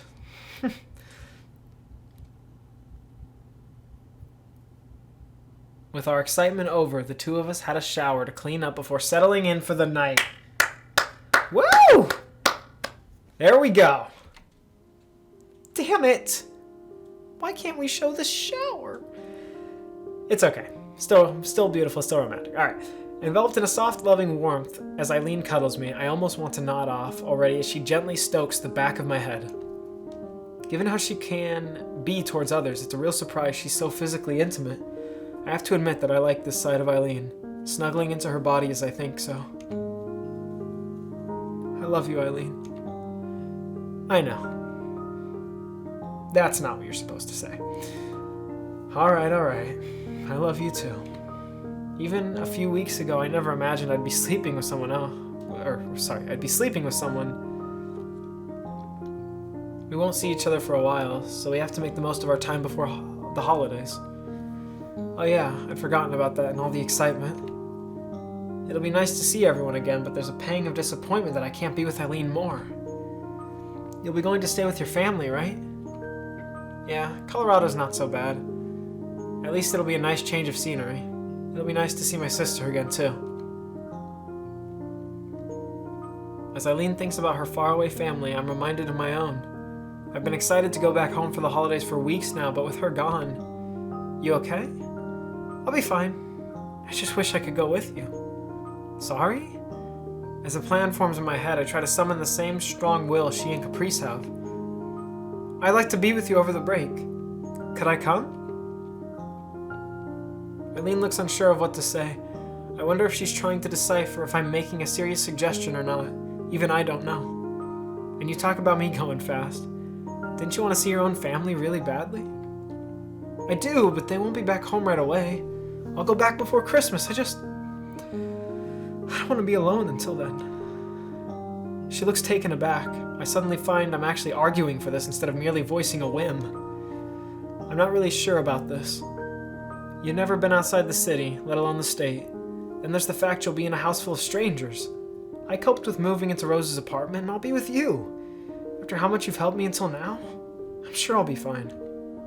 She tries to stare me down, but I've managed to find an internal willpower in some corner of myself that even I didn't know existed. Eventually, thankfully, Eileen lets out a long, tired breath. Fine. You win. You can come. Thank you.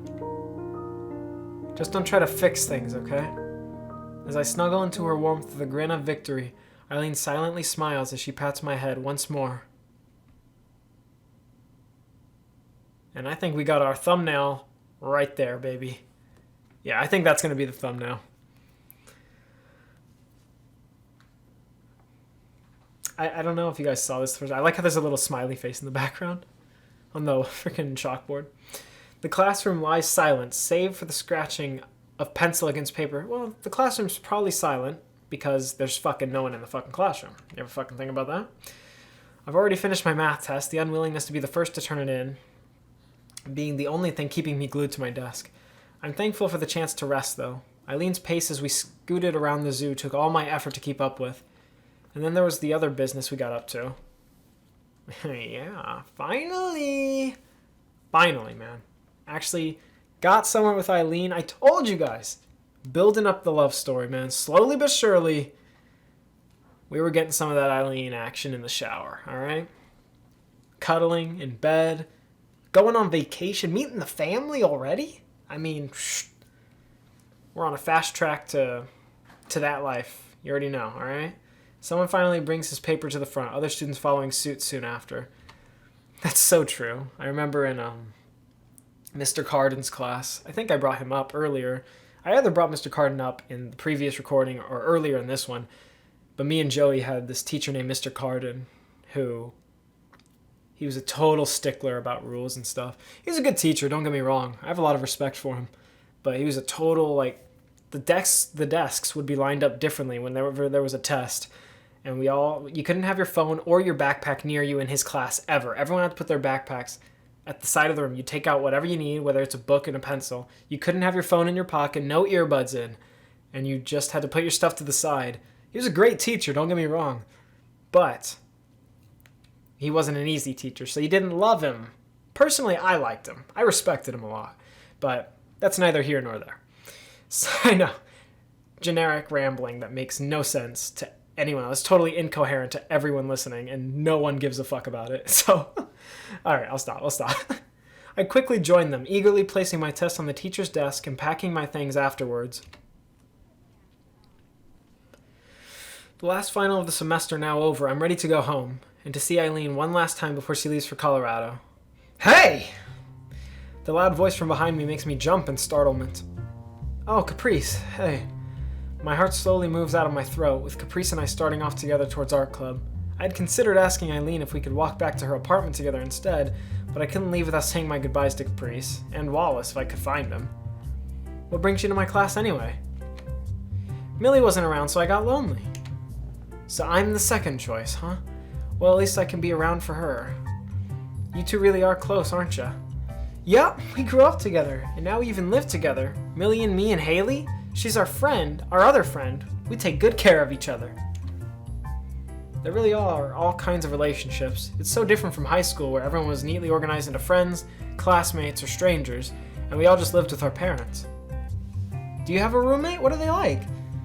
I live with a family friend. She's nice, even if she looks a bit rough. I have the apartment to myself a lot, though. The statement seems to give Caprice food for thought. Penny for your thoughts? You should fucking... Wait. You shouldn't look so tired. School's finally over for the year. And that's why we're having an extra special art club meeting. Extra special? You'll see what I mean. I have a feeling she's working this out as she goes along. I still can't decide if I like that spontaneity. I know what the word, I know it's spontaneous. That spontaneous blank of her, spontaneous. Alright, I got it this time, hold on. That spontaneous of hers. It's endearing, but there's no sense of stability to her like Eileen has. Yeah, I knew that was the spontaneous thing, being spontaneous, but I just don't know how to pronounce that version of the word. Anyways, as we head towards the art building, we spot Eileen just outside, busy huffing into her hands and rubbing them together for a little warmth. It takes a moment for her to notice us. Eileen, hi. As she looks up in my direction, I notice her shoulders relax a little. It wasn't long ago that I only ever saw Eileen tense and on guard, but now she reflexively relaxes when around me. It's nice. For her part, Caprice just bowls on ahead without a care in the world. Hey! Eileen tenses right back up as she sees my companion, the moment lost. Still, I'm left rather happy at the effect I have on Eileen, whether she notices it or not. Afternoon, you two.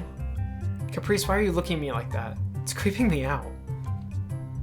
Caprice grabs onto both our shoulders and to my surprise directs us away from the art building.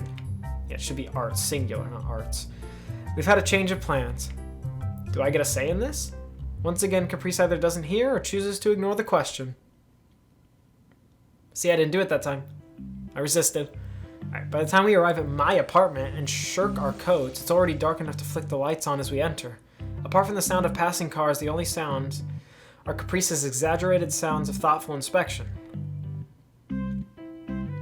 Eileen raises an eyebrow as Caprice whips out her phone to take a photo for posterity, the item disappearing into her pants pocket almost as quickly as it appeared.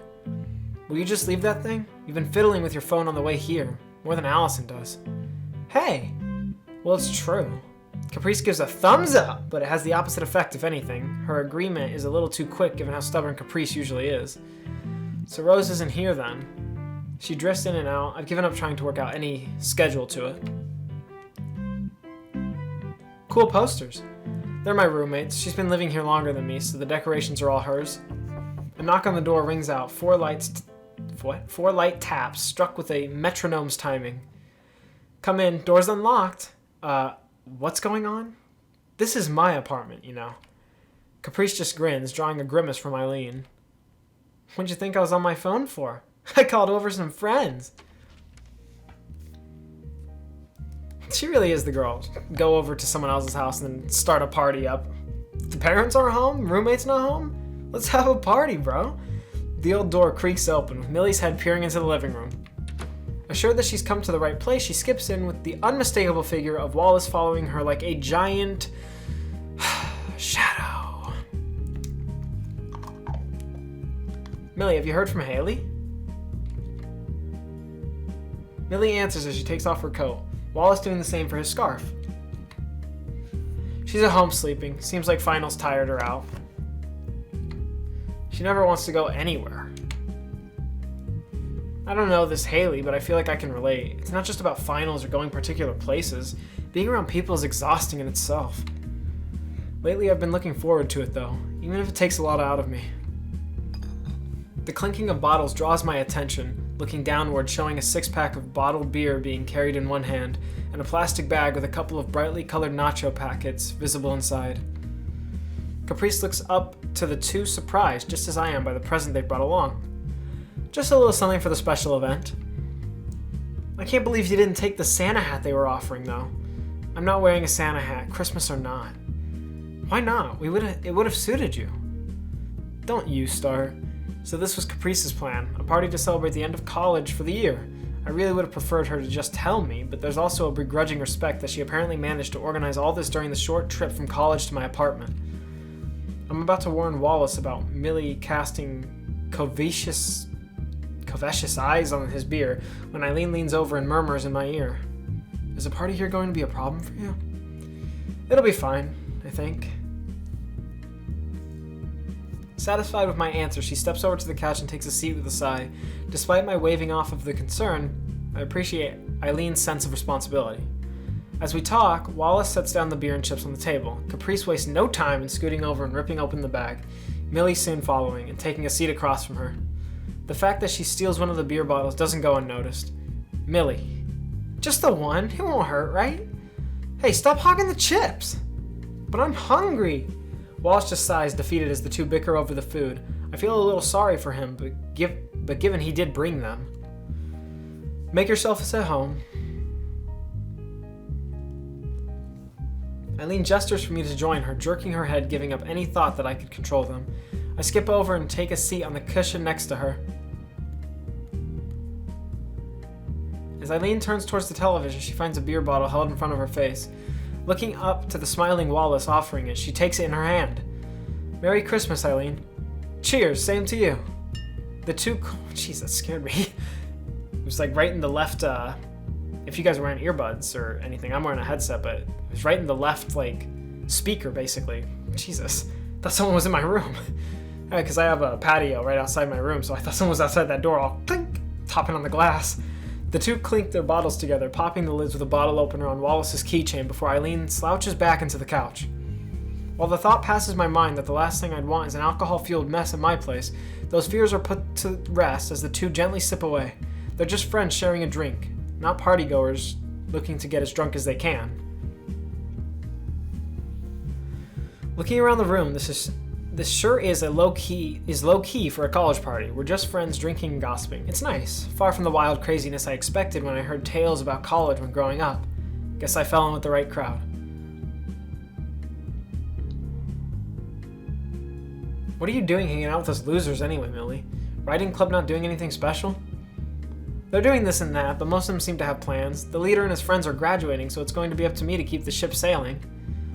Sounds like you're going to have your hands full next semester then. Always up for a challenge. Oh my god.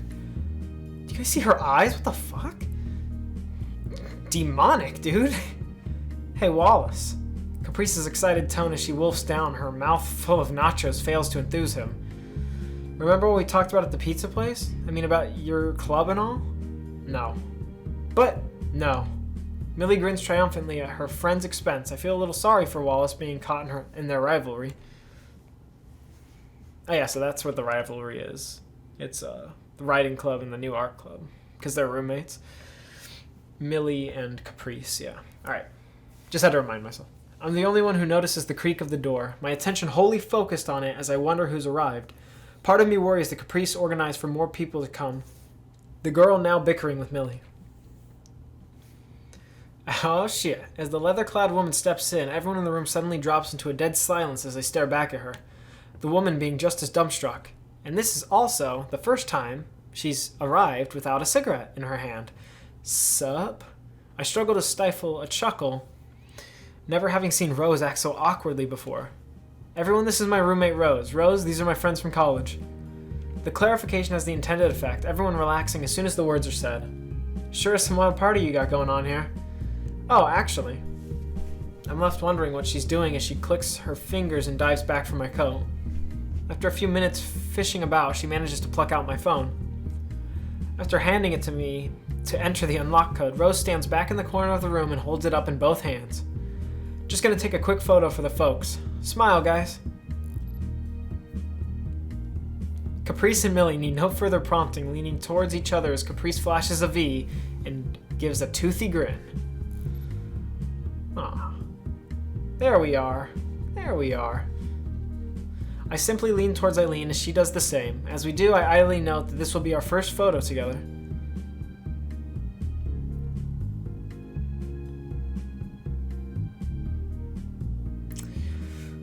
Oh, dang, As Rose brings the camera steady, I can't stop myself from smiling. I spent so long stressing about being away from my family, but before I knew it, I found myself surrounded by a new one. Fucking fairy tale. That's the last time I'll bring it up.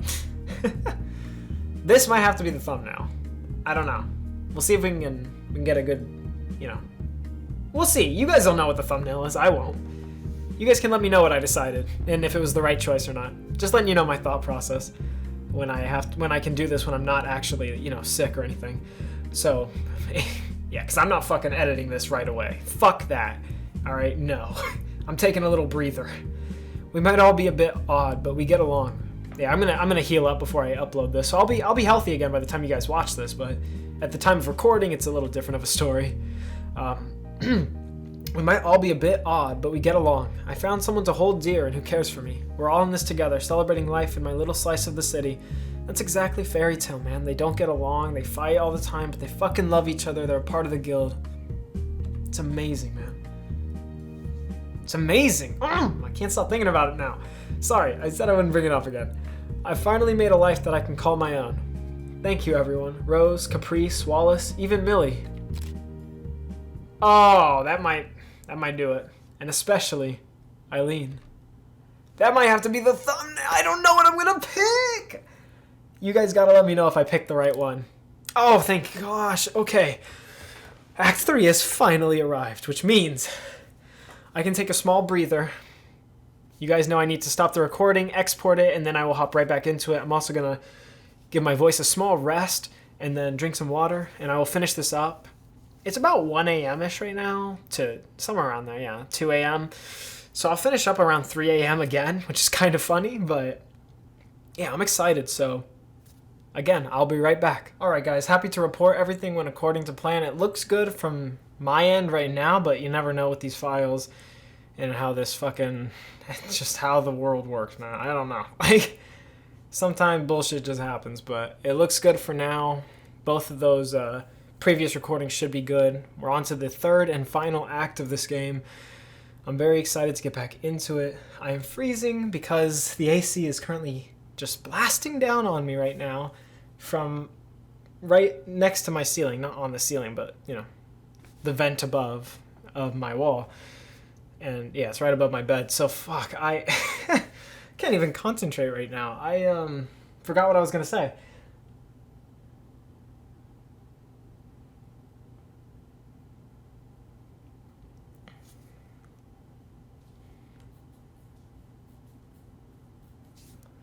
What was I gonna say?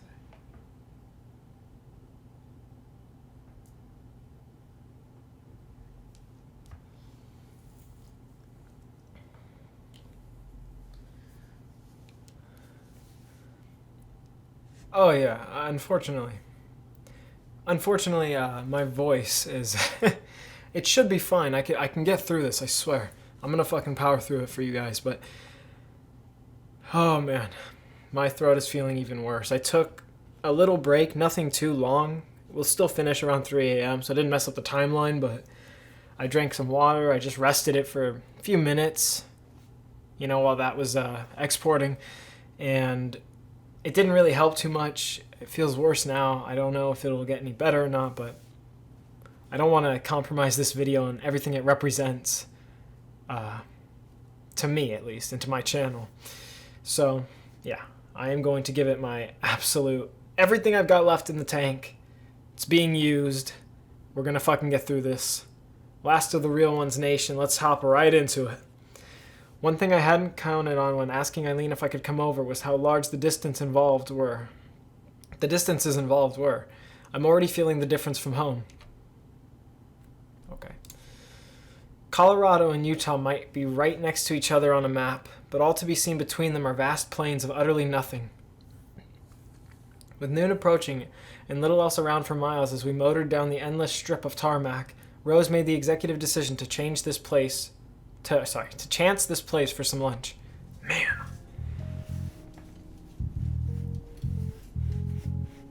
Everything in my body's telling me not to record right now. You can just pick it up later, Jackson, but I'm not doing that. I'm not a fucking pussy. I'm not fucking doing that. It's a little chintzy for my taste, but the Fox 50s interior decorated with a mishmash of cheap Americana burrows in her element as she stuffs down another hunk of meat. At least it's quiet beyond the cheerful music, given we have the diner to ourselves. I barely slept all night, not only at the prospect of seeing Eileen's home, but at this being my first trip so far from my own. Right now, though, I'm just glad to be free of the motorbike's vibration and noise. I've finally become used to the odd short trip around the city, but this road trip is something else entirely. Still getting your bike legs, huh? It's been 4 hours. Give me a break. 3 more to go. Oh, so it's a 7-hour drive. Okay. She digs in once more as I groan and try to swing my legs back to life. Man, the steaks here are amazing. You're missing out. God, nachos and steak. I think I'll be fine. Oh, God, how hungry I am. Can we please not talk about food? I take a sip of my milkshake while gauging how best to tackle the huge plate of steaming nachos before me. Married in cheese, sauce, and sour cream, the jalapenos are carefully picked off and sitting to the side. You know, I used to make homemade nachos. My dad showed me how. One of the good things about him, right? But my dad showed me how. We had this toaster oven and we put everything in a plate and we used the packets for the hot sauce, or is it hot sauce or salsa? Hot sauce, obviously. What the fuck am I talking about? We used the Del Taco packets, the black ones from Del Taco, because, you know, we're cheap. But we always would take a bunch of the Del Taco packets, the hot sauce ones, and we would store them in our fridge. So that's what we would use for the homemade nachos. And yeah, it's just, I don't know, seeing stuff like this, it reminds me of stuff like that, and I just think it's interesting. There's not much to see out here as I glance out the window. Just an endless plain stretching out to the horizon, an enthusiastic welcome sign at the otherwise invisible border being all that indicated we'd entered a different state. I'm not sure what I expected, really. I knew there are no rivers of anything defining the border, but it's a different thing to see that for yourself. It's just so arbitrary. A line on a map, nothing more. Far from being any sort of revelation, it just makes me feel rather silly about being so sheltered. This all probably barely registered to Eileen as she drove along the lonely highway.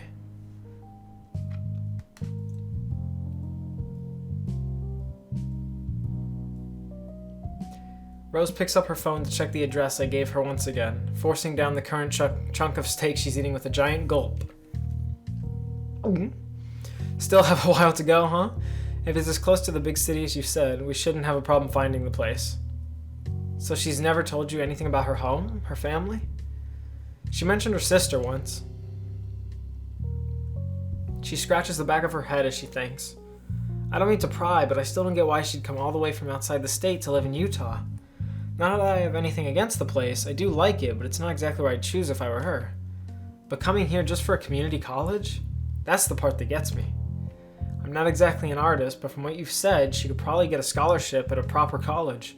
Sounds like she could probably afford tuition even without one. That's true. That is something I wonder. That's something I was wondering about. Rose looks to me for answers, but I have none. When she puts it that way, there are vast stretches of Eileen's past that are totally black spots to me. There's certain events of her past that are just missing. They're not there. She leaves me to stew a little as we eat our respective meals, piping up again as she chews. Remember when you asked me about my family a few weeks ago and I blew you off? I feel like I should probably explain that. Not to get too deep into things, I ended up cutting ties with my mom and pop. Given what my family was like, I wanted to have a clean break from them. Oh, I'm sorry for bringing it up. I made peace with it. Don't worry, my point is, failing to remember, she started circling her fork in the air. The point of all this was... Right, Eileen! I'm just saying that there might be a reason she's cagey about her personal life. I guess that makes sense. My nod earns a comforting grin.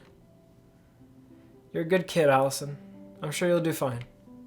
In fact, you even taught me a little something. To be honest, I expected to be mothering you around when you first arrived to live with me.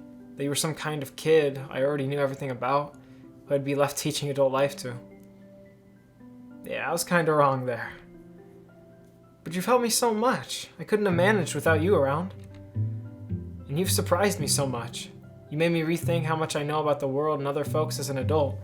I got a little arrogant without even realizing it, and you brought me down to earth. I thought adulthood was about knowing everything, but it's actually about admitting how much you don't know. I wanted to thank you for teaching me that. Satisfied with her explanation, Rose quickly gets back to her precious steak. Left in thought, I get back to my own food. I didn't realize I could have such an impact on another's life, let alone Rose's. I looked up to her so much that I forgot we were both just muddling through life together. Eileen's lived so much of her life in a solitary manner that maybe opening up to me isn't as easy. Maybe she just doesn't want to, given her past experiences. Just like we talked about earlier, You remember. You're smart enough to remember. I don't need to remind you. Eileen aside, this trip's probably a good thing. It'll push you out of your own comfort zone a little. We're all products of our prior experiences in life. Just wanted to remind you. You've already grown... You've already grown in the time I've been bunking with you. Just hang in there, alright? Thanks, I will. Atta girl. Sharing a smile, we get back to our food. Of all the people I might have ended up with as a roommate, someone like Rose was among the last I expected. Maybe she's just the sort of person who is best for me.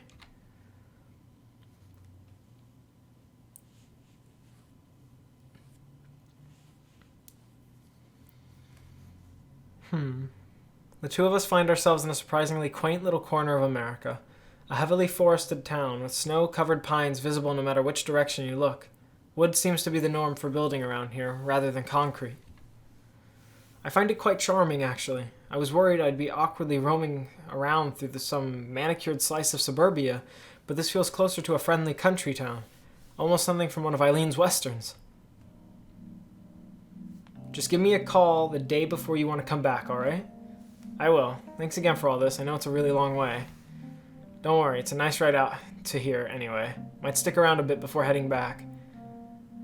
As she walks back to her bike, she stops and turns around once more, raising her hand in farewell. If you ever want to give me a call, go ahead. It's no problem. I'll be seeing you, Allison. Bye, Rose. Thanks for everything. She beams a smile as she gets back on her bike, fitting her helmet before kicking back the stand. Man, I really hope that this is a fast act or chapter, whatever you want to call it, compared to the other one, because Act 2 was long as fuck.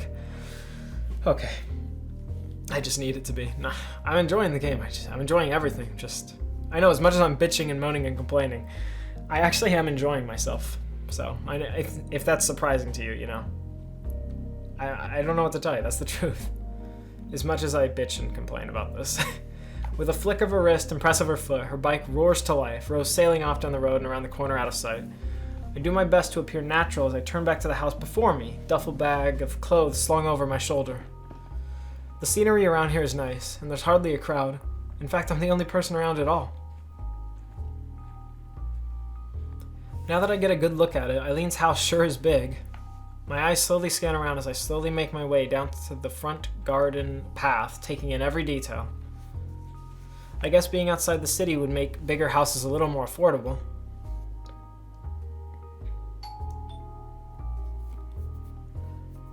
Whew! With a gulp, I gingerly pressed the doorbell beside, the solid oaken door, quickly brushing my clothes with my hands afterwards to look as presentable as possible. Even as muffled footsteps approach, I'm trying to flick a little snow from my hair. As Eileen opens the door, I'm greeted by a warm smile. That reflexive reaction at the sight of me makes me feel better already. Fancy seeing you here. I made it in the end. Enjoy the bike ride? Yeah, it was great. I don't think I managed to make that very convincing. Looking at each other, I think we both realize we're just making small talk. She leans forward, the two of us sharing a momentary kiss before she nods for me to come in. It's strange how such a simple action can feel nice every time. Can feel so nice every time, my heart skipping even from the most gentle peck.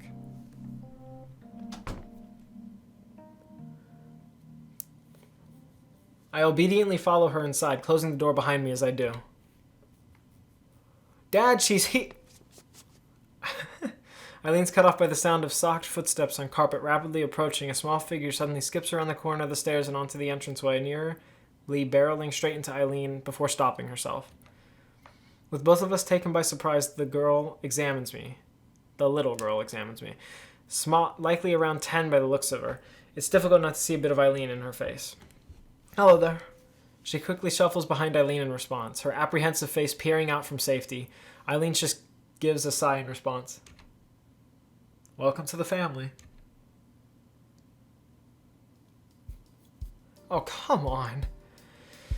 Come on. Cut the second one.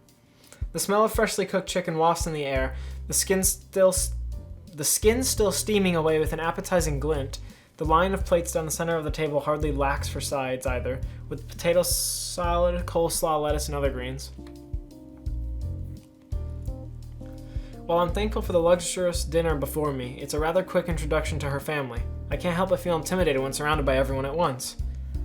With her father already preparing dinner as Eileen let me in, and her mother arriving from work only soon after, it was unavoidable. That being the case, here we all are, gathered around one big table. While not exactly a mansion, it's obvious Eileen's family lives very comfortably. I'd probably be green with envy at how well off they are, if not for being so self-conscious of how to act in front of them.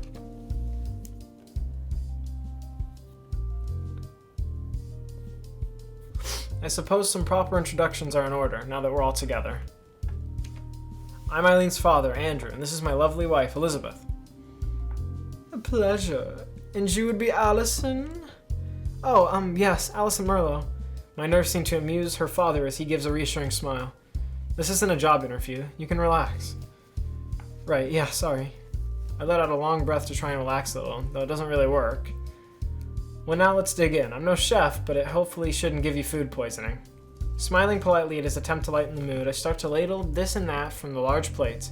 My mouth's already watering at the prospect of so much wonderful smelling food. Rose might be so many things, but she isn't a cook. Satisfied with my selection of meat and salads, I pile some potato salad onto my fork and tentatively have a taste. My reaction seems to draw some smiles as I make progress on the meal, but I'm so enamored with the food I can't help but keep going. It's nice to see Eileen's already made friends in college. A brief panic comes over me as I realize we haven't talked this over. Is she out to her parents? Are we going to play this as simply friends? As I mull over how to handle things, Eileen's voice cuts through. Allison's my girlfriend. I probably should have mentioned that earlier. Everything seems to stop for a moment. Yes, you should have. I thought you said having a girlfriend wouldn't be a problem. You know that isn't what I'm talking about. This isn't the first time you've kept us in the dark since moving out. I have to admit that I can sympathize with her mother, which puts me in a delightfully awkward spot. Eileen's father makes no attempt to mediate as he eats, which is probably the best approach. I didn't think I needed to report back on everything I did. Don't you think this is important enough to warrant a phone call? Neither Eileen nor her mother raise their voice. Even eating the odd bit of food as they quibble, the argument almost feels routine, which going by her father's reaction might well be the case. Even her sister is still eating, albeit with badly hidden glances. I mean, our daughter's first girlfriend. Isn't it nice she's gained something from college? She looks pointedly to her husband with just an edge of snark to her voice, but he perhaps smartly simply acknowledges her with a smile. Dropping that on them here and now is quite the decision. I'm beginning to wonder why I thought this was a good idea. I can't read her parents at all, but I can already tell my presence here is only increasing a tension that usually permeates this household. Well, you know now. At least Eileen dating a girl isn't a problem, in and of itself. Eileen's father finally pipes up as their argument peters out, taking a swig of his wine to wash down his food. Setting all that aside, it sounds like college in Utah is working out well for the both of them. Her father gives a brief chuckle, maybe sensing my tense mood. He seems down to earth and relaxed, especially compared to her mother. That said, I get a vague feeling of being a foreigner, not just because I'm in a different city, as if there's a certain social etiquette that I'm not quite aware of, but everyone else is following naturally. Quite. So tell us about yourself, Allison. Attention now focused on me, I freeze up. I must have expected this would come. Up. Judging by their conversation, Eileen probably told them nothing about me. This feels like introductions on the first day of elementary school all over again. Let's see. I go to the same college as Eileen. I've lived in the same city my whole life, but I moved a little closer to campus before semester started, so I'm still getting used to that. So you are... so you are an art student like Eileen? Oh no, I'm nowhere near her level. I'm actually on a science scholarship.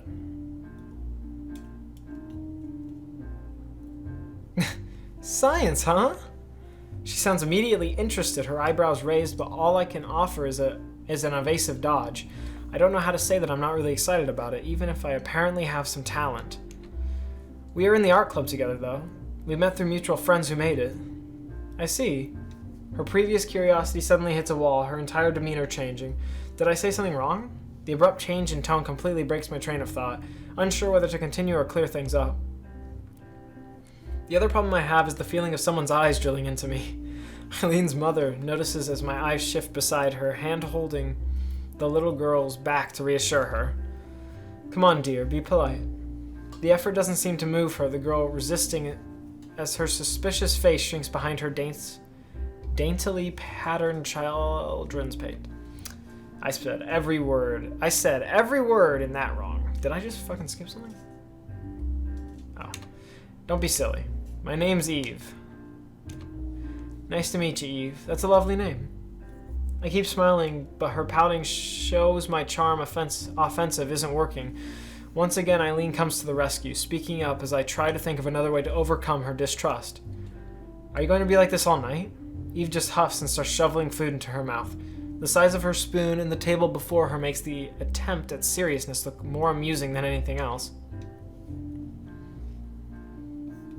Don't mind her, she'll come around.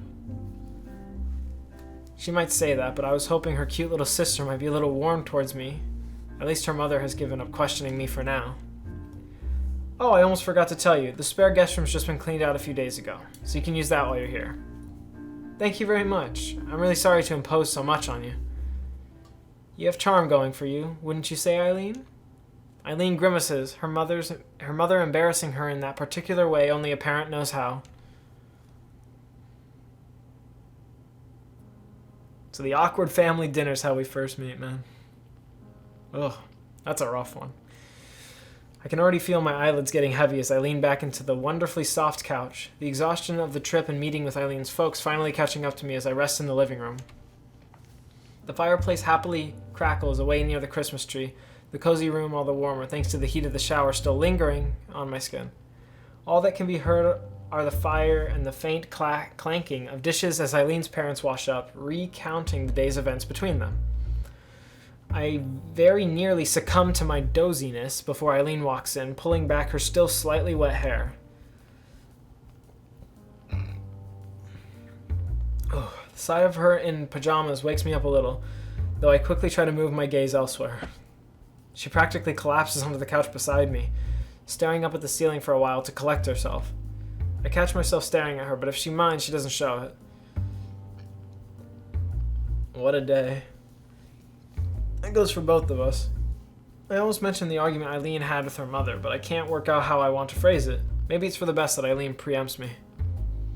So how was the trip, now that we can talk properly? The times we stopped were good. You're braver than I am. Couldn't pay me enough to get on one of those things. Come on, I'm sure you'd be a natural at it. No way, your roommate's crazy for using it as her only transportation. Your parents seem nice. Eileen just shrugs. I wish they were a little more subtle. About what? Being so specific that you use the guest room, not mine? My cheeks flush scarlet as I connect the dots. Did you just realize what that was about? No, but I'm still embarrassed to talk about it. Eileen finds amusement in how flustered I am. I bury my face in my hands. Never change. If I had lied and said we were just friends, I wonder if they would have been so adamant about the two of us not sharing a room.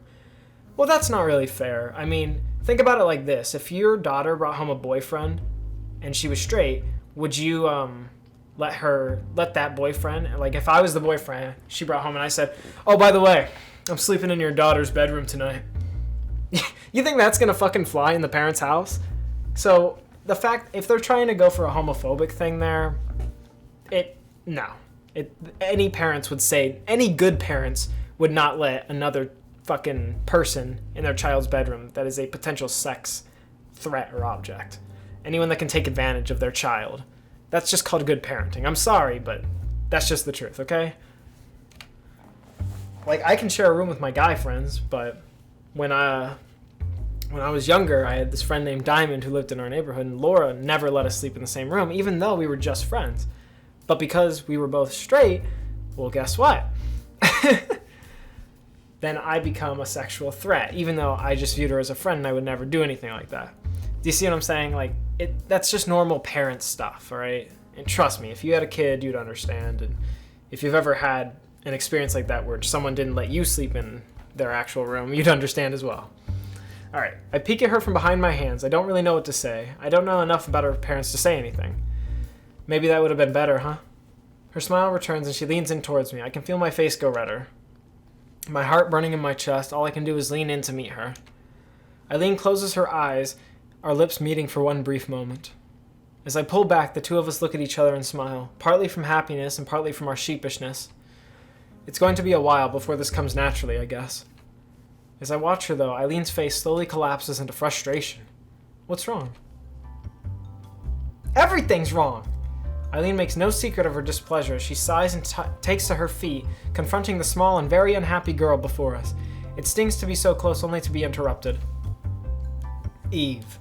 Eileen's sister takes little notice, directing her pouting towards the object of her annoyance, me. She's my sister! I finally get to play with Eileen after so long and you keep hogging her! Literally. Wanna play, do you? Eileen flits behind Eve while she's busy ranting at me, bringing her arms around the child's midsection and lifting her up against her chest with ease. As Eve finds her feet dangling a couple of inches from the carpet, she begins flailing, about to grab a foothold. Let go of me! Wow, you haven't grown at all. That'll definitely help calm her down. To no surprise, the two start fighting, Eve's slight body jerking this way and that as Eileen plants her feet and refuses to let go despite her squirming around. I'll tell Mom on you! And what, she'll ground me? Eve fruitlessly continues to straddle arms and legs, flailing about in the air. For all her frustration and growling, her acting out just makes Eileen all the more amused as she teases her little sister.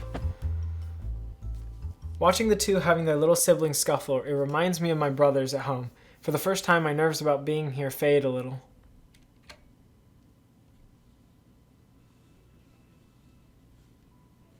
Sitting on the side of the bed I'll be using for a week, I idly watch the news on the small television placed on a cabinet. The little speakers on the device try valiantly, but the voices are so tinny, I can barely understand them. It's 10:30 in the evening, going by the clock in the corner of the broadcast. Adulthood's weird. Now that I can go to sleep whenever I want without my parents disapproving, I dutifully do so at a reasonable time anyway, so I can be fresh for school. The fact I'm actually watching the news nowadays, too, is strange. Bored of the reports about trucks being stuck after sliding around on the roads, I let myself flop back onto the soft blankets as it drones on. Lacking the energy to do much else, I lazily stare upwards. Yet another unfamiliar ceiling above me. It feels like everything is constantly changing these days. My old home shouldn't have a guest bedroom, let alone one that's so nicely furnished. Here I was thinking I'd be squeezing into Eileen's bed, not that I'd have minded that at all. For all the lovely things she has here, though, Eileen seems to be intentionally trying to distance herself from her parents. I don't understand it at all. She might have told me not to pry into her life, but it's hard to ignore what's right in front of my face. I quickly shuffle myself up at the sound of the opening door sliding across the carpet. With a gentle touch, Eileen gingerly closes the door behind her. I'd thought everyone to be asleep by now, but maybe I should have expected her of all people to still be up. Eileen? She puts a finger over her lips as she turns back, before walking up, climbing onto the bed, and facing me as I twist around. The two of us end up sitting in its center. Shouldn't you be sleeping? Same goes for you. She has me there. Far from the quiet feeling awkward, I find myself smiling at our secret rendezvous. Feels like we were kids having a sleepover. Too bad the movie's just news instead of some horror movie we snuck past our parents. You did that? Once. My friends were so freaked out, we went back to the usual horrible romance stuff. There's nothing wrong with romance movies. Her face makes it abundantly clear this is a difference of opinion that'll never be bridged. I have to admit, there is one thing different to back then. Too. Eileen's body is really hard to ignore when we're like this. As much as I try to distract myself from the subject, she did sneak into my bedroom at night. What's wrong? Nothing, it's just... You're really purty.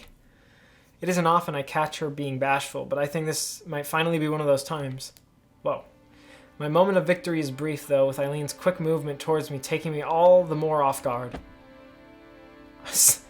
Sack drop. Unable to make sense of the girl suddenly lunging at me, the both of us are sent falling backwards into the soft mattress. It takes a couple of seconds to collect myself and work out what's happened, time seeming to stop as if I'm left staring upwards at the pair of emerald eyes above me. I'm pinned, I think. A brief attempt to right myself ends in a little more than a couple of weak jerks. Eileen holding my arms to the thick sheets with her body weight. Silence reigns, my vision filled with her face looking downwards. I have no idea what to say as my heart beats wildly in my chest, yet she doesn't say a word. Eileen, what are you... I missed you. How am I supposed to respond to that? Were her face any different, I'd think it an invitation, but there's a sincerity there that takes me off guard. I wonder how often I've seen her face or anyone's from this close and for so long. I can't help but stare upwards, trying my best to read that face I so often can't. As I do, though, I realize something. She's doing just the same. Maybe she's scared of forcing me to do something I don't want to do, or afraid of getting too close too fast. Maybe she's simply like I am, unused to being looked at like this intently. Either way, she isn't leering over me. Eileen's genuinely unsure what to do next. Whatever the reason, I can't help but smile a little. Did I say something wrong? I was just thinking how you're still the same as ever. What's that supposed to mean? I answer her confusion by lifting my chin, a little in invitation, not that I can move much more.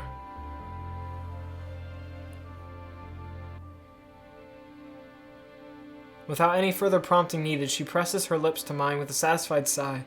It isn't long before our tongues move about, her breath tingling on my face.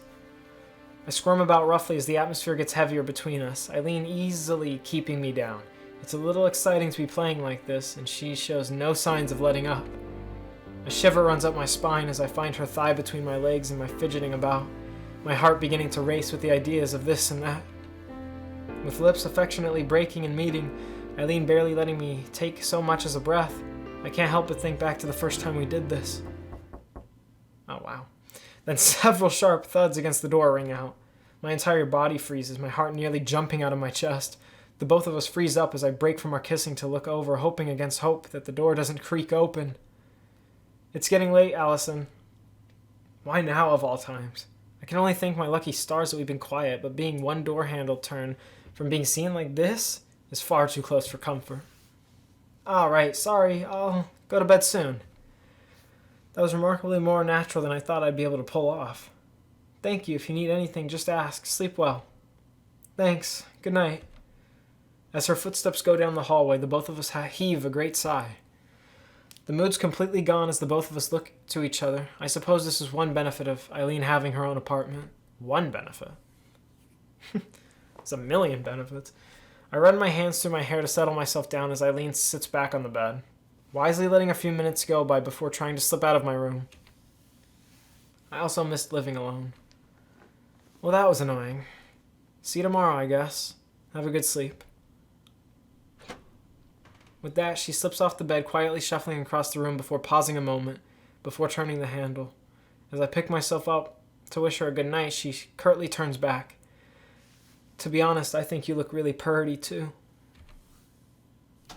I don't manage to form a reply before she skitters out of the room. Then again, my scarlet cheeks probably did the job for me.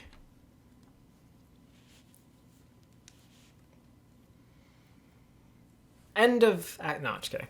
But you see, if they had more scenes like that, I think it'd be a much more interesting story, you know? Not just the sexual but I mean like the highly emotional stuff like that. Just if they had better pacing like that, because I think some of it's really slow. But again, you know, nothing's perfect. That's what this video is about. Rubbing sleep from my eyes as I slowly drag myself to the living room. A restrained yawn heralds my entrance. I thought I might have trouble getting to sleep in an unfamiliar place, but after everything that happened, I crashed almost immediately. Looks like Eileen's family are early risers. Noises from the kitchen, presumably being from her parents, while the television blares away just ahead. The fire's crackling would make it quite a cozy scene, if not for being interspersed with cartoon voices. Eve sits on the couch as I glance down, already bundled up in her winter outfit like a puffy ball of clothing. Eagerly watching the morning cartoons, her legs swing as she happily munches on a bowl of brightly colored cereal. I can't help but smile, reminding me of my own childhood. The show and the setting might be different, but the innocence is just the same. I forgot what this simple experience felt like. I take a seat beside the oversized hamster, Eve barely acknowledging my presence before Eileen pops in from the kitchen and calls out to me. Looks like the coffee in her hand hasn't kicked in quite yet. Want any food? There's toast and cereal if you want any. I don't usually eat breakfast, thanks though. Shrugging in response, the tired Eileen heads back out. Yeah, this character is so like me. I didn't eat food either. I had severe anxiety, so I wouldn't eat or drink anything for like 16 hours straight, basically, every time I had school. I think throughout all of high school it was. I think it started in high school. I just couldn't eat or drink in the morning that much. If I took like 2 bites of food, I would throw up. It was horrible, man. I told you, man. Shit was horrible. Shrugging in response, the tired Eileen heads back out. So yeah, basically, I'm used to starving and being extremely dehydrated, so that's probably why I can actually power through this and not, you know, pussy out of it. Despite settling down to watch Eve's cartoons with her, I can't help but eavesdrop as the conversation between Eileen and her mother can be heard from the other room. Any plans for the day? Was going to study for school. Real studying, not just drawing? The cartoon's loud exclamations punctuate the short silence that forms Eileen's reply. Should have known. I've seen your marks from high school. I just want you to do well. Maybe you can have Allison help. She seems to have a good head on her shoulders. She's been helping me with my math already. And here I was worrying about who you might end up with for a girlfriend. You know I can handle myself fine. Why worry? Because I'm your mother. That's why. Eileen doesn't exactly sound... buoyed by the comments, but I have to admit that the praise is nice to hear. It is a bit sad to hear her mother doesn't approve of her pursuing art, though.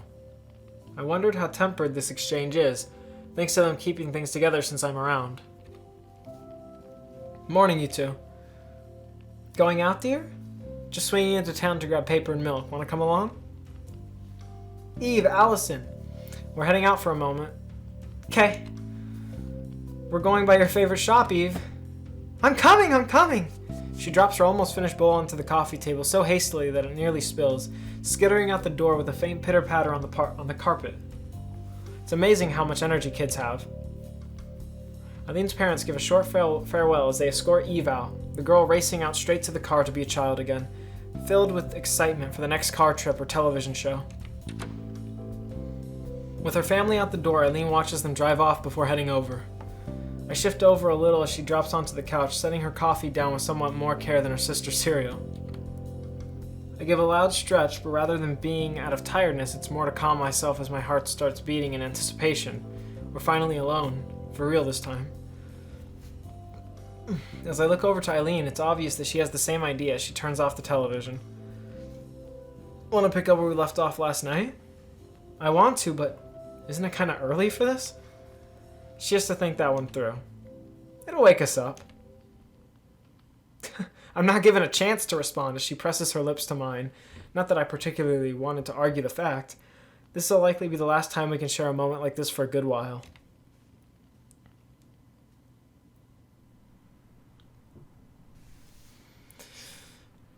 The snow makes a satisfying sound as I pat it down, each handful making the spear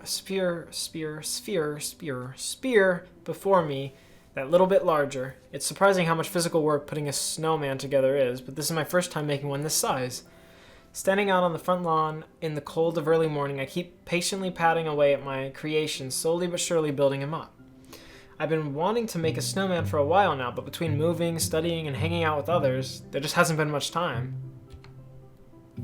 While I might have wanted to keep lazing around with Eileen, her family probably wouldn't take much longer to get back, and she wanted to keep practicing her art, if nothing else. At least we're both a lot more awake now. It's rather nice to be out here despite the cold, and given so much needed time to unwind. I think I'm living up to the expectations of Eileen's family, but living in another's home under the gaze of strangers is still stressful. Oh man, fuck. Oh. Not that I'm alone out here. The odd squirrel flits about in the distance between the trees, and birds can be heard chirping away from the pines. I wonder if Eileen, for her love of the outdoors, appreciates the sounds of nature around here. Even if you're the only person around, you're never really alone. The air is nice here too, fresh with just a hint of pine wafting through the trees. From the trees. It's only when a car door clangs shut behind me that I realize I've become so distracted with my surroundings. Her father makes idle mention of how little traffic they encountered as they pass into the house, with her mother guessing that the cars must be going in the direction of the city instead. Eve bounces out of the car after them before stopping to spy at what I'm up to. Ah, snowman! Yep, never had the time to make one back home. Want to build one too? Yeah! Needing no further prompting, she enthusiastically rushes past me and crouches down, pushing together snow with her tiny gloved hand. The two of us start working away with her snowman slowly starting to take form next to mine. There's almost a therapeutic feel to it all, relaxing outside as I see the large snowman coming together with each little step. Even Eve seems to have quieted down. Focused wholly on her work, maybe this is a bit what sculpture is like. It's satisfying to build something with my own hands and see an object from where there was nothing before. Looking over to Eve's snowman as I go, I'm impressed with how quickly she's managed to get something together. The slightly lopsided figure roughly equal to her height. Wow, you must have lots of practice. She continues working away at it, making a bit of a show of pounding the snow into shape with both hands, her entire upper body being put into it. Eileen taught me how to make snowmen. There's a bit of hesitation still, as if reminding herself that she shouldn't talk too much to the stranger suddenly hanging around her sister. Hopefully the fun of sharing the experience might help distract her. It sounds like you and Eileen are really close. I don't get to play with her much now that she's moved out. I miss her when she goes away, but Mom and Eileen always argue when she's home. You could visit her back in Utah, maybe? I'm sure she'd like the company. Dad says we will, but he's always got work. I want to see her paintings. She was always making them before she went away. Her paintings are really pretty, aren't they? Yeah, but Mom said it's not a real job, so Eileen gets mad. What about Dad? Dad said he thinks the same, but that they shouldn't fight so much over it. Sounds like they don't get along very well. Hey, can you make Eileen happier? I'll certainly do my best. Satisfied with the best answer I could drum up, she goes back to work on her snowman, little hands collecting some more snow to pat on. I might say that, but I don't really know where to begin.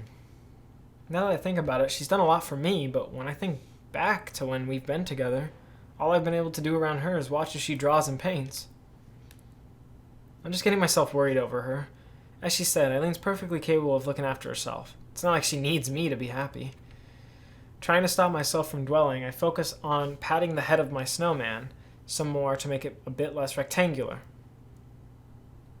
Do you paint too? Not really, I just draw cute things.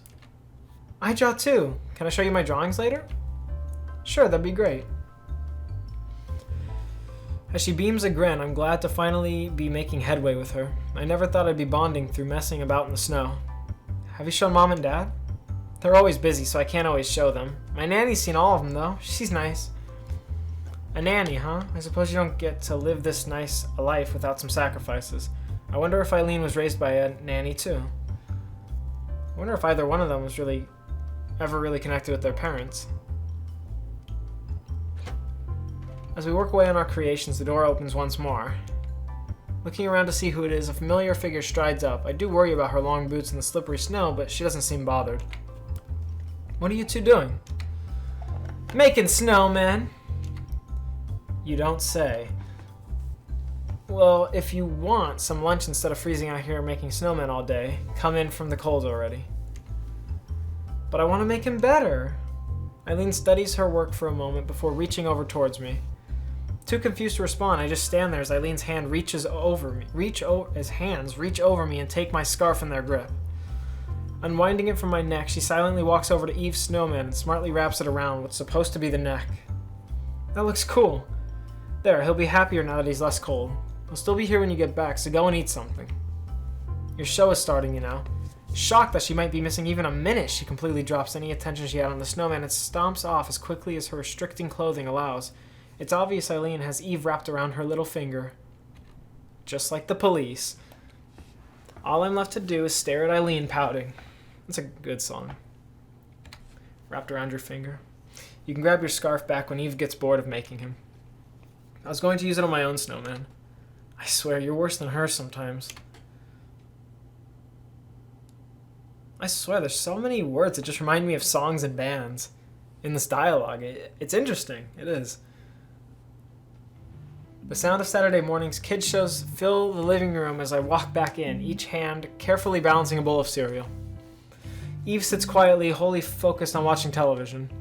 While still something of a work in progress, she seems more content to let me hang around now. Even if she doesn't engage much, maybe simply being friendly company is enough for her. Despite being the weekend, Eve's parents are out once again. This time they're with Eileen to check how her car is going. Of all the ways Eileen's home is different to my own, it's the sheer quiet that most gets me.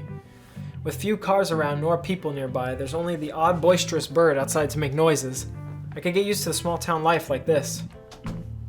My spacing out is interrupted as the main door shuts with a loud thud, a familiar figure striding past. Welcome back, how's the car? It's fine. We're heading out once Dad's finished poking at it, by the way.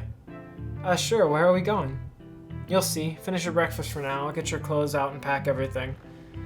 Isn't this a bit of a rush? I still have sleep in my eyes from waking up, and she's usually a zombie at this time of morning. Still standing around with bowls in my hands.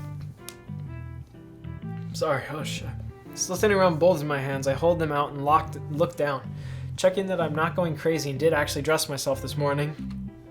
But I'm already dressed. Not for where we're going. Where are we going? Oh, it's the gala, the prettiest girl in the ball.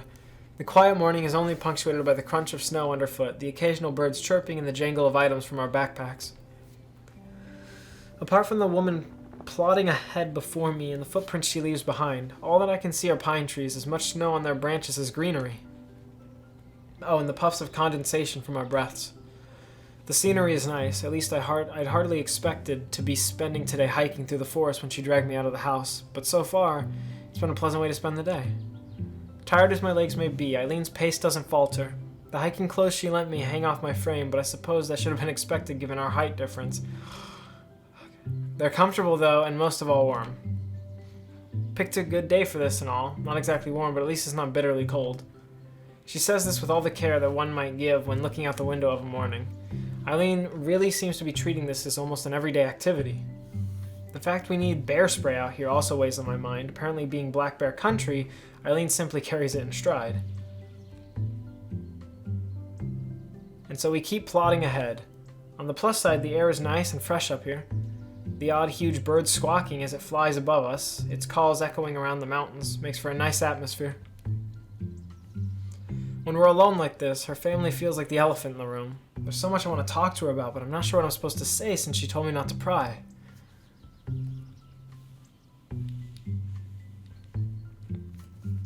Wanting to fill the air with something, I end up settling for the mildest of small talk. So you're experienced to this, huh?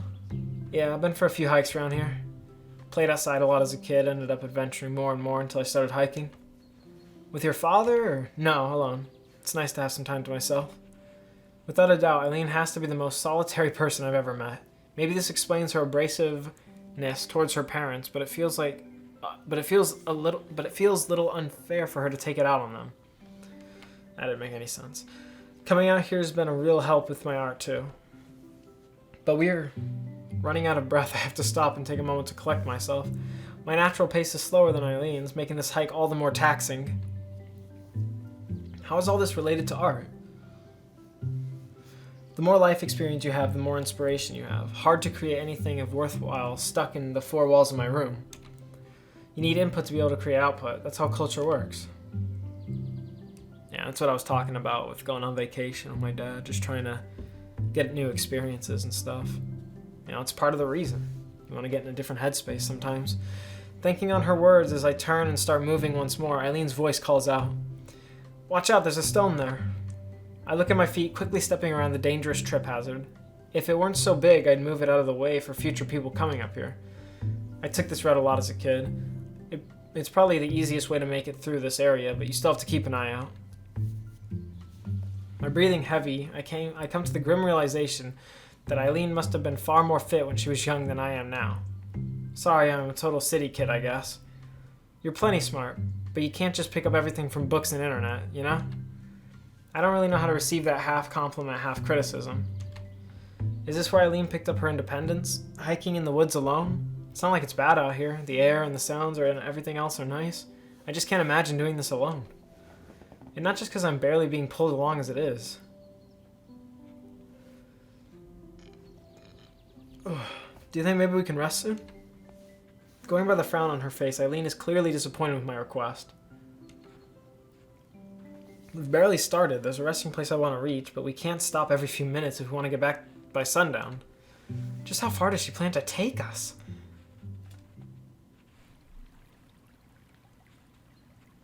The sound of the river getting louder and louder as we walk before the two of us finally reach a clearing after a couple of hours or so of hiking. Despite barely being able to walk, I've kept myself from complaining any more, not wanting Eileen to be disappointed in me again. With the two of us slowing to a stop as she looks around, it seems we'll finally be making a pit stop here.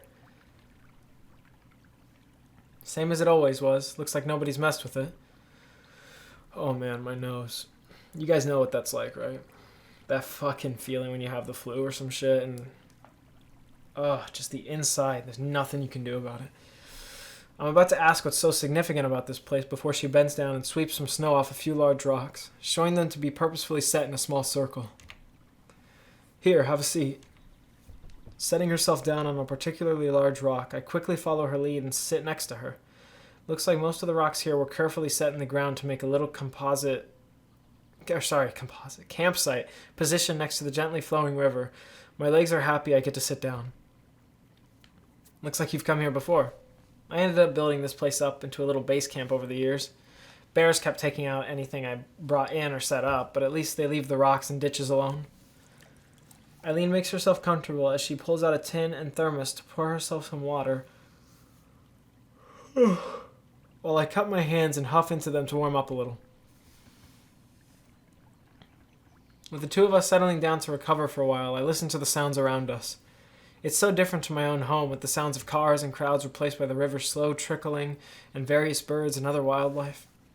Somehow it isn't a surprise this is the kind of place Eileen would like. As she sits out here thinking to herself, Ow! Just hit my knee on the fucking desk. She looks like part of the scenery, just as she did in her quiet art room. At least until Caprice and I made it decidedly less quiet. Then there's me, in my oversized clothes and labored breaths. It's peaceful. Yeah. I thought my apartment was quiet, but it's nothing like this. Your place wasn't quiet at all when I was there. Constant cars, construction, and people walking by. I'm not like you. I've only ever lived in the big city. I was worried about being so far from home, but I think I like it here. Playing with Eve has been fun too. Your family has been really nice to me as well. Eileen's face sours, making me immediately regret adding that last little addendum, or more to the point, that lecturing tone. I want to understand her, but she only gives me small pieces to work with. Not enough to puzzle things together.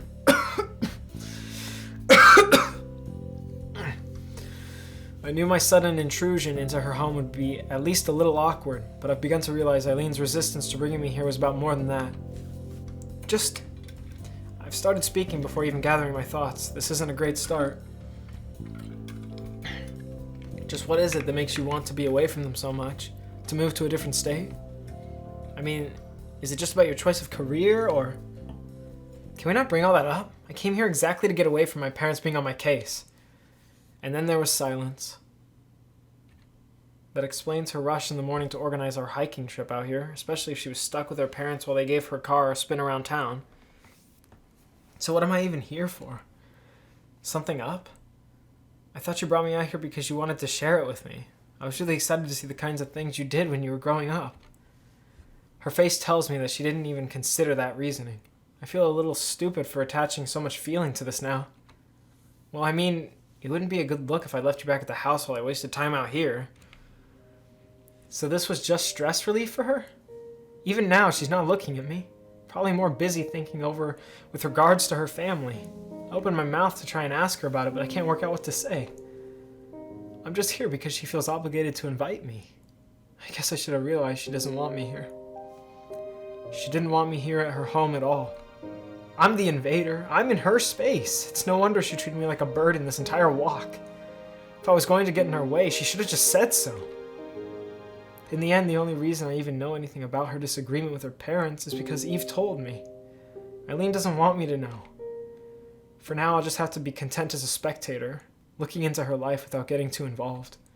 That's why I see more moments like that would have made this game so much better, by the way.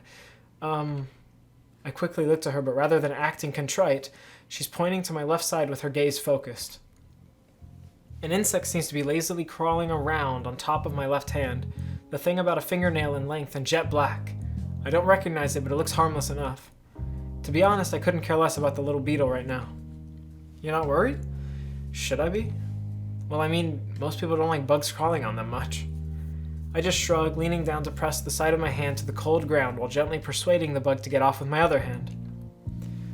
After a bit of effort, the little fellow gets off my glove and onto the soil, scampering off a little faster for the experience. It won't hurt me. What, just another of your animal friends? I'm not exactly in the mood for being teased. It's the kind of thing you can learn in books or on the internet. Eileen laughs it off, but I'm sure she can tell I'm being snippy. With that, she stands up, putting her thermos and cup back into her backpack before dusting herself off. Ready to keep going then? We still got the afternoon ahead of us. Yeah, sure. I try to put as much enthusiasm into it as I can muster, but I get the distinct feeling that I'm just along for the ride now. And so she pushes forward without looking back at me. This is always where I am with her. Whether I'm watching Eileen paint or watching her hike, I'm always far behind her with eyes on her back.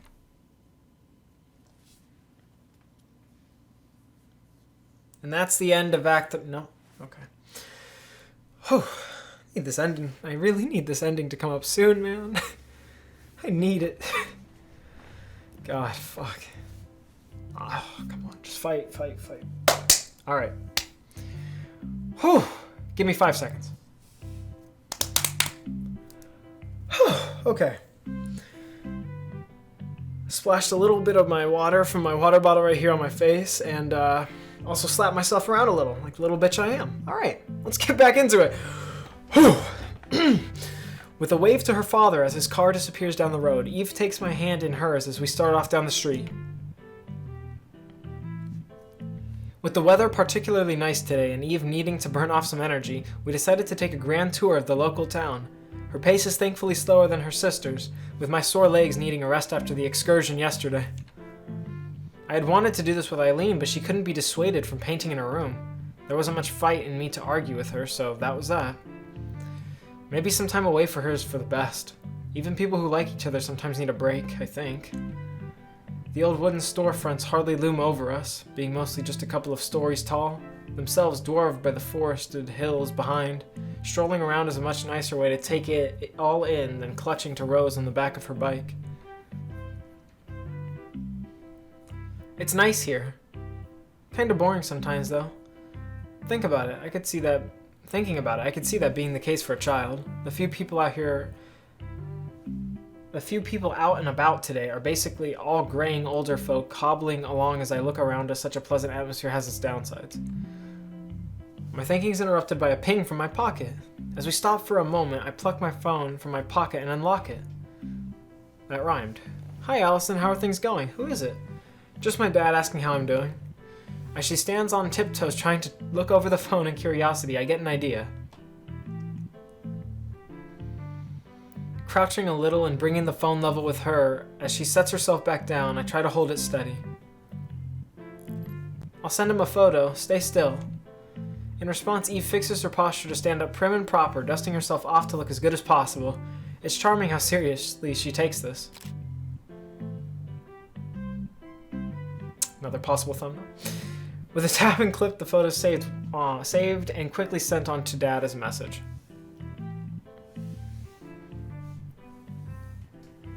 Friend's sister showing me around. Sounds like you're having fun. Yup, yay! How are things there? Back home safe and sound? Your brothers are driving us nuts. We'll be glad to have you back. Sounds like things are the same as ever then. See you in a few days. Miss you. Heart. Take care, enjoy the last of your trip. I smile and lock the phone once more, slipping it back where it belongs. I have to stop myself from counting down the days left here. I don't want to start regretting this trip and once again wishing I was home. Hey, what's your family like? Totally different, I'll say that much. I have mom, dad, 3 brothers, and a cat. We all live in the city, and it's really busy and noisy every day. They're nice, though. It'll be good to be back home. Satisfied with my answer, Eve pulls me forward as we begin our tour in earnest. As she points out this and that, though, my thoughts aren't about Eve or my family, but stuck on wanting to be doing this with Eileen.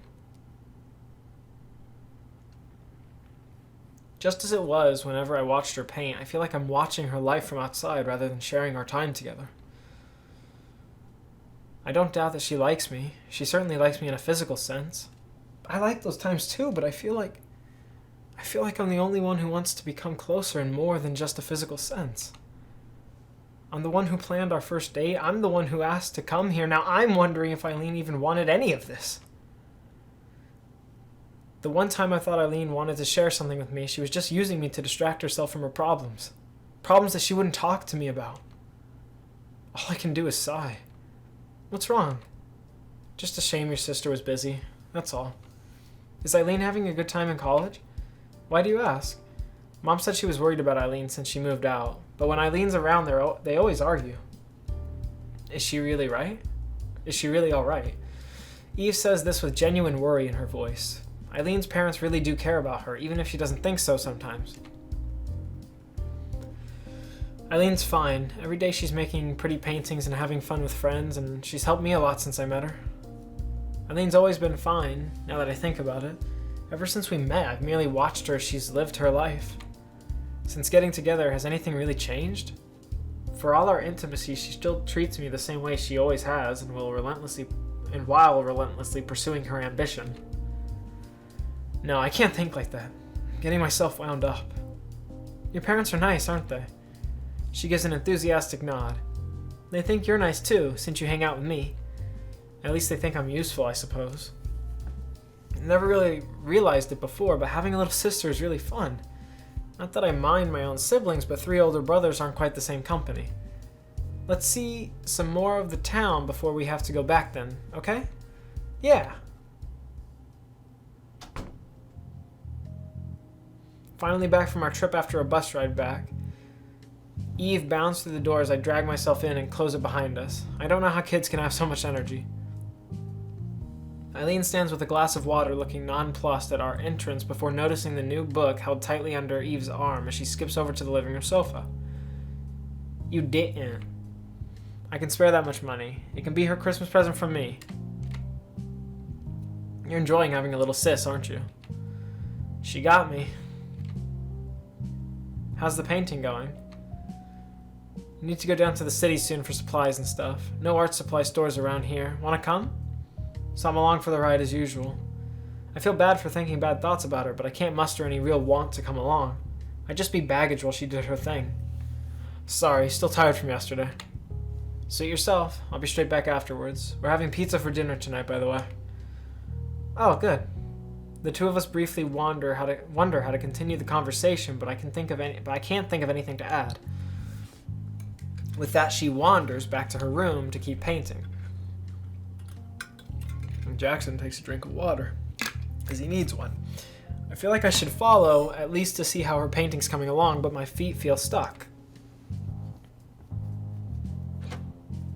Left to mill about alone as Eve can be heard happily humming to herself on the sofa, I decide to turn around and head back out the door for some air.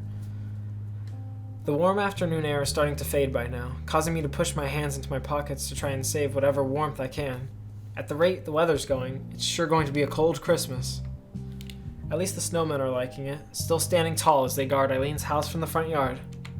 It's easy to lose sight of when inside, but her house sure is big. Even the yard's pretty spacious, but I suppose living so far from town would help that. A nice house, enough money to live alone on her parents' dime, trips all the way to Germany. Eileen really did get a good start in life compared to me. It annoys me a little that she doesn't seem to see that, especially when it's her parents paying for her apartment. Painting alone in a room, hiking alone in the woods, living alone in an apartment too big for one person? Is that really independence? Moving out away from her parents but still relying on them for everything? Yeah, see, I don't think that's independence at all. I don't. I try as I might get closer to Eileen. I can't help but feel like I'm just hanging around her. When I'm looking back at her, is it just because she's always ahead of me? Why shouldn't she just turn around to look at me? I wonder what I really am to Eileen. The fact that I can't work out an answer makes me restless. As a lump starts to form in my throat, you and me both, brother, I quickly decide to wander back inside. All I'm doing is making myself feel worse by dwelling on all this. I should make the most of my time here, given I only have a few days left.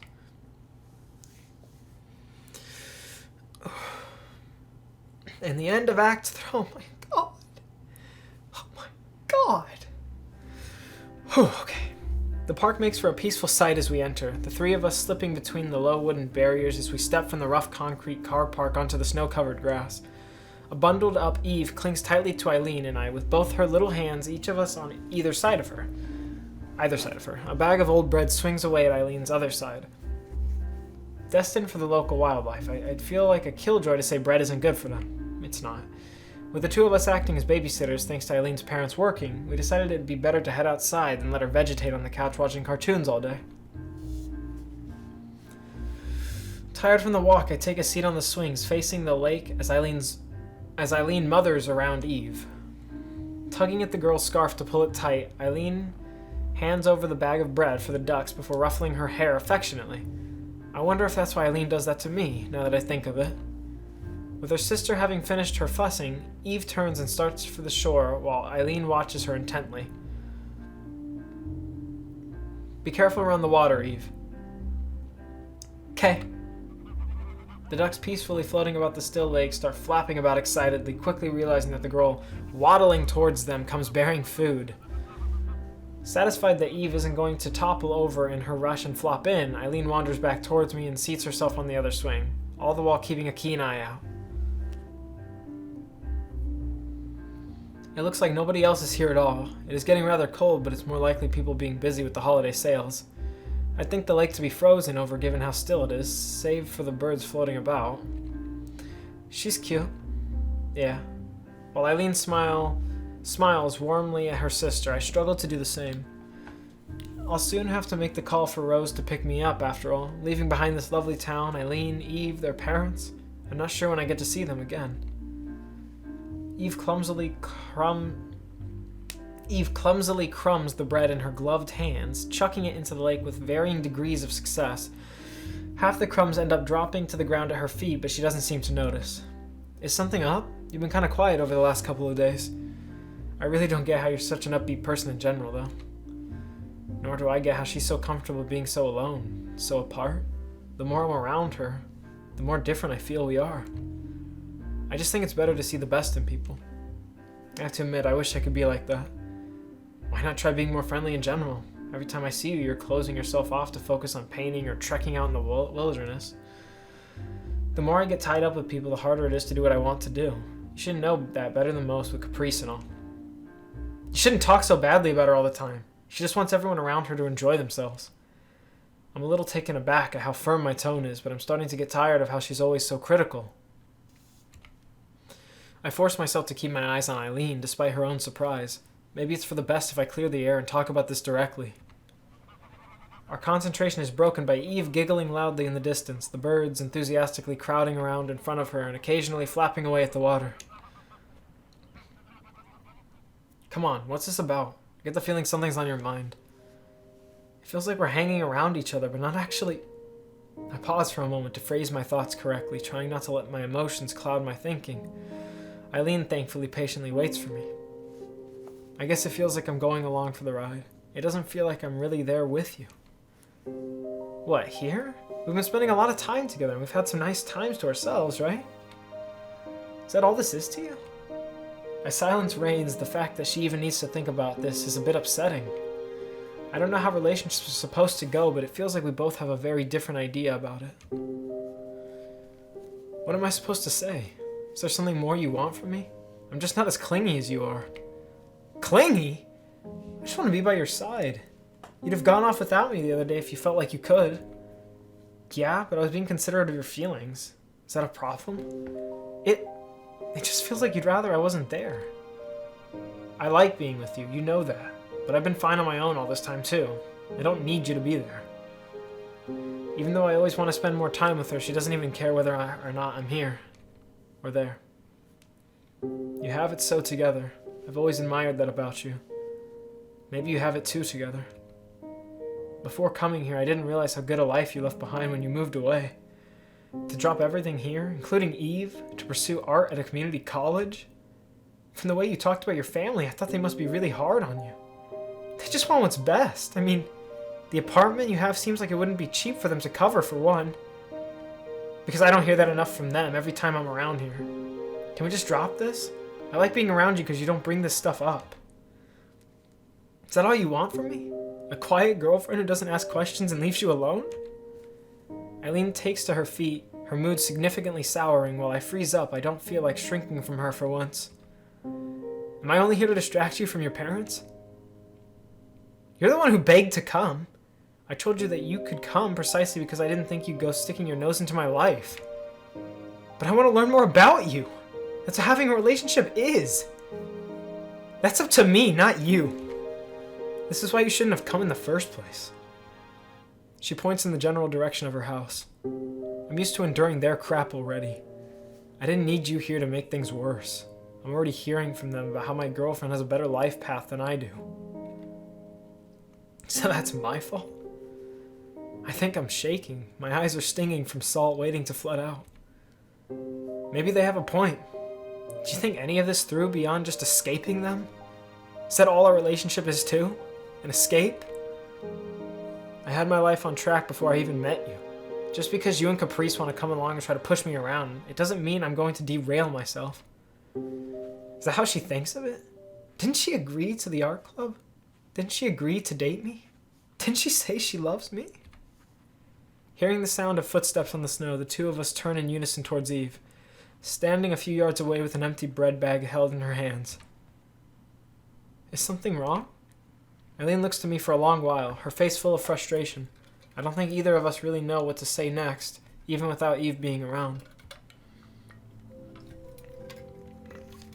Settling herself with a long breath, Eileen smiles as she turns back to Eve. I don't think I'll ever get used to how she shifts her entire demeanor like that. Everything's fine, don't worry. It's about time we headed back home. But I want to keep feeding the ducks. That's going to be hard without any more bread. Come on. It's about time we had some food for ourselves. She gives one final glance back before taking Eve's hand in her own and walking on ahead.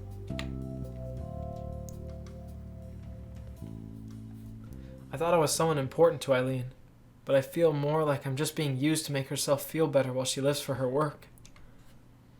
I know I have my faults. I'm not good enough at art to share the hobby with her, and I was barely even able to help cook a simple dinner. I'm trying to get better, though, and it's thanks in part to her. The image I had of her is starting to become difficult to see. Who was the Eileen I admired? The beautiful girl in the beautiful apartment with the beautiful paintings. This Eileen is someone so at odds with her family that she decided to only take care of herself. And to only care about herself.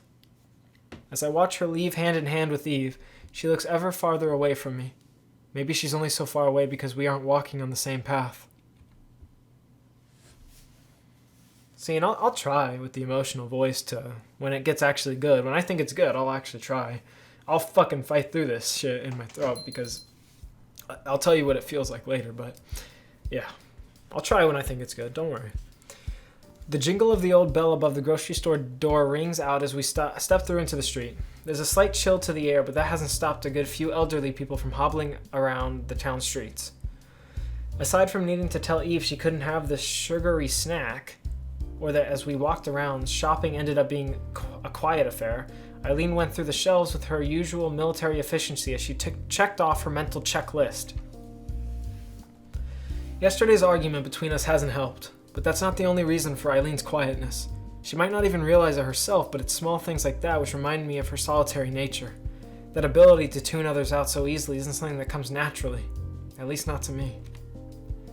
For want of helping at least a little, I took one of the overstuffed bags we ended up with to carry myself. Thanks for coming and helping carry all this. It's fine. I wanted to see a bit of the town anyway. Can we sit down? I'm tired. It's not that far to the car. Wouldn't hurt to rest a bit, would it? There's a bench right up there. Taking Eve's side doesn't win me any favors, but Eileen knows she's been overruled. Back to democracy. As Eve jumps back onto the seat without any further prompting needed, Eileen and I carefully set our grocery bags on the ground and join her. Her parents sure choose a nice place to live, more a town than a city. The wooden buildings and stone retaining walls give a distinctly old-fashioned natural look. Even the Christmas decorations are understated, amounting to the occasional sign behind a shop window. The odd person walks to and fro as we sit back, paying us little heed. Wish they'd pay me a little head. Paying us little heed as they slowly go about their day. This should be the easiest occasion possible to make idle chatter with Eileen. As time lingers on, though, the silence between us does also. Eve doesn't notice, of course, her little legs swinging up and down as she lazily watches the odd car go past. As she suddenly brightens up and points ahead, Eileen and I follow her gaze. Inside the small ice cream parlor over the road, an old man in a pinch-strip uniform turns the sign behind the glass door from closed to open. Don't even think about it. Come on, I've been good. You know what Mom said, you can't just have ice cream whenever you want.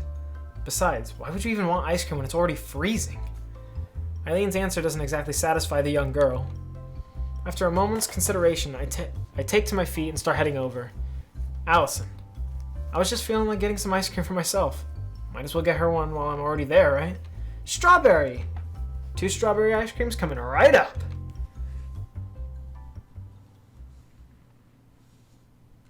I like strawberry. Gross. Strawberry ice cream. Really? If you could pick any flavor in the world of ice cream, would you pick strawberry? I don't think so. With our sweets quickly devoured, we finished off the last of our cones. They sure served them large here, but Eve managed to finish off hers even quicker than I did. Maybe eating ice cream is one of those skills kids are just better at. Without needing to be asked, Eileen pulls a tissue from a box in the bag and curtly wipes Eve's mouth. I get the feeling she'd enjoy being a mother, given how she fusses about her little sister. As Eileen looks to me, I notice that I'm smiling at her. My face collapses as she opens her mouth to speak, but visibly thinks better of it. As much as I want to make amends, I don't want to apologize if I'm not wrong. With neither of us willing to back down nor wanting to fight with each other again, yesterday's argument looms over us as the elephant in the room. So it's really a matter of, would you rather be happy or would you rather be right? You know, because you can't always be both. Sometimes you have to choose happiness over being correct. I mean, I learned that the hard way. Yeah, sometimes just being accurate or correct it's not the right path, even though it seems like it would be. So yeah, I think they'll explore that theme a little bit later on here as we wrap up the game, but I'm excited to see what they do with it. Focusing my attention on a less stressful topic, my gaze falls to Eve, the two of us sharing a brief smile. I guess it isn't long now, huh? Eve and I just look to each other, but it becomes quickly apparent that the topics reminded Eileen of something I've been avoiding. You're being extra nice because you're going back, aren't you? As Eve looks to and fro between Eileen and I try my best to hide my disappointment in being found out. I was trying to think of a better way to break it before Eileen handled it so bluntly. It couldn't last forever, but I wanted to keep enjoying these carefree days just a little while longer. Maybe it was selfish of me not to make myself clearer, but... Wait, you're going? Well, I do have my own family I want to spend time with. Despite my best efforts to try and deliver the news as gently as possible, her bottom lip starts to quiver. Both of us panic a little as it becomes clear Eve's about to crack. Eve? Her composure collapses as she reaches over, her face weeping as she stuffs it into my stomach and grabs at my skirt. I don't want you to go, Allison. Stay here. I want you to stay.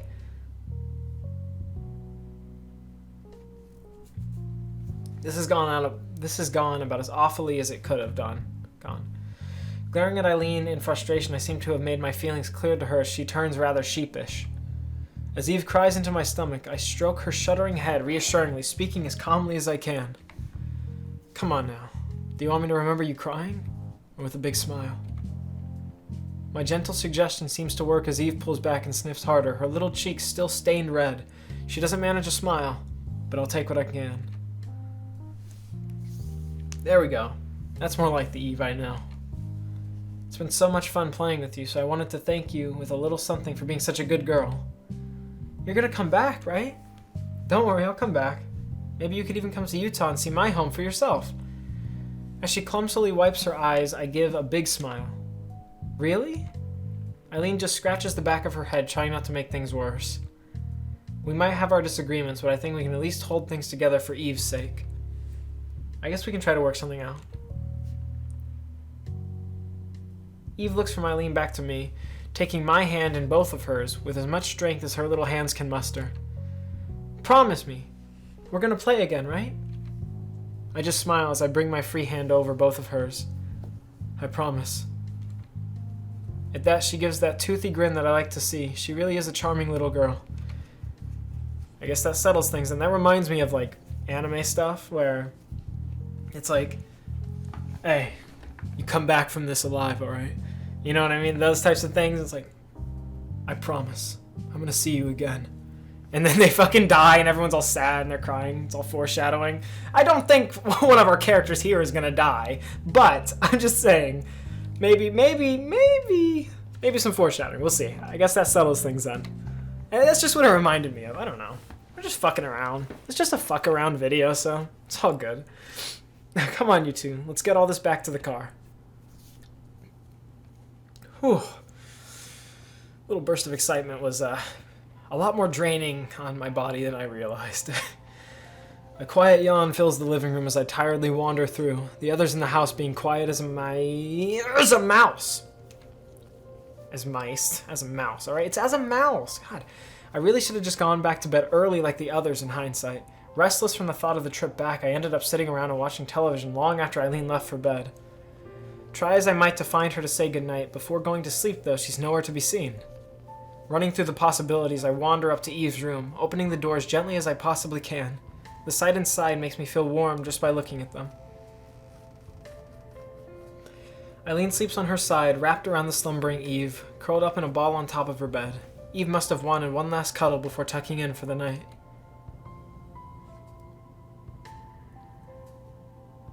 Aw, and there I am. Creepy motherfucker. I just smile as I silently look over them, slumbering peacefully together. Creepy motherfucker. Oh my god.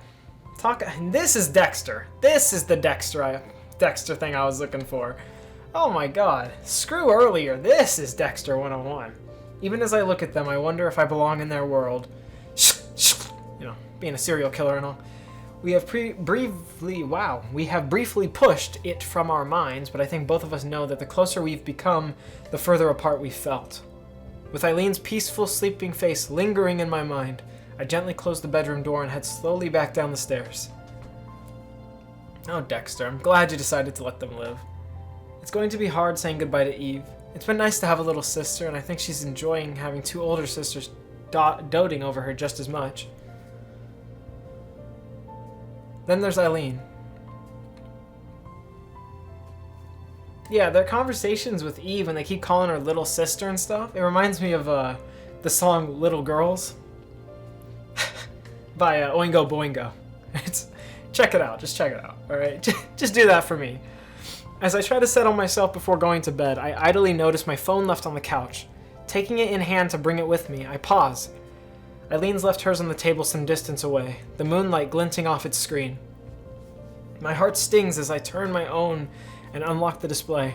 Only the oppressive quiet is here to keep me company as I look down, a heavy weight weighing on me as I ponder. Eileen always did enjoy playing with her new phone. In time, she'll hear what I was too cowardly to say.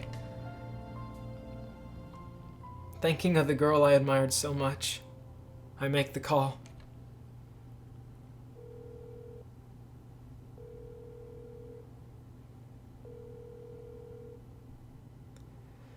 It doesn't go answered. She never changed the default voicemail message. As the uncharacteristically cheerful tone asked me to leave a message, my voice is barely a whisper for fear of waking them. When I said that we had a family with our little art club at college, I really did mean it. It might not be much, but it's ours. You were an important part of that. I pause for a moment, my heart stinging as I think of her. Even if it hurts, I know it needs to be said. Maybe I'm the one... Shit. Maybe I'm the only one who saw it that way.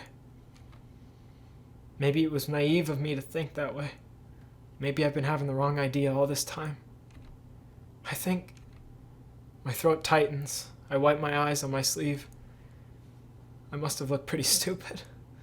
I was so excited to be in love and to have a girlfriend that I pushed and pushed to get it into your space, but she didn't let me. You didn't want me to. And even now, I can't even muster the courage up to tell you all of this when you're awake. I don't know where things will go from here.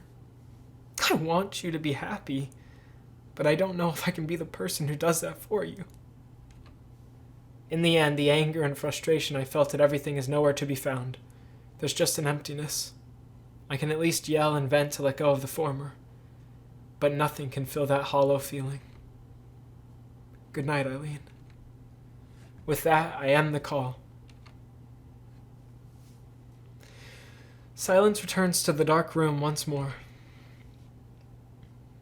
And that's the end of Act 3. It's a great end. Okay. That's the end of our game. It's not. A little more to push through. I gotta take a drink of water real quick, though. The snowfall is thankfully light as I walk through the city, bags in hand from the day's last-minute shopping downtown. People calmly walk to and fro, the occasional passerby of Eileen's country home replaced by the crowds of downtown Utah.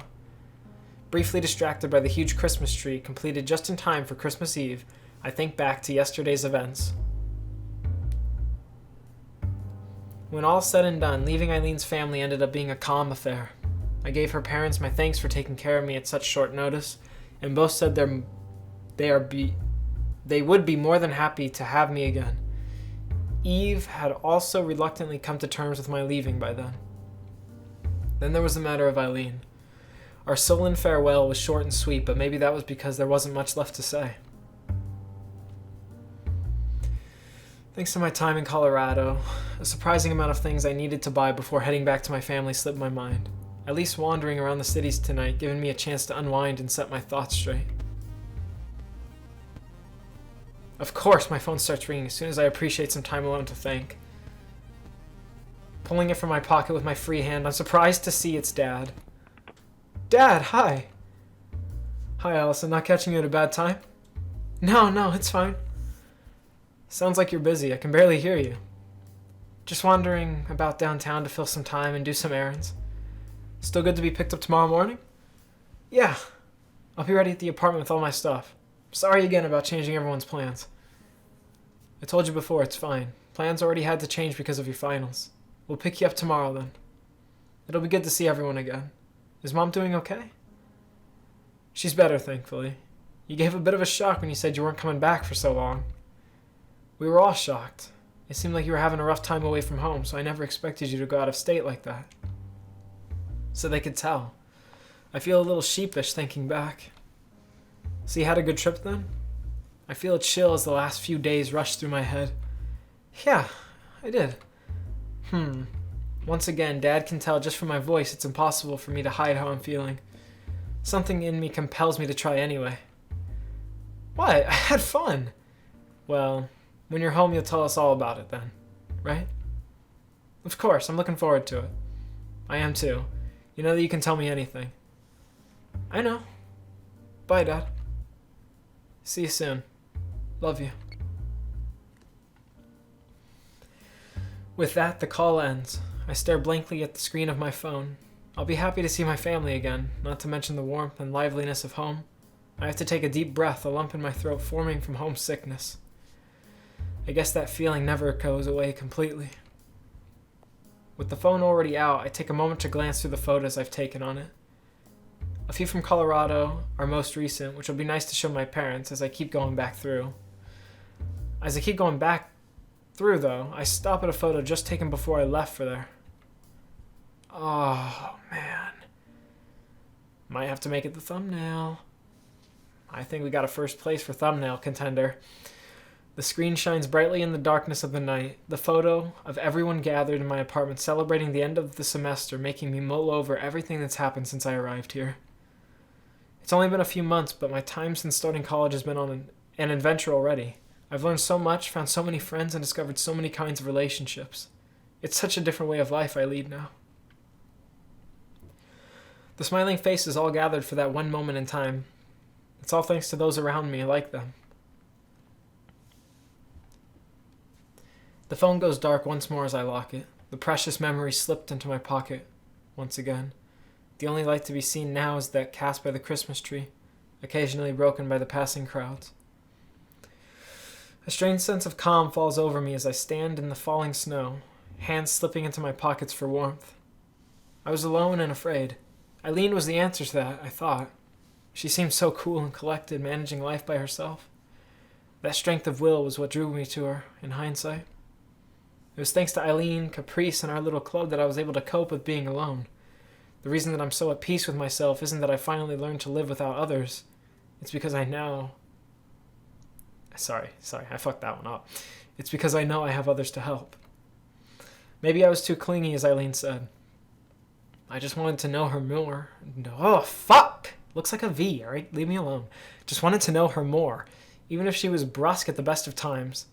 If she wants to retain her solitude so dearly, though, perhaps it's for the best that things go like this. Swallowing the lump in my throat as I push the thoughts aside, I begin to walk once more. It's then that my phone begins to buzz in my pocket. Did Dad forget to say something? Eileen? Why is she calling me now of all times? Should I answer? My phone is shaking in my hand. Plot twist, boys. Oh yeah. I pick up the call, but I have no idea what to say. Hello? Allison? Allison, where are you right now? She doesn't allow me to so much as get a word out, her voice breathless. I'm back home in Utah. No, I know, so am I. Can we meet somewhere? Where are you, exactly? I'm by the Christmas tree, in the city square. Okay, stay where you are. As the line goes dead, I'm left dumbfounded. Eileen is coming here? Within moments, I hear a car door slam loudly. Surely she wasn't looking around for me. A familiar figure jogs up as quickly as she can in her high boots, her long strides clinking loudly on concrete. As she slowly pulls up to a stop, our eyes finally meet, and so we stand in the city square next to that large tree. Between us, only the falling snow. Eileen, why are you... What, you didn't want to see me? I almost respond, but sheer surprise stops me from finding the right words. I end up just hanging my head, not knowing how to respond to her snark in such a situation. With my bags weighing down my arms, I set them down. As I look back up, I see Eileen's quip for what it was, a diversion to hide her feelings. She soon realizes I've caught on, her voice turning soft. I found your voice message. I didn't want to leave things as they were. My face flowers into a blush as I grimace from embarrassment. I knew she'd eventually hear it, but it's still embarrassing to think about. As I think back to everything that happened, I feel a pang of regret.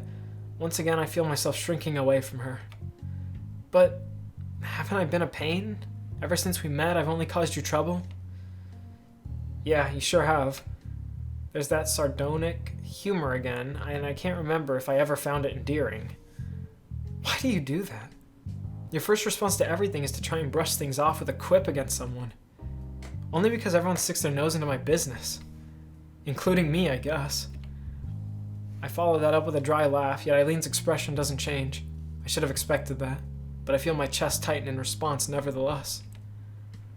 I already had things figured out for myself.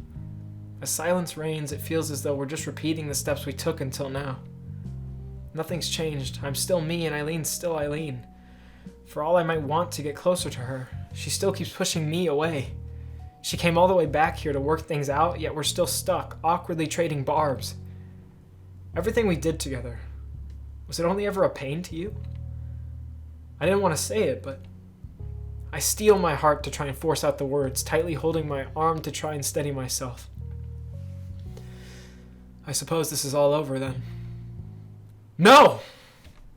Her shout startles me, the point where she recoils a little from my reaction. I guess we're both getting flustered. That's not what I meant. Reminding us that we're not alone, a small child goes running by us as her mother runs after her. The distraction gives Eileen time to reason through all this, while I try my best to ignore the stinging of my heart. Everything is so confusing right now. Every day was the same, living alone in my apartment and working away in that art room. I thought I was fine being alone, until you came into my life and messed everything up. When I thought you might really be gone, I realized how lonely I was. I meant what I said earlier. I can forget all my worries around you. I don't have to work hard and worry about being my best. I don't have to prove anything. And I thought you'd understand that. I didn't ever expect you to take my parents' side. I didn't think you'd try to tell me I'm making the wrong choices. My heart sinks. Is that how it looked to her? Like I betrayed her? How could I? I've always seen what her parents can't. She's serious about painting. If there's one thing I know about her, it's that. Why would I want to ruin that world of hers that I found so fascinating? But when I thought I might lose you, I realized you were right. For all I talked big about how you should try new things in college, I was the one pushing everyone away and trying to stay the same. As I try to think of how to explain myself, I realize Eileen's eyes have become moist. It's such a strange sight that I completely lose track of what I was going to say. Eileen? I don't want to lose you, Allison. I want to try again. Moments pass as I think over her words, trying to sift through my emotions. She looks so different now. Her proud stature somehow smaller and more fragile. She's scared. Seeing her in this state puts me on the brink of tears as well. I know my answer already, given how seeing her like this affects me. I only ever wanted to be the person closest to you. Why would I want to ruin that world of yours when it was what brought us together in the first place? Let's try again, Eileen. Oh shit. Another contender for the thumbnail. Without warning, she pulls me into an embrace, arms wrapped tightly around me. My brain short-circuits as she begins to weep, completely unable to handle the situation. I have no idea what to say as she clutches me tightly to her shuddering body, my own composure barely holding as my arms slowly raise and come around her back. Oh, I see now. Eileen's finally cracked under the pressure. That wall she carefully built up over so many years finally crumbling down at once. I hold her tightly to me as she cries, trying my best to comfort her. She's here and in my arms. This vulnerable and honest girl is for only me to see, my own eyes only barely staying dry. This Eileen is one I've never seen, but she's the Eileen I've fallen for all over again. I've fallen in love with her time and time again. Thank you, Allison. I feel a lump in my throat as I stroke her hair, trying my best to soothe her. I love you, Allison. I love you. Holding her close as her words are muffled into my shoulder, I close my eyes and savor the feeling of her against me. Eileen loves me. This feeling, this warmth throughout my entire body as I hear those words. I guess I really am in love with this hopeless girl. And I love you. Let's do this. Together. We're such different people with wildly different backgrounds and worlds of our own. As long as the two of us can let each other in, though, we can build a life together. Side by side, we can start right here, right now. It's okay, Eileen. Welcome home. And that is the end of the game. So honestly, just those last few scenes, for me personally, they really make the game. And if you have more stuff like that, that's emotional like that, that capitalizes on that background music you're hearing right now, this game would be so much better. It could be even better. As you see all the credits rolling here, I just need to take this time to say something. I don't remember what I said in my first recording at this point, but I remember it was fucking good, okay? It was good. And I don't remember. It was super emotional, and it was authentic, and I can't remember a single word, but speaking from the heart right now, you know, that's it. That's true happiness right there, right? I mean, we all can see that. And when you can see that type of true happiness, if you know what's going to make you truly happy, you have to go for it. You do, no matter what. You have to always try your hardest. Because like I said, you know, we all fall down, but it's up to you to get up again. No one else is just going to come around and pick you up. You have to get up on your own. You have to fight for what you love. You have to try your hardest. Or else, what's the point of living if you're not happy? If you're not truly happy, what's the point of living? I don't understand. I've never understood that. What's the point of saying, well, what if I don't make it? What's the point of living a life you don't care about? Honestly, just to survive? Doesn't make any sense. And talking to you guys like this just helps me realize even more so than I already know. This type of stuff, this is what I love. Just fucking talking to you and having an honest conversation, even though you can't exactly talk back right now. Just having this, as stupid as it may seem, as dumb and irrelevant as it may seem, it means the absolute world to me. And I hope that it means something to you too. I mean, I hope that this experience goes both ways, you know? That we go through this together, like a family. I never was close with my family. That's why I want this so badly. That's why I fight for this so much. My heart yearns for this. It just does, you know? And I hope we can get to the point where you guys are my family and you see it that way as well. I can't wait for that day, but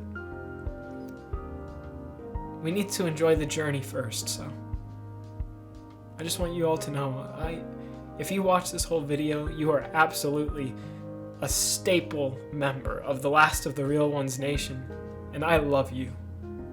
I love you so fucking much. More than you'll ever realize. You helped me so much more than you will ever realize. Thank you so much. Truly.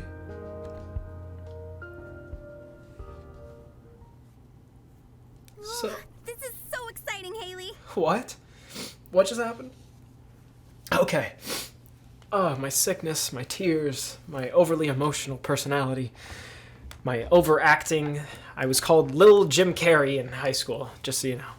Albino Freak was junior high, Lil Jim Carrey in high school. I'm an overactor. I get it. I did mean all that, though. I really did. But I don't know what this part is. I'll play it, or whatever. And no bloopers this time because messing with the settings was very funny the first time, but unfortunately I already knew all the settings and everything, so there's no bloopers unless I decide to add some just for fun. They're going to be replicas of what the original was like, but probably won't, so I'm going to let this clip play whatever it is. I don't know what it is or how long it is because I don't remember it, but yeah, I'm just going to leave it at everything I said, and my throat feels like the devil's dick just went down my throat. Anyways, that's going to be it for this video. Hope you enjoyed, and I will see you guys later. Uh-huh. It's a long time coming, too. Do you know if Millie knows yet? I haven't talked to her since this morning. Ooh, I can't wait to see her reaction.